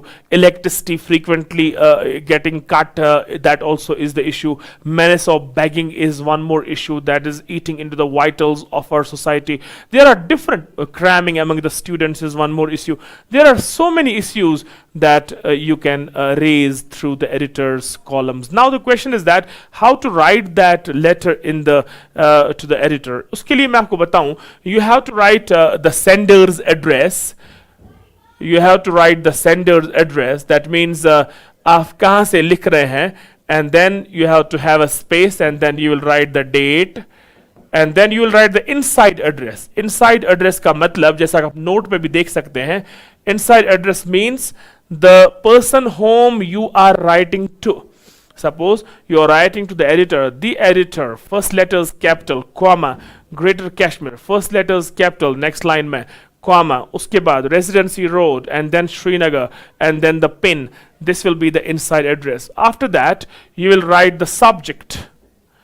And in the subject, you will highlight the issue. Suppose nuisance of noise pollution, a problem of begging at public places, and then you will write the brief salutation, dear sir or dear editor, and then you will start the main body. Remember that when you talk of letters to the editor, you have to have a formal parliamentarian language. You can't afford to write, the casual, the slang expressions. You have to write the formal expressions. You have to make sure that you have to use open forms. You can't use the stuff like I'm hunky-dory. You have not to get any close, any emotional, any personal with that official. You have to make sure that you are just following the protocol of formal English, nothing extra to be written, be to the point, do not ask for any hal chal, use a polite and a friendly tone, a soft tone. The words have to be formal, the expressions have to be purely formal and parliamentarian. With deep-seated regards, I would like to state, use polite modals like would, may, could you please, would you please, I would like to ask you, I would like to inform you. These are the ways where you can form the main body of the formal letter. Make sure that after you start the letter, you make sure that you have got the issue highlighted in the very first few lines. पहले ही 2-3 lines में अपने इस issue को highlight करना है और उसके बाद you have to support that with logical arguments. You are complaining against a problem, but you must have surveyed and analyzed that problem in toto, and then only will you be able to convince the editor that this issue has to be highlighted in the prestigious columns of his or her newspaper. Therefore, आपको बाज़ाबिता तौर logical बनाना है अपनी main body को. अगर noise pollution है तो why is it a menace? Yes, you can say that it is disturbing the students who are preparing for exams. Yes, you can say that it is disturbing the people who are trying to take rest, especially the old, the aged, the sick. Yes, you can say noise has no appeal for human heart and human mind, and therefore psychologically it depresses us, it demeans us, it humiliates us within, it makes us uncomfortable, as restless as a cat on a hot tin roof. It has nothing appealing to us. And you can write that those people who are shouting hymns and big speeches on the big buzzing mics in the holy place of worship, you can ask them, doesn't God listen in silence? Therefore, the argument has to be very strong and smart. Editor will look into these issues and decide whether I have to have this letter in my newspaper or not. You have to convince and motivate the editor for the fact that what you are asking is really genuine and worthy to be put in those prestigious pages. Therefore, in that scenario, आपकी जो main body होनी चाहिए, that should be very well crafted. इसमें भी मैं आपको बताना चाहूँगा कि आपको letter लिखने से पहले ideas जमा करने चाहिए. पीछे जाके एक अलग से पेज या 2-3 पेजेस पे आपको रफ वर्क करना चाहिए कि what all can I accumulate, what all ideas can I gather and assemble from my mind and jot down in the form of the main body. Because बहुत ही important है कि main body बड़ी creative और logical होनी चाहिए. अगर para करने की जरूरत हो तो पैरा जो है पैरा करते वक्त, by the way, why do we do paras? I have told you, we do a paragraph because we want to change the thought. And when you want to change the thought, para क्या अक्सर किया करते थे, sentence के बीच में next line पे बीच से हम मिडल से स्टार्ट करते थे. No, the next line has to be fully left alone and then the para should start from the margin line of the next line. यानी कि मार्जिन लाइन जो है उसके साथ अलाइनमेंट पे नेक्स्ट लाइन से पूरी लाइन, नेक्स्ट वाली जो है लाइन खत्म होने के बाद जहां पे पैरा करना है नेक्स्ट लाइन पूरी छोड़नी है और थर्ड लाइन से फिर आपको स्टार्ट करना है नया पैरा. और उसके बाद once you are done with that, then you will obviously go back and then you go for the complimentary close. Obviously yours obediently, yours sincerely should be the words. If it's a blood relation, then yours affectionately, yours brotherly, yours sisterly. These are the words that you can use. Sincerely is a safe word, safe complimentary close, and then after comma once again you can write the name and other necessary details. This is how we make a letter beautiful, a letter to the editor. These are the things that we need to keep in mind, my dear friends, when we talk of letters to the editor. So this is an important item, and this is something that that is going to be surely asked in your exams. Make sure that you have got at least 10-15 letters with you under control. जो note मैंने आपके लिए बनाया है उसमें बहुत सारी letters होंगी और आपको उन letters को study करना पड़ेगा. When you study those letters, then you will accumulate a lot of ideas, especially the letters that are related to the current context of our society. That is something which we can expect from the examiners to put in the question papers this year. But I'm very sure that if the letter is written with proper planning, you can have the ruler with you on that day, and the beauty of the letter also will matter a lot in terms of the awarding of the marks to you, my dear friends. The beauty, the presentation of the letter, that carries a lot of weightage and impact when it comes to marking the exams of English. So we move forward and we discuss the rest of the skills that are present in the writing skills. Stay there.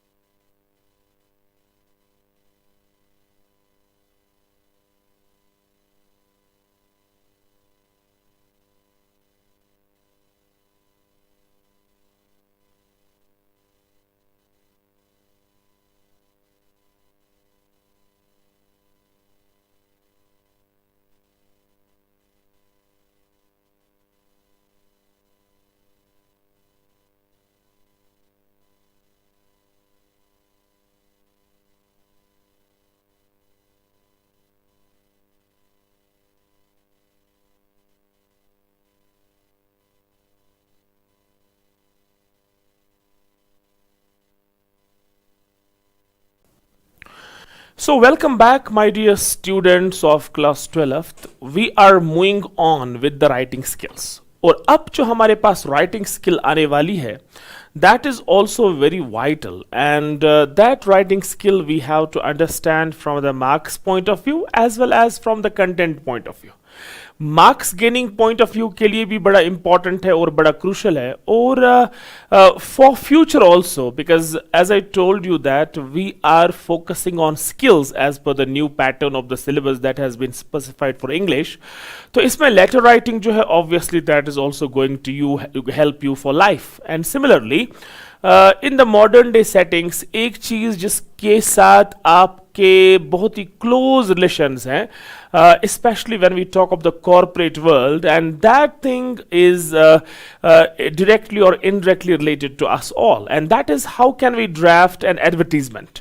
Now the question is, when we talk of advertisements, we have first of all to understand what is an advertisement. That is the first thing that we need to know.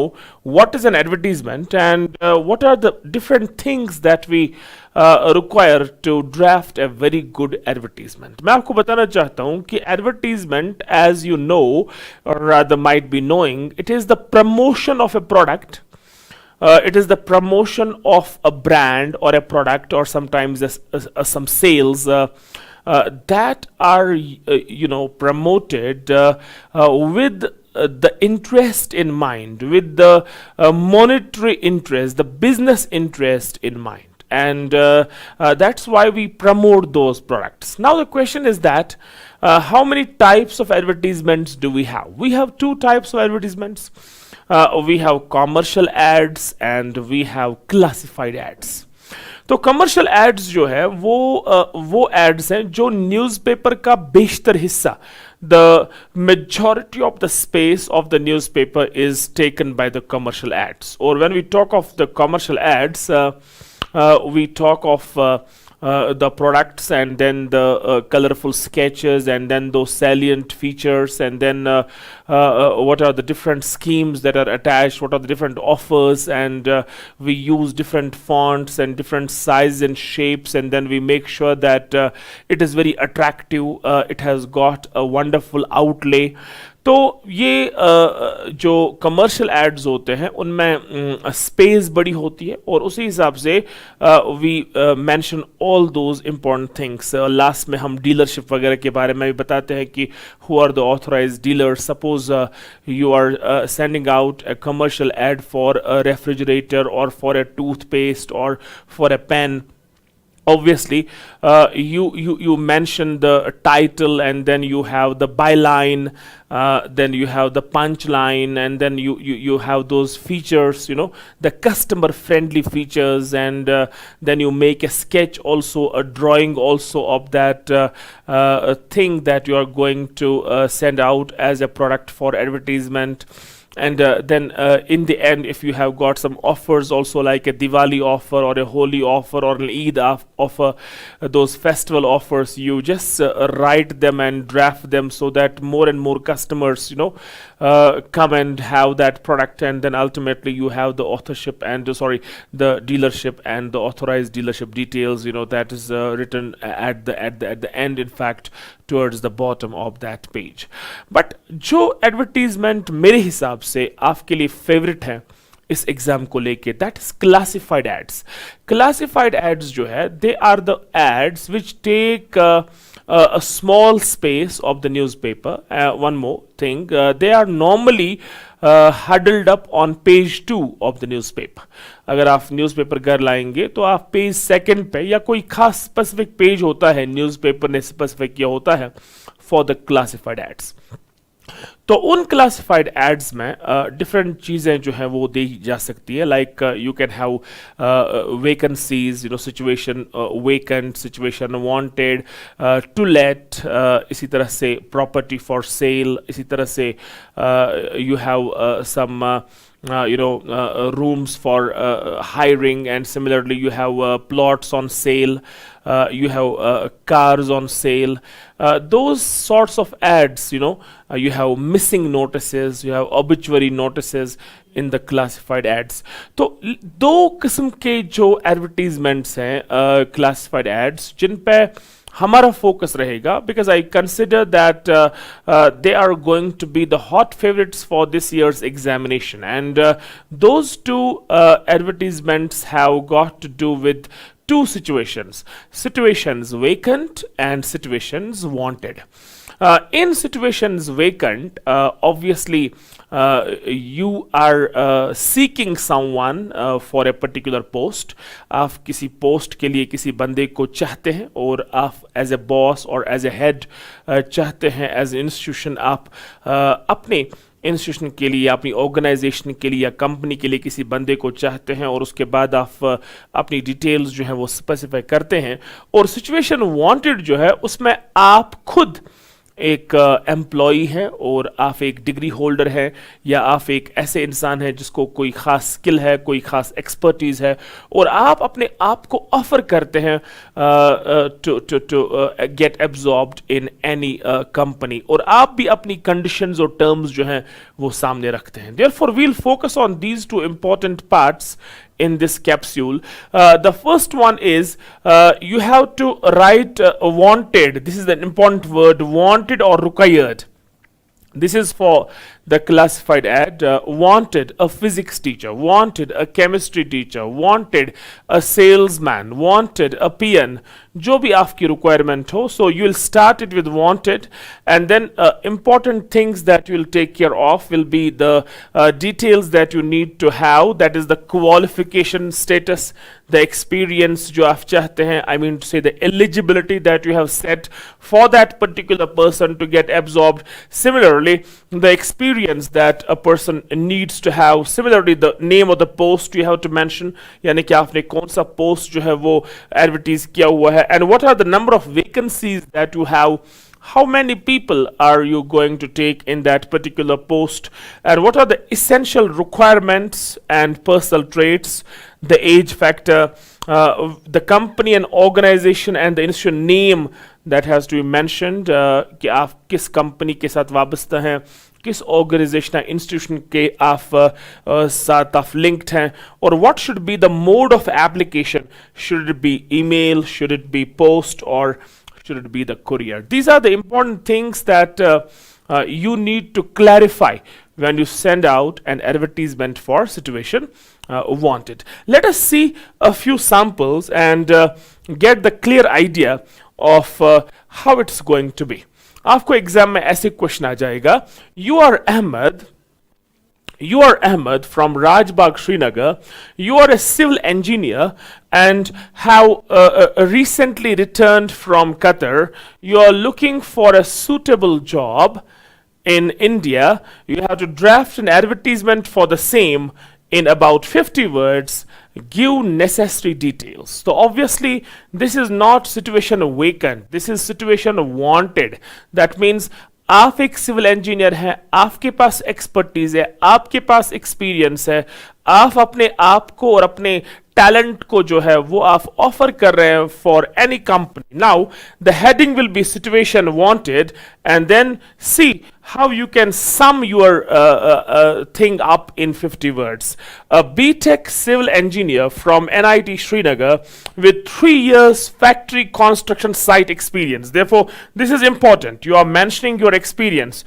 What experience do you have for qualifying for that important post? If anyone would like to take you, he would obviously see whether the person whom I am taking does have the experience, and you are showing that you have experience, you are showing that you have passed out from a prestigious institution, that's NIT Srinagar, you are showing that you are a degree holder, that you are a BTech civil engineer, you are showing the number of years that you have as experience, and you are also showing that in what capacity have you worked. you have worked as a manager and shift manager, and you are seeking a suitable job in India, remuneration required is negotiable. आप ये भी mention करते हैं कि जो remuneration होगी, जो मेरी salary होगी, that can be negotiated. Therefore, you are not giving any exact details of how much are you expecting. आप बोलते हैं negotiable, जितना ये negotiate हो जाएगा वहाँ both parties will see how much do I deserve and how much can they pay. Accordingly, we can negotiate on that. And then intending employers may contact me on. आप obviously देते हैं details के जो employers चाहते हैं कि वो मेरी सर्विसेज ले सकते हैं, जो इंटेंड करते हैं, who desire to take my services और who are in a mind to take my services, they may contact me on this email और they may phone me on this number. Therefore What did you see in this sample? आपने क्या देखा? आपने देखा सबसे पहले situation wanted है क्योंकि आप बंदे हो जो टैलेंट रखता है और आप अपने आप को ऑफर करें. जब आप अपने आप को खुद ऑफर करें तो obviously you will write the advertisement in the form of situation wanted. और जब आप किसी को अपॉइंट करना चाहें तो उस वक्त your advertisement will be under situation vacant. ये सिचुएशन वेकेंट नहीं है, ये सिचुएशन वांटेड है. आप अपने आप को ऑफर कर रहे हैं, आप डिग्री अपनी मेंशन कर रहे हैं, आप ये मेंशन कर रहे हैं कि आपने किस इंस्टीट्यूशन से वो डिग्री हासिल की है, आप ये मेंशन कर रहे हैं कि आपको कितने साल का तजुर्बा है, आप ये मेंशन कर रहे हैं कि आप की एक्सपीरियंस जो है वो इन व्हाट कैपेसिटी है, आप ये मेंशन कर रहे हैं कि आपने वो एक्सपीरियंस कहां से हासिल की है, आप ये मेंशन कर रहे हैं कि जो रिम्यूनरेशन है, जो सैलरी पैकेज आपकी है वो एग्जैक्ट है, फिक्स्ड है कि आप वो नेगोशिएट कर सकते हैं. आप ये मेंशन भी करते हैं कि जिन एम्प्लॉयर्स को मेरी सर्विसेज चाहिए वो मुझे इन फोन नंबर पे या इस ईमेल पे जो है कांटेक्ट कर सकते हैं. Therefore in this case you have covered almost everything in this advertisement and this part will be the advertisement that will be for classified ad, and this will carry 4 to 5 marks for your examination. Absolutely easy, absolutely simple. कल को exam में BTech civil के बदले कुछ और capacity होगी, almost यही details लिखनी है, लेकिन कोशिश करनी है कि वर्डिंग जो होगी वो obviously in tune with the demand आपको लिखनी है. यहाँ पे सिविल इंजीनियर ऑब्वियसली वर्क करेगा एज ए शिफ्ट मैनेजर. वहाँ पे अगर आप सपोज एक एमएससी फिजिक्स होल्डर हैं तो कल को आप बता सकते हैं कि I have with 3 years experience at a particular school और at a particular higher secondary और a college. Therefore accordingly you will make the changes, otherwise the contents are much the same as usual. We move forward. अगर अब हम बात करेंगे, we'll talk about the one more skill of writing जिसके 4 या 5 marks हो सकते हैं. that is how can we send a formal invitation. तो इन्विटेशन और रिप्लाईज जो है ये भी आपके सिलेबस में इस बार रखा गया है. How can we make an invitation? Now in order to make an invitation obviously there are 2 types. Either you can write it on a card जैसे हम वेडिंग इन्विटेशन देते हैं, और you can draft an invitation letter. दोनों सूरतों में invitation भेजी जा सकती है. Obviously invitations as letters also can be formal, they can be informal. Now let us look at the formal invitation. और इस इनविटेशन में क्या हो रहा है, प्रिंसिपल, स्टाफ और स्कूल मैनेजमेंट जो है, स्टूडेंट्स जो हैं, ये Saint Joseph higher secondary school Baramulla they invite करते हैं. They are inviting you and they are inviting you to the function that is the inauguration ceremony of the new primary block that is established there. So how can we write this? You can see that the principal, staff and students, that means these are the ones who are inviting. ये सबसे पहले ही जाएगा. उसके बाद ये किस organisation के साथ ताल्लुक रखते हैं, that is point number 2. And then you see the invitation lines. Take immense pleasure in inviting you to the inauguration ceremony of the new primary block. Now it's very important that the person or the persons who are inviting you, they use a very cordial and a very soft and polite tone. हमें बड़ी मसरत और खुशी हो रही है कि हम आपको इस मौके पे बुलाएं. और ये मौका जो है, ये occasion जो है, this occasion also has to be got clear. What is the occasion altogether? This is the inauguration of ceremony of the new primary block. Not only is this important that the person who is invited should be knowing why is he invited, what is the purpose of the invitation. ना सिर्फ उसको इतना पता होना चाहिए, बल्कि he must be knowing the other important details also, like when is the invitation, that is 20th October Sunday, because he has to see his availability also, and then the time is also very important, and then where is this program going to be held, that is also very, very important. Therefore you need to know when and what and why. Why am I invited? Because there is inauguration ceremony. When am I invited? That's 20th October Sunday. At what time am I invited? That's 10 a.m. And then where am I supposed to attend this program? That is the school auditorium. And then the other details, that is obvious, that is who is inviting and his phone and other details, the mail details. And then the program also is written here. When is the ribbon cutting going to take place, and when is the lunch going to be served? Therefore, crisp, to the point, precise, accurate, on the dot invitation. That is what is this formal invitation is all about. We move ahead. Now we have an informal invitation. और इस informal invitation में you are opening a boutique for ladies. Write an informal invitation to your best friend for its inauguration. Now, inauguration of the primary block is obviously something that requires a formal invitation. But then having a boutique set up, and then you are inaugurating this boutique, and then you are inviting your friend, obviously the situation is absolutely informal. And how can you make an informal invitation now to your bestie? Now, the first thing that you'll mention is that where are you writing from? That is 23 Newburgh, Sopor. And then you can mention the date of invitation. And then a brief salutation, that is, Dear Sarah.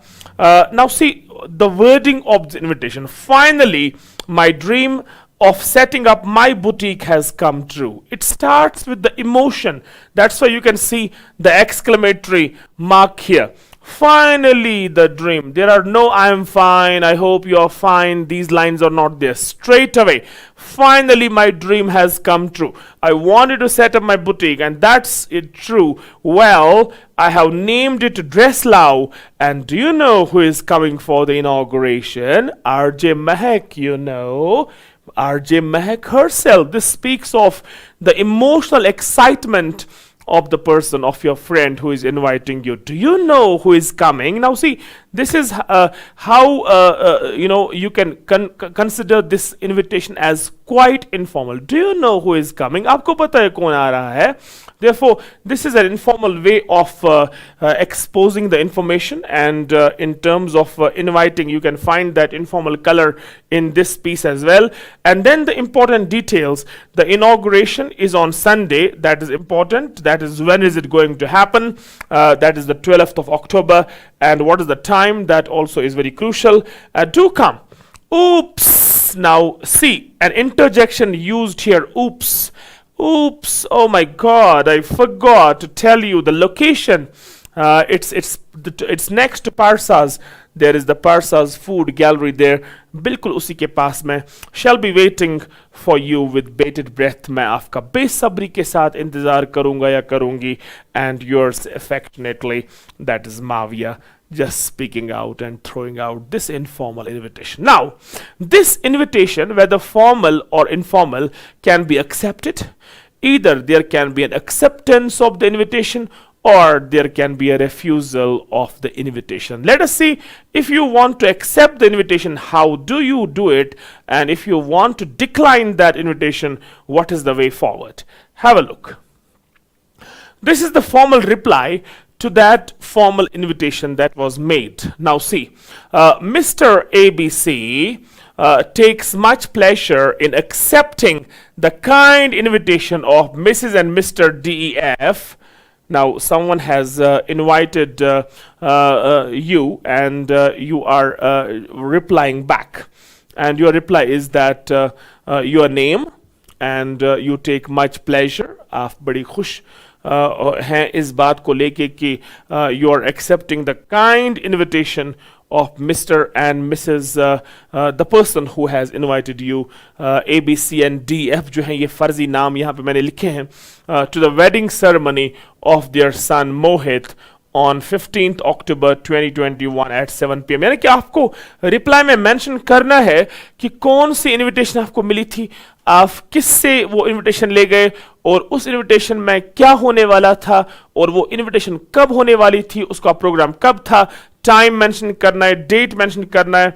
उसके बाद you are accepting that invitation with the words that takes much pleasure in accepting the kind invitation. Now if you are declining the invitation, यानी कि अगर आपको दावत पे नहीं जाना है, आपको कोई मजबूरी है, you can not attend that, आप ऐसे लिख सकते हैं, मिस्टर ABC सिंसियरली थैंक्स.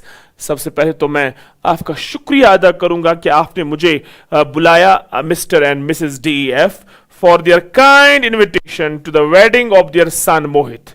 आपके बेटे मोहित की शादी पे आपने मुझे बुलाया, इसके लिए मैं आपका मशकूर और ममनून हूं. जो शादी होने वाली थी 15 तारीख को अक्टूबर 2021 को, लेकिन regrets his inability to attend the function. लेकिन मुझे अफसोस के साथ कहना पड़ रहा है कि मैं इस फंक्शन को अटेंड नहीं कर पाऊंगा. रीजन भी साथ देना है, because of A prior engagement, already एक एंगेजमेंट, ऑलरेडी एक अपॉइंटमेंट फिक्स्ड है, और वो फिक्स्ड अपॉइंटमेंट की वजह से I can not be able to come and attend your function, the invitation. Now, still, अगर मैं खुद आ भी ना जाऊं, फिर भी मेरी शुभकामनाएं जो है, विशेस जो है वो मोहित के साथ है. I wish him a blissful, a peaceful, a happy and a prosperous life. And that is the conjugal life, that means the marital life. That means अगर आना भी नहीं है दावत पे, लेकिन फिर भी अपनी शुभकामनाएं, अपनी गुड विशेस और ब्लेसिंग्स जो हैं वो दे के जाना है. Therefore, even though you are refusing, still you have to have a way for refusal. Even though you are accepting, you have to have a way of accepting. आपको लगना है, आपको दिखाना है कि you belong to a decent background. आपको दिखाना है the words that you choose for acceptance are very soft and polite. You are very grateful for that invitation. You feel very pleased and honored for that invitation. And if you are declining that, then accordingly you have to make a solid reason also. And you have to decently regret, and you have to inform the person who has invited you that you will not be able to come for a reason that is completely unavoidable. We move forward. Now, if you are accepting or declining an informal invitation, ये रही formal की बात. अब informal invitation को अगर accept करना हो, वो बुटीक वाली बात याद करिए. एक्सेप्टेंस में क्या होगा, सबसे पहले you will write the address part, that is 23 Nubak Sopor, 18 September. Dear Ahmed and Babi, thanks a million for your invite to Sarah's wedding. सारा की शादी पे आपने मुझे बुलाया, इसके लिए बहुत ही ज्यादा शुक्रिया. I'm really stumped. Oh my God, I'm knocked for a six. Stumped is the word that's usually used for cricket. Those of you who are cricket crazy must be understanding being stumped. I'm knocked over for a six. I'm bamboozled that Sarah इतनी बड़ी हो गई कि उसकी शादी का वक्त आ गया. Has she grown so big? I still remember her pestering me for chocolates.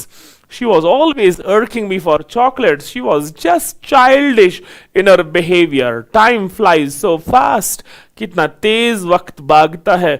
और वो सारा who was just pestering for chocolates till yesterday has now got so much grown up that now she is going to tie a knot. This is absolutely amazing. Anyway, it's really a wonderful occasion, and I will surely join this party. I'll surely join these festivities. I'm coming with the whole family. See you soon. Yours affectionately. Therefore, this is an acceptance of that informal invitation. Now, if you have to decline that informal invitation, you are not able to come, how will you do that? 23 Nubak Sopor, 18 September. Dear Ahmed and Babi, thanks a ton for the invitation. Once again, shukriya. आपकी invitation के लिए बहुत बहुत शुक्रिया सारा's wedding के लिए. It's a happy occasion and I would have loved to join all the festivities. मेरा बिल्कुल मन था कि मैं इसका पूरा part and parcel बन जाऊं, इन खुशियों का हिस्सा बन जाता. But unfortunately, my little son Sahil is appearing in the interview for admission. साहिल का admission interview होने वाला है उसी दिन जिस दिन आपकी invitation है. तो that is something absolutely unavoidable, not possible for me to skip that, because it is the question of Sahil's career, and then these occasions may come and go, festivities may come and go, but that is something which I cannot avoid. I really feel bad for missing the festivities. Please accept my best wishes. मैं unfortunate feel करता हूँ अपने आप को यहाँ लेके कि मैं ये इस festivity में हिस्सा नहीं ले पाता, लेकिन my blessings and my good wishes are with Sarah. I will not be able to come, but please accept my good wishes. This is the smart and smooth and very decent way, a polite way of saying a no to an invitation when it is informal. So invitations can be formal, informal, and then you can formally reply to them, you can informally reply to them. I hope that this sample makes it absolutely clear for all of you to get these 4 marks, and I am very sure that you will have these 4 marks in your kitty when we move for the exams. Dear friends, now it's time to move forward and talk about one more writing skill. And this writing skill has got to do with something that we often read from the newspapers, from the magazines, and that is writing an article. तो article के बारे में कुछ important बातें जो हैं, जो यहाँ पे मैंने बोर्ड पे लिखी हुई है आपके लिए, तो इनको समझने की जरूरत है. कुछ वर्ड्स को मैंने अलग कलर में रखा हुआ है, because these words are the key words in article writing. Now, how do we write an article? That's what is given here. And what are the article samples that I can send you through the note? But the question is that how to write an article. First of all, what is an article? सबसे पहले, it is a structured and directional piece of writing, a structured piece of writing. That means it's not an anyway piece of writing. It's a structured, you have to structure it, organize it properly. You have to sequence it properly.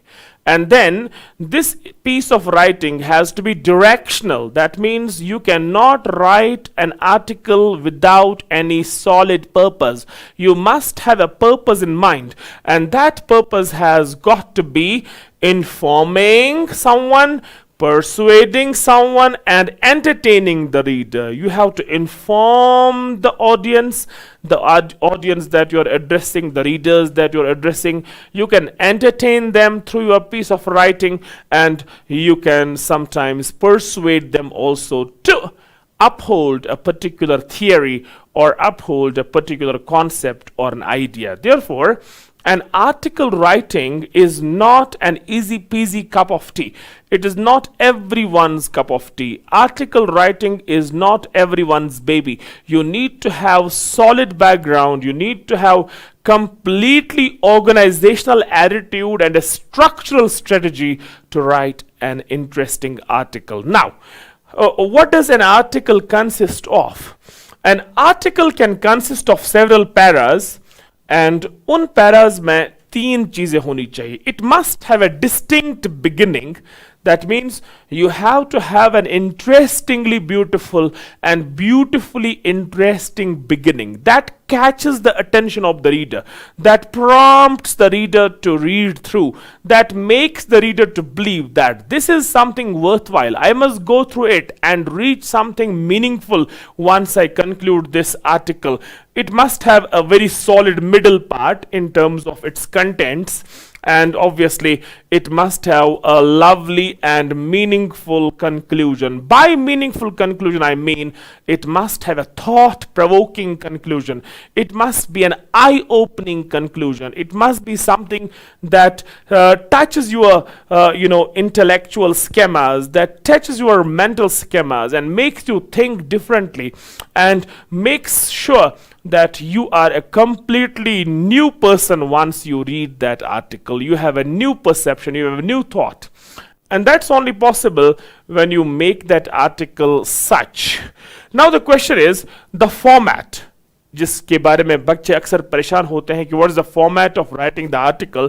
सबसे पहले you will write the title or heading of the article, और ये title और heading जो है ये normally single word की होनी चाहिए या कभी कभी ये 2-4 वर्ड्स की होती है या फ्रेज की शक्ल में 4 to 6 वर्ड्स में आप ये हेडिंग लिख सकते हैं. Suppose drug abuse a menace, corruption a torture, you know that is something, Covid a catastrophe. ऐसे किस्म के आर्टिकल्स जो हैं हेडिंग्स रख सकते हैं हम इतने वर्ड्स के. उसके बाद उसके नीचे देयर इज अ बायलाइन, और इस बायलाइन में क्या होगा, you can write the name of the writer like Covid the catastrophe, और नीचे आप लिखेंगे बाय तुफैल हाजी और by the writer's name. Once that is done, उसके बाद you have to focus on this part, that is the content of the article, जो सबसे important है. इसमें क्या करना है आपको, आपको सबसे पहले इंट्रो पे फोकस करना है. That means you have to introduce the article, you have to introduce the title, and the writer could provide some facts or pose a question related to the theme of the article.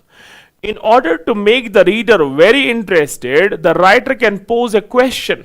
वो इसको interesting बनाने के लिए एक question pose कर सकता है. Suppose the writer is writing about coaching centres, he can start like this, do coaching centres coach और चोक? So that is the question, the big question, to get the reader into your article.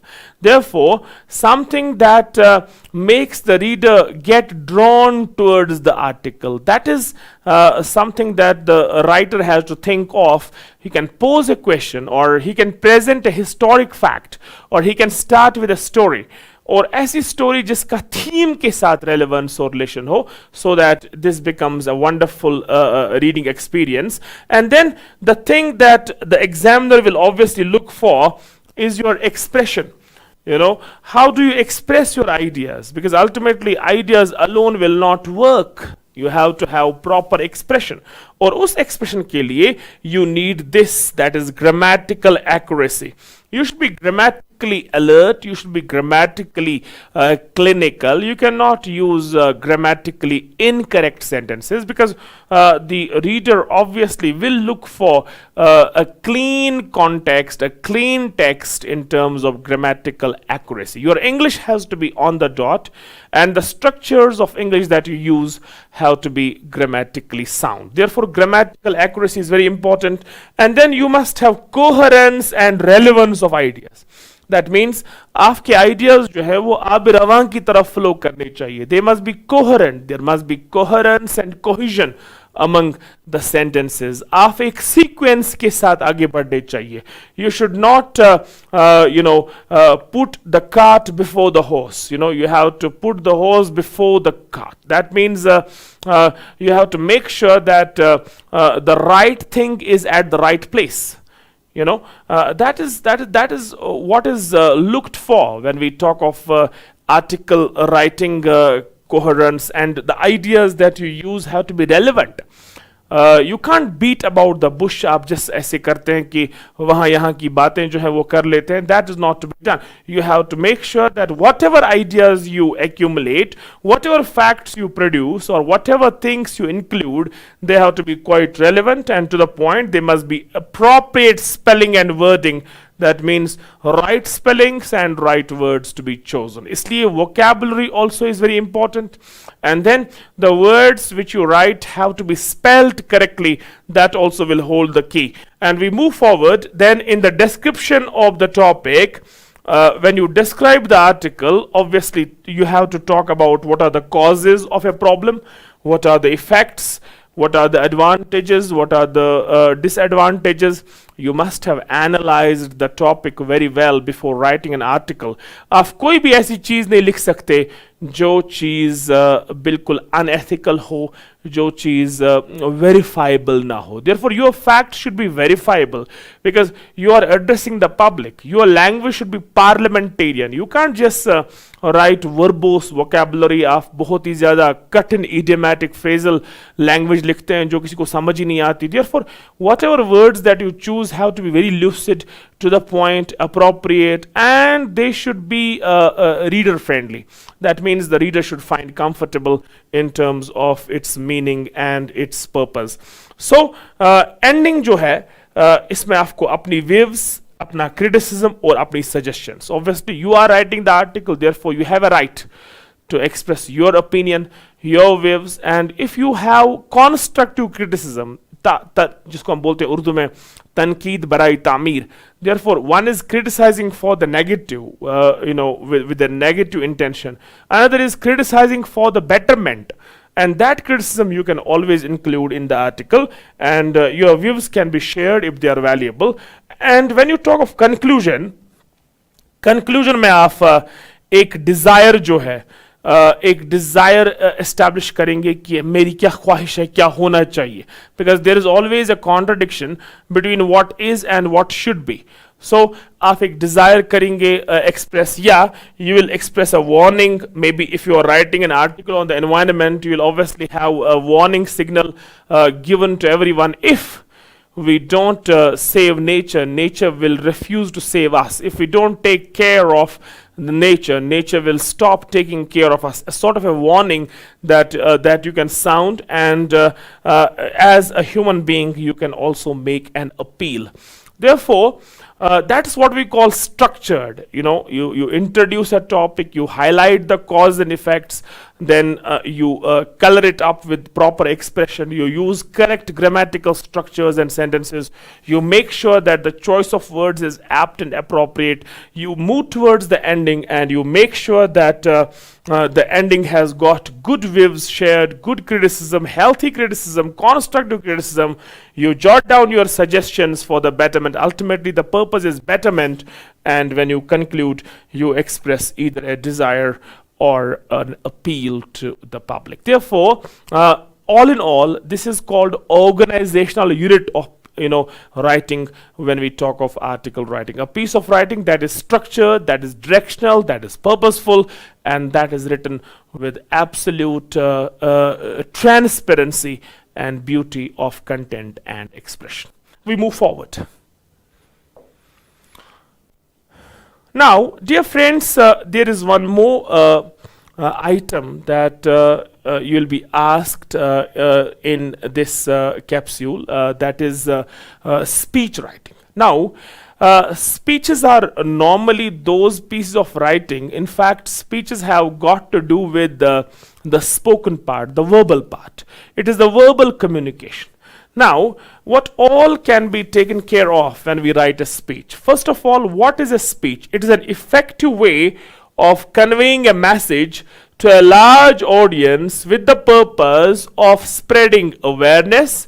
आपका मकसद होता है आप awareness spread करें, आप मुख्तलिफ social issues को related awareness spread करें, कोई information देना चाहे about some important issues. That is why speeches are conducted, speech competitions are had.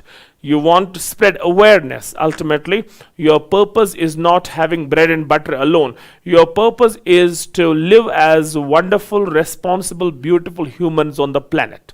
And therefore, under those circumstances, you need a proper awareness attitude, and that can only be guaranteed through different activities. One of those is going for a speech. Now, in the introduction, जब हम speech करते हैं, सबसे पहला part जो है, that is how do you greet the guests. You obviously will have a chief guest, you will have guests of honor, you will have the audience, you will have eminent people there. Therefore, as we start the speech, we obviously start with greeting the guests and audience. We announce the topic.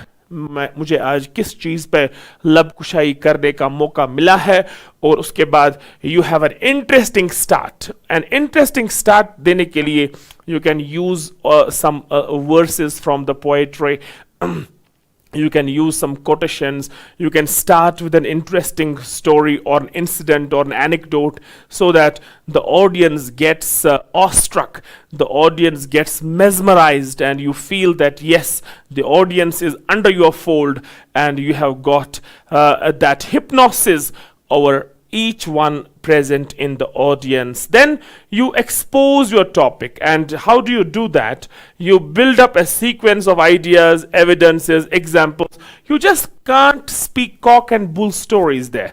You have to make sure that you support and you supplement your speech with the right set of ideas, right set of proofs, right set of examples. You have to draw up arguments against the topic. You have to make sure that what are things in favor of the topic and what are things against the topic. You are talking about mobile phones, use and abuses. You are delivering a speech. You must have clear idea कि mobile phones कहाँ कहाँ बड़े useful हैं और mobile phones कहाँ कहाँ बड़े नुकसानदेह हैं. You must know the topic very well. You must have studied the topic well. You have to paint verbal pictures. You have to personalize and dramatize events. आपको एक बात को personalize करके पेश करना है, ड्रामेटिक अंदाज़े पेश करना है. आपका जो टोन होना चाहिए, पिच होना चाहिए, वो बहुत ही मज़ेदार होना चाहिए अगर आप अपनी ऑडियंस पे एक इंप्रेशन जमाना चाहते हैं. देयरफॉर आपका स्पीच पार्ट जो होना चाहिए, it has to be dramatised. You have to make it absolutely magical. You have to do a sort of hypnosis. You have to arrest the attention of each one present in the audience, and you have to summarize when you move forward. Most important points जो भी हैं उनको आप repeat करें बगैर summarise करेंगे. जिस चीज़ पे आपको फोकस करना है, उस पर स्ट्रेस करना है, उसको लास्ट में जो ही आप स्पीच वाइंड अप करेंगे उन पे वापस एक रिवीजन करेंगे. लेकिन ऑडियंस को लगना नहीं चाहिए कि वो रिपीट हो रहा है, लफ्ज अलग होने चाहिए. And then when you talk of conclusion, you have to conclude with the call for action and appeal. एक वार्निंग या कोई अपील या कोई रिक्वेस्ट या कोई जस्ट अगर वो चीज़ें ना हो तो आप एक वर्ड ऑफ थैंक्स से ही कंक्लूड कर सकते हैं. एंड देन फॉर्मेट की अगर बात की जाए, ऊपर स्पीच का हेडिंग ये ऑप्शनल है. दैट मीन्स आर्टिकल में आप हेडिंग दें और टाइटल दें, that's a must. But speech में ज़रूरी नहीं है कि आप टॉपिक का ऊपर हेडिंग का जो है वो पार्ट लिखें. That is optional. You can write that, you can not write that. लेकिन नीचे जो आप स्टार्ट करेंगे, it has to be started with greeting the guests, distinguished president, esteemed guests of honor, blah blah blah. ऐसे आगे आप बढ़ेंगे. And then you have to have apt, appropriate, precise in a word or two. अगर आपने heading लिखा वो एक या दो वर्ड में लिखना है. उसके बाद you have to focus on the content part and the expression part. And then when your speech is over, you have to use the words thank you. Thank you for a patient listening, or thank you for being so great and so nice while listening through my speech. Therefore, that is how you can end up a speech. But then once again, जैसे article में content matter करता है, expression matter करता है, content और expression वहां भी matter करता है और यहां पर भी मैटर करता है. स्टार्ट और and, that is the part of the format. But the main important thing is how do you dress up your piece of writing in terms of your content, your ideas, your facts, your expressions. That is something very important. We move forward, and then we have one more piece of writing that is now asked for exams. In this year's paper it will be there, and that is doing a debate, writing a debate. Now I don't know how many of you have taken part in a debate. In a debate we have obviously two motions. The motion is the same. In fact, we have two parts. One part, one group or one person speaks in favor of that motion, and the other group speaks against that motion. Suppose mobile phone a blessing. One party will say that yes, it's a blessing, and the other party will go against it. It is not. Co-education is a boon or a ban. One party will say it is a blessing, the other party will say no, it is not a blessing, instead it is a curse. Therefore, you have to use absolute creativity. clarity in putting forward your argument. We can say that it's an argumentative style of writing that we need to adopt while writing a debate. Now, what's a debate? It is a contest between two speakers or two groups of speakers, and what do they show? They show their skills and abilities. किस लिए? In an argument over the topic. How well do you argue? You must have seen great debaters, on the news channels also. Argument जो होता है वो बहुत ही ज़्यादा logical होना चाहिए. सिर्फ शोर मचाने से आर्ग्यूमेंट नहीं बनता. कोई शोर मचाएगा. You must have the argument in terms of logical understanding, and that is the argument that carries weight and that wields influence. Now, it is a persuasive manner of speaking with the aim of converting the view of another person or of the audience to your own point of view. यानी कि आपकी tone ऐसी होनी चाहिए, persuasive, ऐसी motivation होनी चाहिए कि जो आपका पॉइंट है, ऑडियंस और लोग जो वहां पे जजेस हैं वो मोटिवेट होने चाहिए ये बात को लेके कि आप ही का पॉइंट दुरुस्त है. दैट मीन्स आपके पॉइंट पे आपको इतनी रिसर्च करनी है, इतने अच्छे आर्गुमेंट्स पेश करने हैं that the persons in the audience feel that yes, this viewpoint is worth sharing, this viewpoint is worth upholding, this viewpoint is worth appreciating. A speaker either speaks in favor of the motion or the speaker may speak against the motion. But the question is that what is the discussion about? That is the speaker's point. वो topic क्या है? Against में क्या points बनेंगे और in favor में क्या points बनेंगे? Obviously, it requires good introduction to grab the audience attention, making stand clear right from the beginning. That means जिस point पे आप हैं, जो stand आपका है, उस स्टैंड को आपको right from the beginning uphold करना है. एक मिनट के लिए भी आपको अपने स्टैंड में लचक या इलास्टिसिटी या फ्लेक्सिबिलिटी नहीं लानी है. You have to be absolutely like a solid rock behind your stand, and you have to tell the audience right from the word go that I uphold this, and I uphold this only. I'm not gonna change my stand, and that is from the beginning. Strong arguments you should have, relevant facts आपके पास होने चाहिए, examples होने चाहिए, और जब आप अपने debate को conclude करें, you must do it with a bang, you must do it with great emphasis. आपके पास एक emphatic attitude होना चाहिए, आपको अपना दबदबा वहां पे जमाना है, और आपके पॉइंट ऑफ व्यू के साथ अगर ऑडियंस पे कोई अग्री ना भी करे, लेकिन आपकी एम्फेसिस ऐसी होनी चाहिए, आपका धमाका ऐसा होना चाहिए, आपकी सर्जिकल स्ट्राइक ऐसी होनी चाहिए कि ऑडियंस जो है वो मजबूर हो जाए आपके पॉइंट ऑफ व्यू को एक्सेप्ट करने के लिए. That is something, that is the art of good debating. Formal address has to be made to the chief guest and the eminent people when you start your discussion on the debate. And then once again, I tell you that you have to work on two things. The content has to be logically beautiful and beautifully logical, wonderfully amazing and amazingly wonderful, appropriately artistic and artistically appropriate. And that is how you work for expression and content in a debate. Once again, a lot of analysis, a lot of mind activity needs to be done before you formulate debate. And then obviously once you have put forward your point of view, you can officially and formally put forward your word of thanks. So I will be sending you the matter in terms of articles, letters, debates, advertisements, all the matter is going to reach to you. But then these were important points to be discussed. My dear friends, these were exceptionally important. So we go back and discuss what we had actually in this capsule. If you remember, अगर आप याद करें, हमने section B की बातें शुरू की थी, और सेक्शन बी की अगर बात करें, वापस जाते हैं उस सेक्शन के पास जहां पे हम बेसिकली स्टार्ट कर गए थे. Yes, this is the part that we were actually talking about. इसमें जो इंपॉर्टेंट एरियाज हैं एग्जामिनेशन को लेके, letter writing, similarly article writing, speech writing, advertisements, formal informal invitations, debate writing, personality profiles or humorous writing जो है, this is not to be discussed for the exams. These are not going to be asked in the exams. These are some personal experiences that you may have to write if at all they come. I do not believe that they are going to have any impact in the examination. personality profile, someone's personality, and then you make a profile of him or his personality. Like आपको महात्मा गांधी पे एक मिलेगा एक detail वहाँ पे, उसके बाद आपको उस इंफॉर्मेशन की वजह से उसका स्केच जो है वो तैयार करना है. That may be asked, and even though that's asked, it should not be a big deal for you to do that. So, my dear friends, this is the 30 marks big bang for you. And if you have got 30 marks covered plus the 20 marks that we discussed in the reading comprehension part, that means 50 marks out of 80.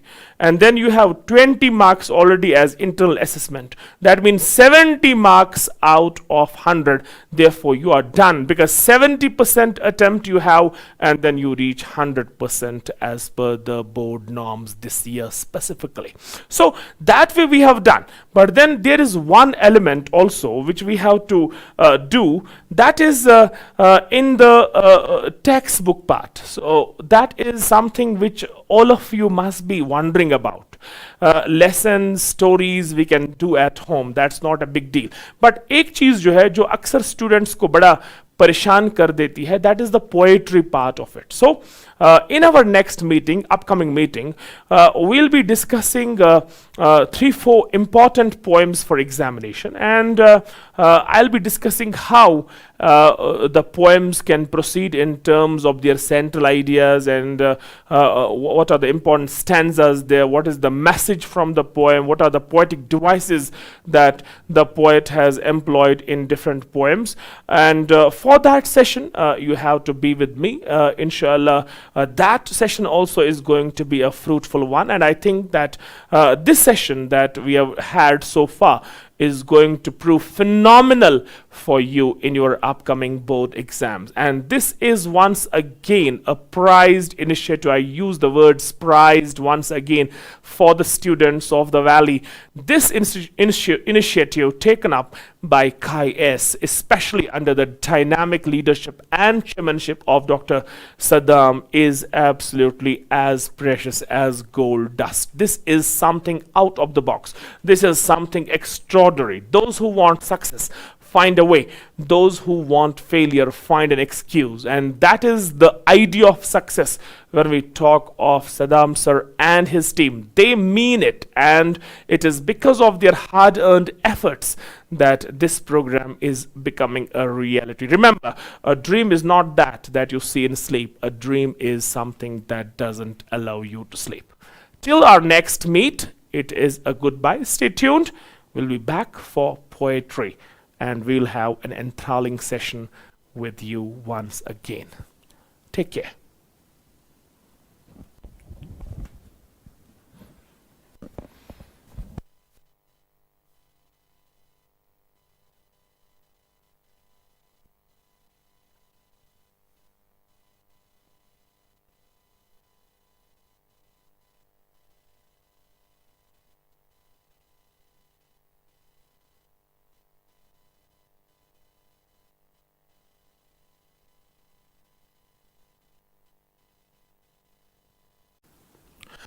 Hello, my dear students. Welcome back to this last and important session for finishing 12th class English. We have done section 1, that is the reading skill part, the reading comprehension part, that carries 20 marks. We have done section 2, that is the grammar and the writing skills part. Now we are into the last section. और इस last section में in the literature section, what we call, we have questions that will be based on the text part. I mean to say, आपसे questions पूछे जाएंगे, long answer questions or short answer questions from different stories and different textual items from Flamingo, जो आपकी text book है, और Vistas, जो आपकी text book इस साल है. लेकिन इस सेशन में मुझे जो टॉपिक आपके साथ छेड़ना है और जिस चीज़ के लिए मैं इस सेशन के लिए आपके साथ रूबरू हूँ, वो है पर्टिकुलरली वो area that is normally misunderstood by the students, and that's not well understood by the students as well. Yes, you are getting it right. I am talking of the poetry portion. सो हमारे पास जो 6 poems हैं उनमें से जो important stanzas हैं और उन poems का जो लेखा जोखा है, जो उन पोएम्स का निटी-ग्रिटी है, द जिस्ट है, वो हम डिस्कस करेंगे इस सेशन में। लेकिन राइटिंग स्किल्स में हमने एक और चीज जो है, जो हमने डिस्कस नहीं किया पिछले वाले सेशन में, उस सेशन को थोड़ा एक्सटेंड करते हुए, इससे पहले कि मैं पोइट्री पे आ जाऊं, मैं उस चीज की तरफ आपका तवज्जो जो है वो मरकूज करना चाहूंगा, and that is what we call the resume writing. Resume writing, इसके आपको 6 मार्क्स जो है वो पूछे जा सकते हैं। Therefore, मार्क्स के एतबार से this is an important topic. Resume, मैं आपको बताना चाहूंगा, it is not resume, it is resume. और जो ये मार्क आप देख रहे हैं ऊपर ई के ऊपर, this is called the accent mark, and this accent mark is normally found in those words which have got French origin. Therefore, this is not to be read as resume, this is to be read as resume, जिसको हम एक और word से पुकारते हैं CV, curriculum vitae। और इसमें हम क्या लिखते हैं? इसमें हम details of educational qualifications and experience जो है वो लिखते हैं। तो why do we form a resume, or it is in fact supported by a job application as well, और उस job application में आप बाज़ाबिता तौर एड्रेस करते हैं उस हेड ऑफ द इंस्टीट्यूशन को या उस कंपनी हेड को, और आप सब्जेक्ट में लिखते हैं कि application for a job, and then as per the advertisement, जो जॉब आप एडवर्टीज करके देखते हैं, उसके बाद उस जॉब के बारे में आप अप्लाई करना चाहते हैं, उस जॉब के लिए अप्लाई करना चाहते हैं, तो आप एप्लीकेशन में लिखते हैं कि you are actually applying for the job advertised in such and such newspaper on such and such date, and you have got the adequate experience and the qualification and the eligibility to qualify for that post, and accordingly उसके बाद आप साथ रखते हैं as a supplement एक resume.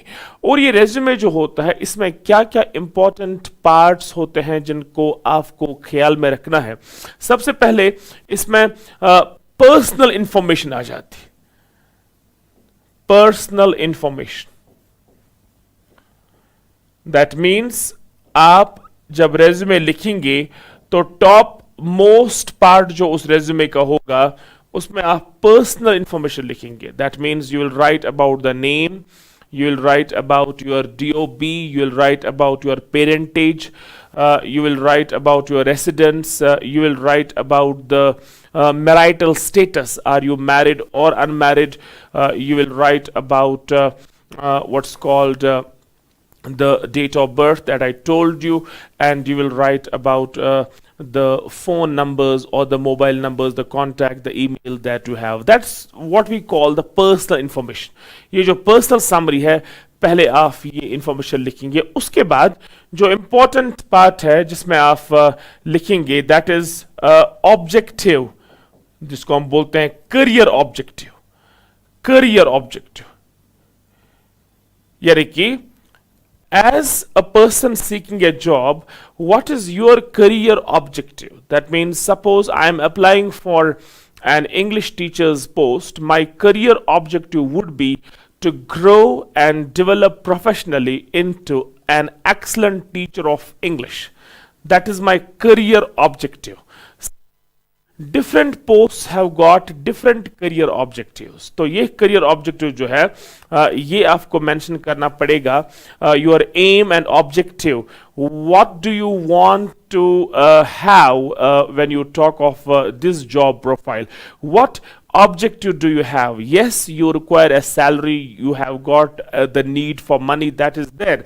But ultimately, as an employee, as a professional, what are the things that you are aiming once you get this job, or if you are placed, if you are taken for that job, what should be your inherent and intrinsic career objective? Then obviously you will mention your educational qualifications, क्योंकि ये बड़ा important है for the employer to know that what you are doing and what you have done in terms of acquiring your educational degrees and qualifications. इसमें सीधी सी बात है कि आपको main जो कोर्सेज हैं या मेन जो years of study है जो हम मैट्रिक से स्टार्ट करते हैं, you will mention the matriculation, you will mention the higher secondary part 2, that is the 12th class what we say, and then you will mention the graduation part, you'll mention the post graduation part.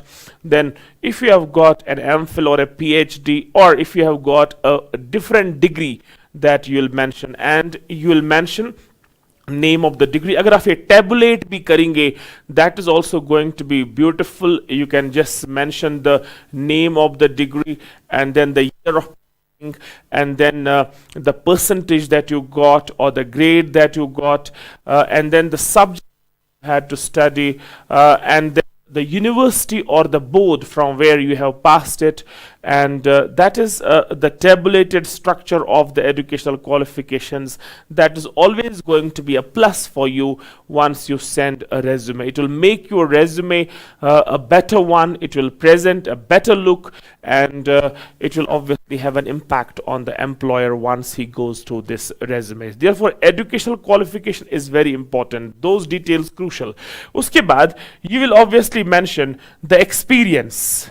This is also very crucial because most of the employers look for experienced candidates because experience is the best teacher.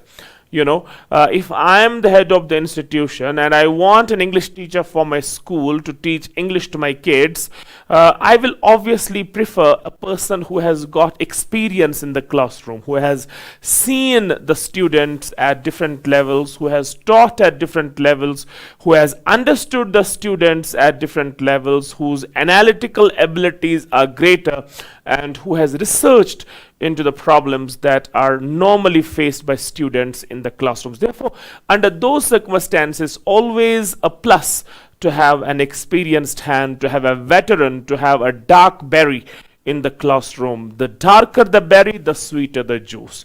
More experienced the person, more is the chance that the person will deliver well. As against him, if you have a novice, an amateurish person entering the classroom, or for that matter any other post or portfolio, he is going to have jittery things, you know, confronting, because the fact that you don't have experience, and obviously he is bound to make some mistakes and then will take time to get along and adjust to the situation. Therefore experience is always a big plus, and if you are experienced, then obviously your salary package will also grow, and obviously the employer will think that yes, this man is going to give me his services which are full and replete with talent and expertise, and obviously I have to pay that person accordingly. Therefore wherever you have acquired this experience, जहां भी आपने experience acquire किया है, जिस school से, जिस company से, जिस unit से, जहां से भी आपने experience हासिल किया, you have to mention, and it is always going to be a plus if you have got the document certifying and authenticating that experience. An experience letter also can be handy, that can be kept later on with the resume. Experience also very crucial in this resume. Then we have one more thing that the employer is going to look for, especially the modern day employer, that is he will look for the skills. That means what are your skills, especially when it comes to skills. The first skills that come to mind are the communication, interpersonal skills that a person should have, because in the modern day settings, any job, any profile demands proper sound communication, and those etiquettes and mannerisms are to be checked and judged by the person who is going to employ anyone for any important job. Therefore under those circumstances, skills, now there is one more skill that an employer looks for nowadays in the employees, that is the IT skills, the computer skills. You know, we are in the digital world right now.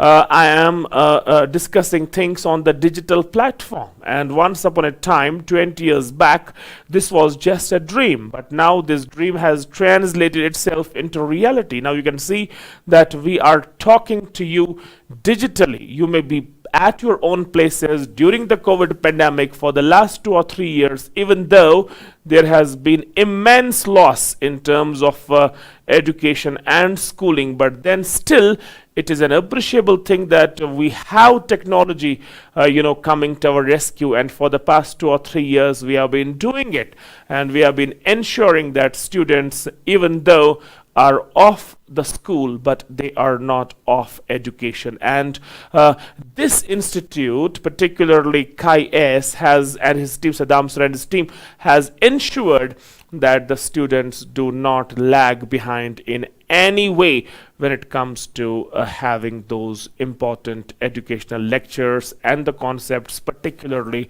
at the 11th, 12th and the NEET level. And now also digitally we are connected. That's what I was actually trying to communicate to you. Skills are very important. Therefore, skills, aims and objectives, career objectives, personal information, experience, these are the things that you need to mention when you talk of a resume. And if you mention this properly, then obviously you are going to have and grab those 6 marks comfortably. So when you see the note, you will see the format of the resume also.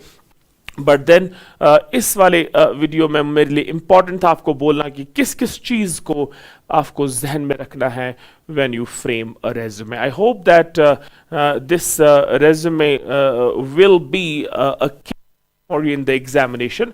The details are the same, the posts can be different, but then the procedure has to be handled the way I have handled this case here with you today in terms of resume writing. We move forward.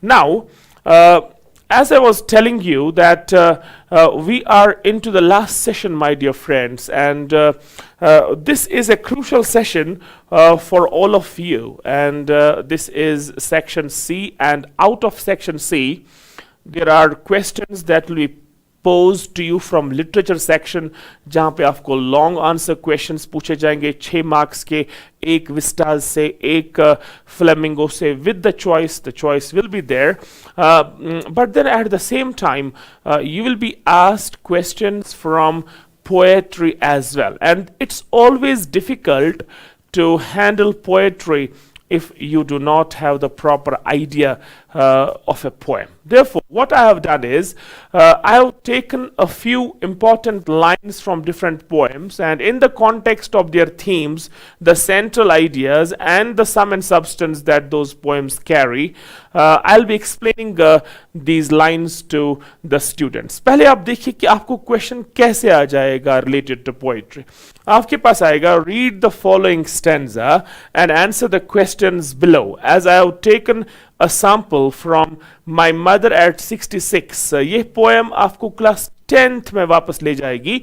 Once upon a time you had this poem My Mother at 66 in class 10th at poem number 6, but in class 12 this has been retained as poem number 1 from your Flamingo textbook. Now, the question is that what does the poem talk about? Question बड़ा आसान आता है, एक stanza है और उस stanza की lines में से कुछ hints निकाल के कुछ questions, 1 mark questions नीचे दिए जाते हैं. Suppose the questions that have been posed here are name the poem and the poet. Therefore, आपकी कोशिश होगी कि जो भी poems हैं आपके syllabus में, उन poems के नाम और उनके poets के नाम आप अच्छी तरह से पढ़ के जाएं. And then where was the poet driving to? Obviously, you will get the answer of this question in the stanza itself. Now the question is, what is this poem all about? एक brief idea मैं आपको देना चाहता हूँ. We have done it in class 10th. My Mother at 66. It is an emotional account of a mother in the life of a child, especially a girl child. एक emotional connect जो होता है एक बेटी का खासकर माँ के साथ, that has been exhibited and shown in the poem. Kamala Das, as you all know, her own life was a mix of tragedies, and in fact she converted to Islam also. Her name was Suraya, but then she reverted and died as a Hindu. And Kamala Das's personal life was very trouble torn, and therefore एक लड़की की जिंदगी में जब मुसीबतों का अंबार आ जाता है, जैसे हम बोलते हैं दीदनी है यास अपने रंजु गम की तुगयानी झूम झूम के क्या ये गठा बरसती है. And then it was a shower of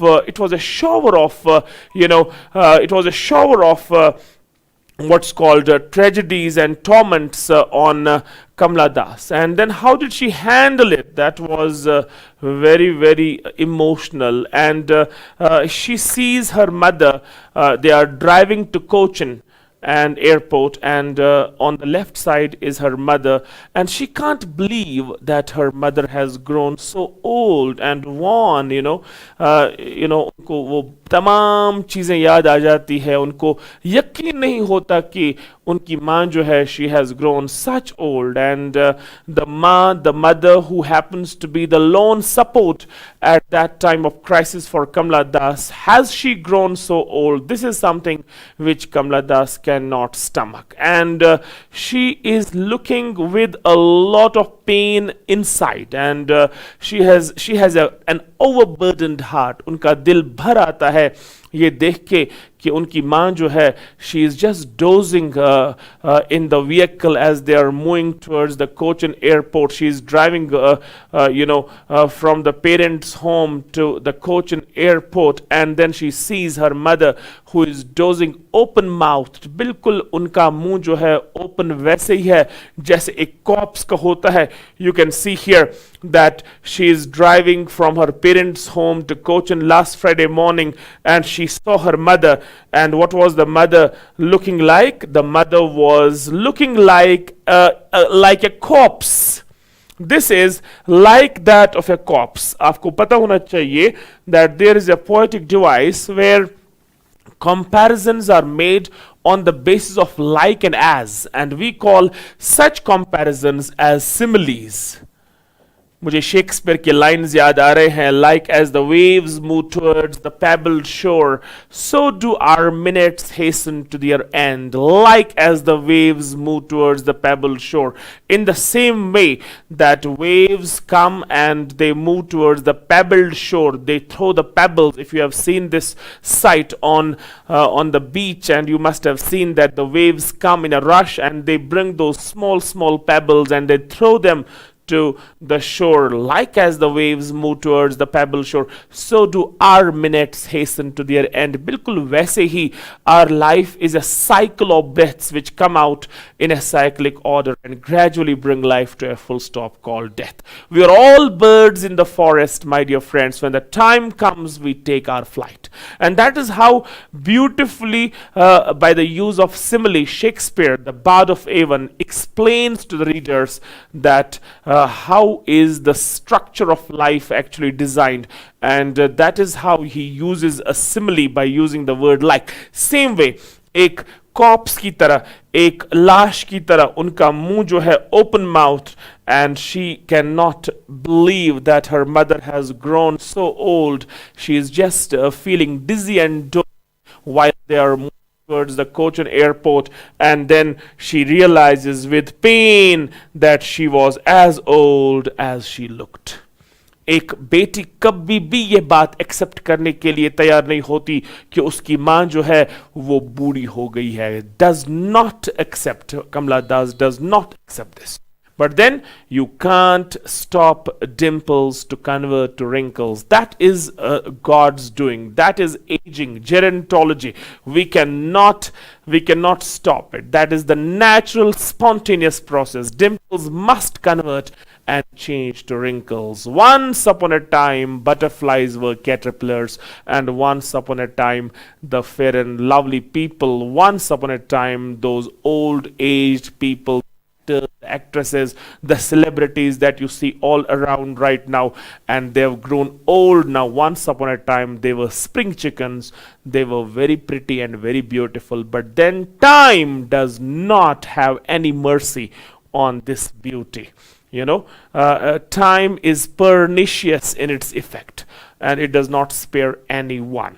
And that is why we must stay very humble, and we must appreciate what we have before it turns what we had. हमें उस चीज की कदर करनी चाहिए जो हमारे पास है, इससे पहले कि वो पास्ट टेंस में कन्वर्ट हो जाए. और कमला दास अपनी इस माँ को देख के याद करते हैं कि how this young mother, because of the tragedies and the sufferings that were accrued to her because of destiny, because of kismet, and that kismet was somehow related to her daughter also, and she grew very, very worse and trouble torn with each passing day. एक बेटी की जो दग होती है, एक pen होती है अंदर ही अंदर, जब बेटी एडजस्ट नहीं होती लाइफ में, तो इसका सबसे ज्यादा असर जो है वो दिखने को मिलता है. और वो दिखने को मिलता है इंसान को एक मां के चेहरे पे. वो झुर्रियां जो है, अगर उनकी जुबान होती तो हर एक झुर्री से एक आवाज आती कि ये झुर्री जो है ये इसलिए पड़ी है क्योंकि इसमें मेरी बेटी की या मेरे बच्चे की ये परेशानी शामिल है, इस वजह से मैं बूढ़ी हो गई. बहुत सारे लोग आपने देखे होंगे, माएँ ऐसी देखी होंगी जो एज से ज्यादा उम्र में नहीं होती, लेकिन उनकी मुसीबतें, उनके घर में परेशानियां, उनकी ट्रेजेडीज उनको बूढ़ा बना देती है. Therefore, people don't get older in terms of years only. Sometimes the sufferings do the killing act. Sometimes the sufferings take the heavy toll of the mothers and the fathers and the parents, and they look older than their years. तो इस context में इस poem को my mother eight 66 मैं आपको बताना चाहता हूं कि एक तरफ से कमला दास जो है वो अपनी मां को अपनी जिंदगी के आखिरी कदम उनको एक इमेजिन होता है कि शायद मेरी मां जो है मौत के करीब आ चुकी है. Or on the way, she is seeing the little children coming out and playing. She is seeing the trees pacing ahead, and then she feels that her mother is almost reaching the fag end of her life. Her days are numbered, and then she feels that there is a device of contrast. On the one hand side, the children are starting their lives, and on the other hand side, her mother is coming to the conclusion of her life. कारेगाहे दुनिया की नीस्ती bake हस्ती है, एक तरफ उजड़ती है, एक सिमत बसती है. On the one hand side, someone is preparing for becoming a bride or a bridegroom, starting a new life, getting birth in a hospital, but from the same hospital, someone's dead body, someone's corpse is being taken out in an ambulance and taken to his home for his last rites, for his burial. That is the style, that is the equilibrium that God has created in this world, my dear students. Kamala Das, in a way, is showing device of contrast in this poem. One hand side, children going for play and enjoying their life, thinking that life has got all the tamasha in it. But on the other hand side, Kamala Das's mother, painful, trouble torn, suffering, full of suffering, and her heart is crying and weeping inside. And when she bids adieu, when she bids goodbye, that goodbye comes out of a choking situation. In fact, अगर आप देखें ये poem जो है एक बड़े full stop, कहीं पे फुल स्टॉप नहीं, it's a thought process from line 1 to line last. एक थॉट जा रहा है, एक पेनफुल स्ट्रीक जा रही है, एक चेन ऑफ पेन जा रही है, right from sentence 1 to sentence last. But then we can imagine Kamala Das's pain. We can feel that sadness that she is feeling for her mother. And why not Prophet of Islam, once upon a time, was asked by a companion, "To whom do we owe the most, my dear Prophet?" He said, "Mother." Then he said, "Mother." Then he said, "Mother." Then he said, "Father." Three times the Prophet of Islam said, "Ma," and then the fourth time, "Father." Therefore, underneath her feet lies the paradise. And she is the one to whom we owe the most, and she is the one with whom we are emotionally connected, so much so that it is absolutely impossible for a person to imagine life without this wonderful creature of the Creator called Mother. We move forward, my dear friends, with one more poem summary. That is an elementary classroom, school classroom in Islam. Now, इस poem में you have the poet taking you to a very pathetic situation. And that pathetic situation is related to the children. वो बच्चे जिनको किस्मत की ठोकरें लगी हैं, वो बच्चे जो unfortunately उस माहौल में पैदा हुए हैं, उस अनटाइडी माहौल में पैदा हुए हैं जहां पे उनके ड्रीम्स शैटर हुए हैं. And here is a situation in the elementary classroom where those children, unfortunate children, they are not given the right facilities, they are not shown the colorful world जो डिजर्व वो करते हैं. एक बच्चा जो होता है इसके मन में काफी एम्बिशंस ambitions होते हैं.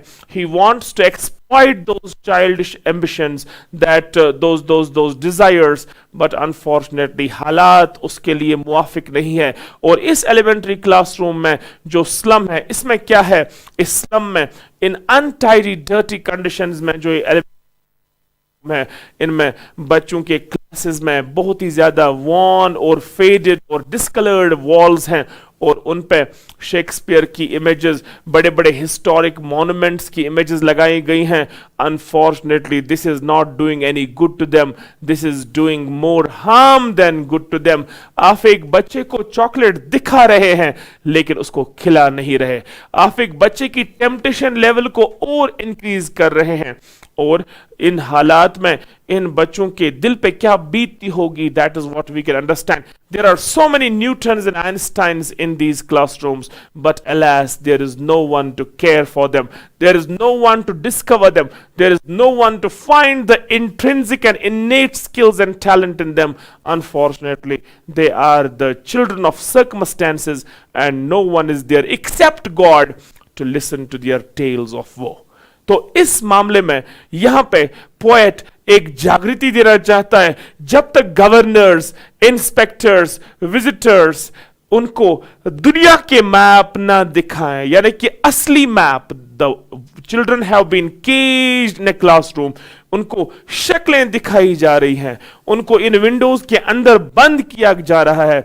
जब तक ये गवर्नर्स, ये मेन इन चेयर्स उनको इस क्लासरूम की चार दीवारी से बाहर लेके उस दुनिया की असलियत ना समझाएं, तब तक ये बच्चे बेचारे निढाल हैं, ये बच्चे बेचारे पोर हैं.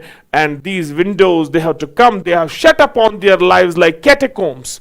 कैटाकोम्स हो गए वो पैसेजेस, वो एरियाज जहां पे पुराने इलाकों में, पुराने टाइम्स में डेड को बेरी किया जाता था, दफनाया जाता था. यानी कि अंडरग्राउंड जैसे वो छोटी कोठरियां होती है, उन्हीं कोठरियों की तरह इन बच्चों को बंद किया गया है. And break open the town, there is a need of breaking open. ये ब्रेक ओपन बहुत इंपॉर्टेंट. दैट मीन्स इनकी ये दीवारें फांदनी है. Someone has to come as a messiah to take them out of this crisis, to show them the real world, to take them out and show them what is what. उनको सिर्फ शक्लें दिखा के, maps दिखा के, ज्योग्राफाई नक्शे दिखा के, बड़े बड़े हिस्टोरिकल मॉन्यूमेंट्स की शक्लें दिखा के, शेक्सपियर की शक्लें दिखा के आप उनको, उनके साथ कोई रहम का सलूक नहीं करते, बल्कि आप उनके जख्मों पे ताजा नमक पाशी कर रहे हैं. And that is something which is not acceptable. And then you need to show these children to green fields, you need to make their world run azure on gold sands. That means you have to make their lives colorful and make their lives beautiful. उनको बाहर निकलना है, उनको wings देनी है. You have to give them the launching pad of expression. They must understand that they have to express themselves rather than they have to get themselves caged on gold sands and their tongues have to run naked. That means expression is very important. They have been caged to such an extent, वो दबाए गए हैं, उनकी आवाज को खत्म कर दिया गया है. Their voice has been torn and they need to be given that voice. They need to be shown the world whereby they can scatter themselves, they can stretch things, and they can find themselves as children. Remember, history is theirs, whose language is the sun. Language is something that is crucial to them. They need to express freely. They are, in fact, the important parts of this globe. They are also humans, and they need that human understanding. They need that human touch. They need to be known. They need to be discovered. They need to be found, and they need to be shown the way, that way which they deserve as children. They did not know what is poor and what is rich. They did not know who is black and who is white. They did not know the caste, the creed, the gender inequalities. They are the ones who came as free children and they want freedom for themselves. Unfortunately, they are not given that. Circumstances alter cases. Those people in big chairs, they just care and have the concern for the rich. We say zardar pardar hote hain, jo amir log hote hain, they have the wings, they can have the facilities, the amenities, they can snatch those facilities for themselves. But remember, ये गरीब बच्चा बेचारा जो होता है, इसको हर हाल में ठोकरें खानी पड़ती है. हर हालात में ये गरीब जो है ये पिसता है. He gets ground under the spiky boots of oppression, sometimes from politics, sometimes from the authorities, sometimes from the kismet, sometimes from his own circumstances, sometimes उसके अपने भी पराए निकलते हैं. देखा जो तीर खा के कमी गाह की तरफ अपने ही दोस्तों से मुलाकात हो गई. We have one more poem that is from John Keats. In fact, ये poem की lines बड़ी crucial है examination के लिए. A thing of beauty is a joy forever. Remember, when we talk of this poem, we particularly talk of nature and love for nature. This is a poem that revolves around nature and love for nature. रही एक घर ऐसी जगह चलकर जहां कोई न हो, हम नवा कोई न हो, पासबा कोई न हो, बेदरो दीवार सा एक घर बनाना चाहिए, कोई हमसाया न हो और पासबा कोई न हो. A thing of beauty. First of all, you need to understand what is a thing of beauty. Remember, beauty is a value. प्लेटो का नाम आपने सुना होगा, अफलातून जिसे कहते थे, एरिस्टोटल्स टीचर, वो बोलते हैं there are three eternal values. Satyam, that is the value of truth. Shivam, that is the value of goodness. And sundaram, that is the value of beauty. Now the question is, beauty is a value. It is not the make, not the facial appearance that refers to beauty. What you mean by beauty is the beauty of the soul. Body dies, beauty lives. If body dies, beauty lives is a proverb that means beauty is not body. Beauty is soul. Beauty is something that is divine. And anything that is created by God is beautiful. Jean Jacques Rousseau की lines आपको सुनाता हूं. Everything is good as it comes from the hands of the author of nature, and everything degenerates in the hands of man. हर कोई चीज खूबसूरत है जब वो अल्लाह के हाथों निकलती है. हर कोई चीज बदसूरत बन जाती है जब वो इंसान के हाथ में आ जाती है. Therefore, that is the concept that you need to understand. God made nature. Doctor sir Mohammad Iqbal की लाइन आपको सुनाता हूं. शेख चले काबा, हम चले इंग्लिस्तान, वो खुदा को देखेंगे, हम खुदा की शान को देखेंगे. और खुदा की शान जो है, that is in nature. And that's why John Keats, the person who died very young at the age of 28, he died of consumption, he died of tuberculosis. इन्हीं के beautiful words शायद आप सिर्फ कैलेंडर्स पे देखते हैं, a thing of beauty is a joy forever. But यहां पे मौका मिला है आपको इस लाइन की जिगर में जाके इसकी गहराइयों को टटोलने का मौका आपको मिला है. A thing of beauty is a joy for ever means if you appreciate a thing of beauty, if you understand nature, if you understand God, if you understand divinity, if you understand the concept of soul, then you have got peace and joy that is going to be eternally present with you. A thing of beauty is a joy forever. Its loveliness increases. जितनी खूबसूरती के साथ आप इसको देखोगे परखोगे इसकी खूबसूरती और बढ़ती जाएगी. लवलीनेस इंक्रीज हो जाएगी, कभी फेड हो जाएगी. याद रखें, some eyes see they are rare, some eyes look they are common. कुछ आंखें सिर्फ लुक करती हैं, आम आंखें हैं. कुछ आंखें गहराइयों में जाके जिगर में जाके तह तक पहुंचती हैं, वो आंखें बहुत ही नायाब होती हैं. Its loveliness increases but will keep a bower quiet for us. A shady place, bower means a shady place. बहुत ही शांत और बहुत ही पुरसकून जगह हमारे लिए ये नेचर जो है खूबसूरत चीज जो है रखती है. And it gives us a sleep that is absolutely full of sweet dreams, and it gives us good health, it gives us sweetness, it gives us happiness. Ghalib का शायर आपको सुनाता हूं, जिसको कहते हैं मतानत, जिसको कहते हैं सुकून, झोंपड़ों में हो तो हो, पुख्त मकानों में नहीं. A person who has got sukoon to find, that sukoon may be present in a poor man's hut, and that sukoon may not be present in a big posh bungalow. The reason is that you need to appreciate the value of good health. एक इंसान को अपने आप को खुशकिस्मत समझना चाहिए अगर उसको भूख लगती है, अगर वो एक ठंडा गिलास पानी का पी सकता है, अगर वो अपनी सेहत को ठीक मेंटेन कर पा रहा है, उसके लिए सबसे बड़ी दौलत तो वही दौलत है. दौलत does not lie, happiness does not lie in the awards and the rewards, in the medals and the trophies, in the bungalows and the cars, in the posh bungalows and the big buildings and flats. It lies in the peace of mind. It lies in the sukun qalb. It lies in the remembrance of God. It lies in the divinity of God. It lies in the beauty of nature. That's what John Keats wants to convey to us through this poem. और इस poem के इन stanzas में आपको ये understand करना है कि what is the inherent message by John Keats. We move forward.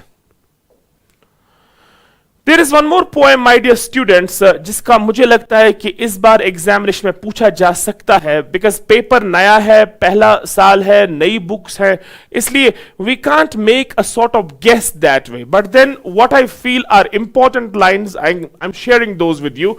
A road side stand, once again it talks about the poor man's plight. बेचारे जो गरीब लोग होते हैं जो रोड साइड पे स्टैंड लगाते हैं और उसके बाद वो उम्मीद करते हैं कि अमीर गाड़ी वाला जो है ये यहां पे रुक के थोड़ा सौदा लेगा हमसे, एक पानी की बोतल लेगा, एक चॉकलेट लेगा, एक च्युइंगम लेगा, एक बिस्किट का डब्बा लेगा, उससे हो सकता है कि मुझे भी 5-10 रुपए का फायदा मिल जाएगा. लेकिन अफसोस अफसोस, ऐश वालों से गरीबी की मुसीबत न कहो, जख्म की तरह सो दर्द की हालत न कहो. These are the people who don't understand you.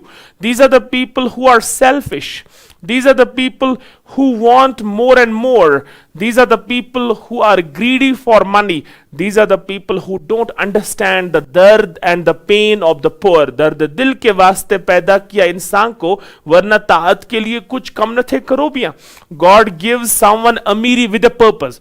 God gives someone गरीबी with a purpose. अमीर होने में भी मकसद, गरीब होने में भी मकसद. अमीर का मकसद ये वो कैसी इस अमीरी को, गरीबी को हटाने में कामयाब हो जाएगा, उसको कितना अल्लाह याद रहेगा, उसको कितना यह चीज एहसास होगा कि मुझे ये अमीरी और हशमत जो मिला है इसका मुझे इस्तेमाल कहां करना है, क्योंकि कफन के जेब नहीं होते. Ultimately the person will have to move out from this world and go into an eternal world, जहां पे पैसे का हिसाब किताब नहीं होगा, जहां पे अमाल का हिसाब किताब होगा, जहां पे यह देखा जाएगा कि एक अमीर ने एक गरीब के साथ क्या बर्ताव किया. Therefore, a roadside stand, when we talk of it, this little house was out with a little new shed in front of the edge of the road where the traffic sped. Traffic तेज भाग रहा था. A roadside stand that too pathetically played is the second form of plead, बहुत ही मिन्नत समाजत करके ये request करता है, मन ही मन में बोलता नहीं, अपने आप की सेल्फ एस्टीम को धचका नहीं पहुंचाता, जक नहीं पहुंचाता, बोलता नहीं, लेकिन उसकी आंखें बोल देती हैं।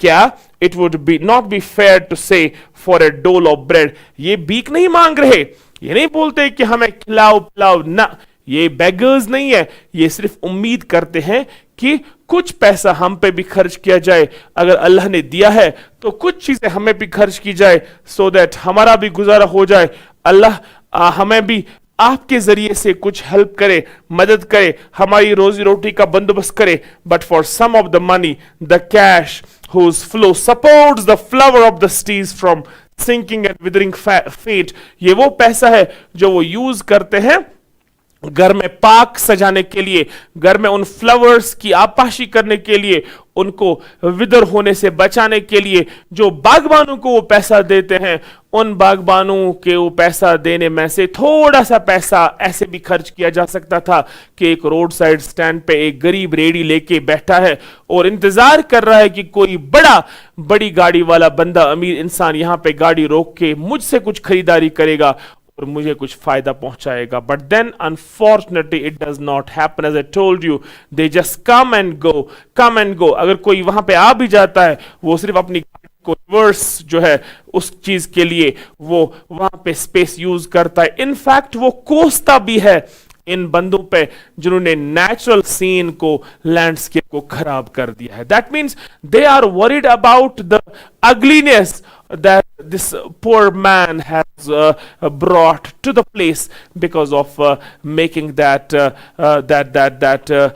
stand there, roadside stand. उनको ये फिक्र है कि रोड पे इनने अपनी खराबी करी है, उनको ये फिक्र नहीं है कि उनकी भूख है, उनकी प्यास है, उनके बच्चे हैं जो इंतजार में रहते हैं कि हमारा बाबा हमारे लिए कब ब्रेड लाएगा। That is something that is insensitive of these people. Once again, चाहिए गवर्नमेंट्स को, लास्ट स्टैंजा पढ़ेंगे इस पोएम को, उनको चाहिए कि इनको रिहैबिलिटेट करने के लिए सिर्फ वो झूठे वादे ना करें। Politics normally promise to build bridges when there are no rivers, वो झूठे वादे के लिए नहीं, बल्कि उनको कुछ ऐसा दे प्रैक्टिकल, सो दैट वो इस अबिस ऑफ मिजरी से बाहर निकल के एक इज्जतदार सस्टेनेंस हासिल करें, एक इज्जतदार सर्वाइवल जो है उनका हो। उसके बाद अल्लाह को पता है कि ये कारवान और कायनात कैसे चलानी है, लेकिन एज इंसान एटलीस्ट अगर आपको इक्तिदार मिला है, अगर आपको हशमत और जह मिली है, अगर आपको दौलत और कुर्सी मिली है,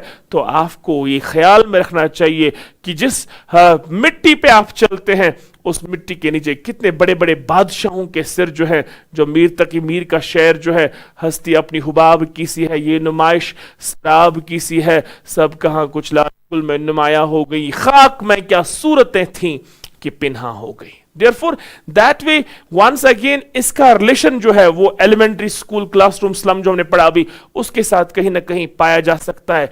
Once again, there is a hint that we need to rehabilitate the poor. We need to be more sensitive, more concerned, and more significantly attentive towards the poor and the miseries that they are facing.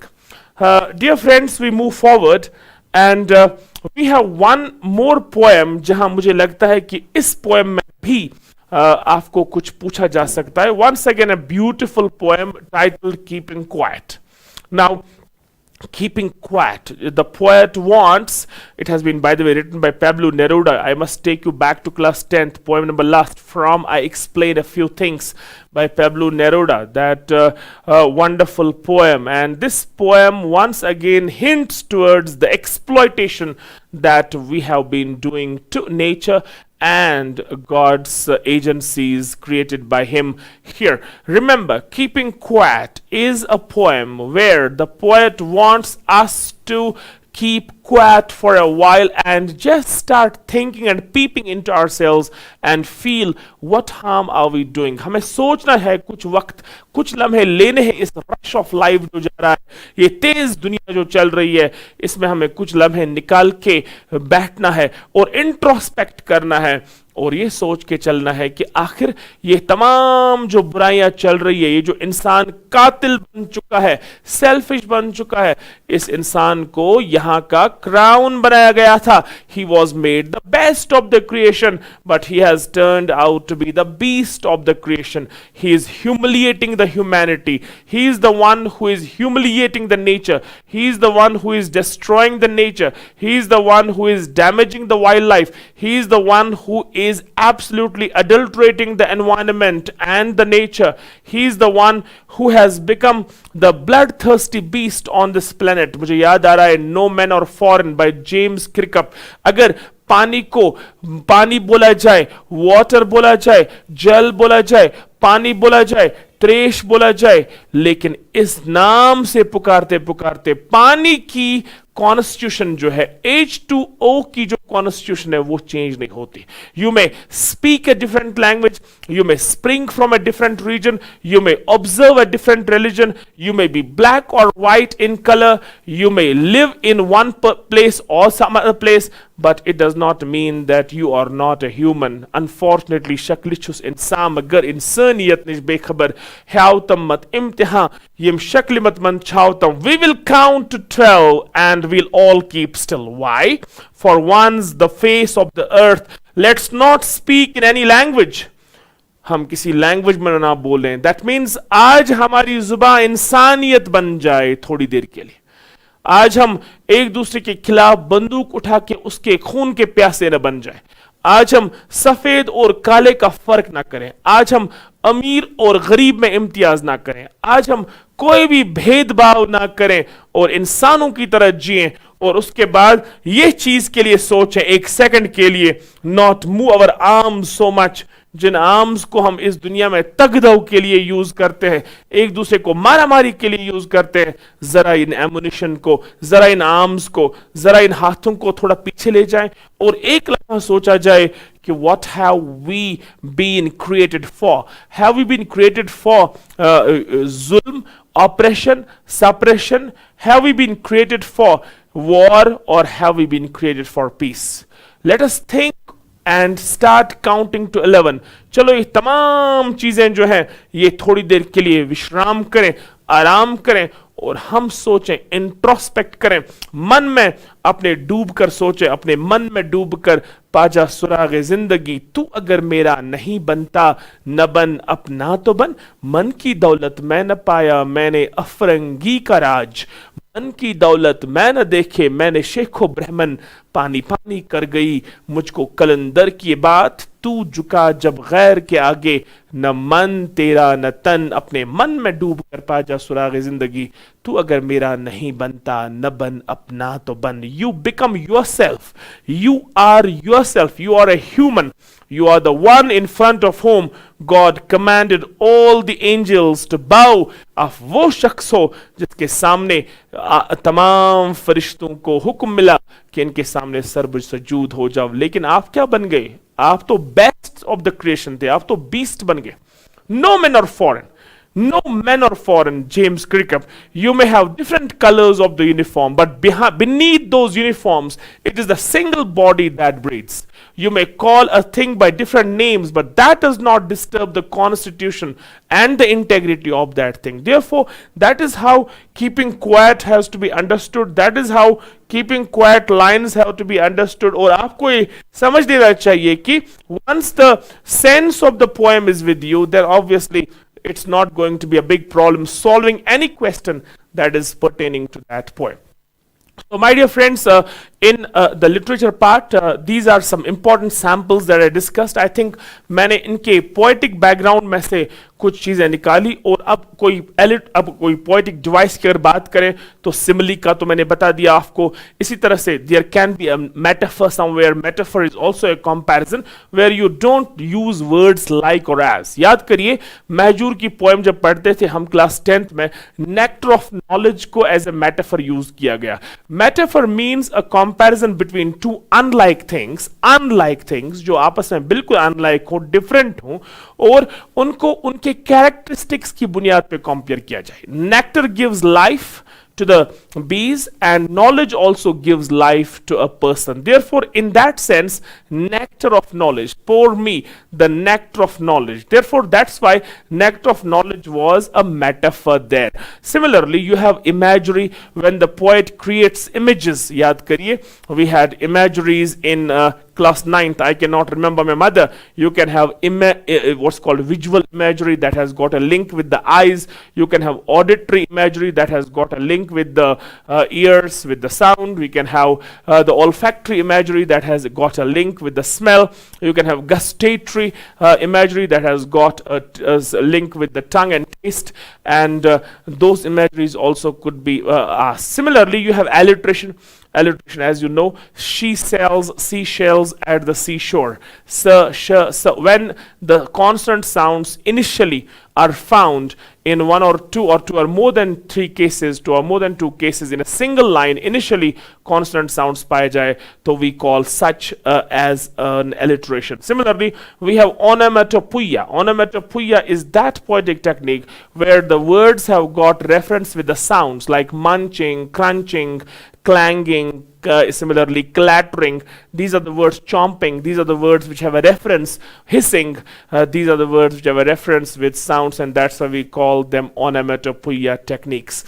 Similarly, you have personification. जैसे मुझे पता है, आपको पता होना चाहिए, when we give an inanimate thing, a non-living thing, a human character, a human trait, then obviously that is a personification. We had a poem in class 11th last year that was Daffodils by William Wordsworth, and he used a line, tossing their heads in a sprightly dance. He was referring to flowers tossing their heads. Heads are normally associated with humans, but then Wordsworth referred to heads in terms of daffodils, and therefore they were moving their heads as humans do. And this dancing is an attribute that you normally give to humans, and it was given to flowers, the inanimate flowers, and therefore this was an example of personification.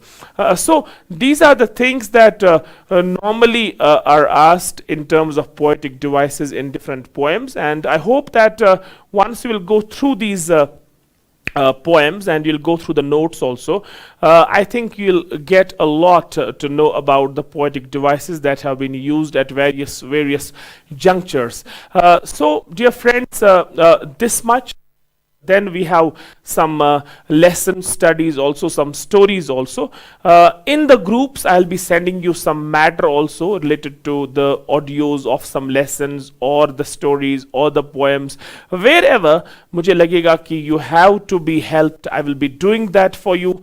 I can understand that you have had a lot of trouble for the last 2 years, and as an English teacher and as a well-wisher of all of you, I will do my utmost to make sure that you have a smooth sailing when it comes to English in the upcoming board exams. But I hope and pray that this information comes vital and comes handy to all of you when you face the exams, upcoming exams, और जो भी notes of जो भी इस material आपको हम देंगे, inshallah, that material also will be very crucial in that mission 100.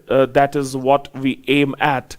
Even though you may not have had a lot of study in English, but I am very sure that with this session, this 3, 4, 5 hour session, I think if you minutely observe it, watch it, and you have got your windows of your mind very much open. Remember, minds are like parachutes. They only function open if you devote proper time to these sessions. I think it's not a secret and a surprise that you will be cracking this nut as well, and that too with a big bang. This was all about the finishing touch for English class 12th. For more and for any doubt clearance, I'll be always there for you.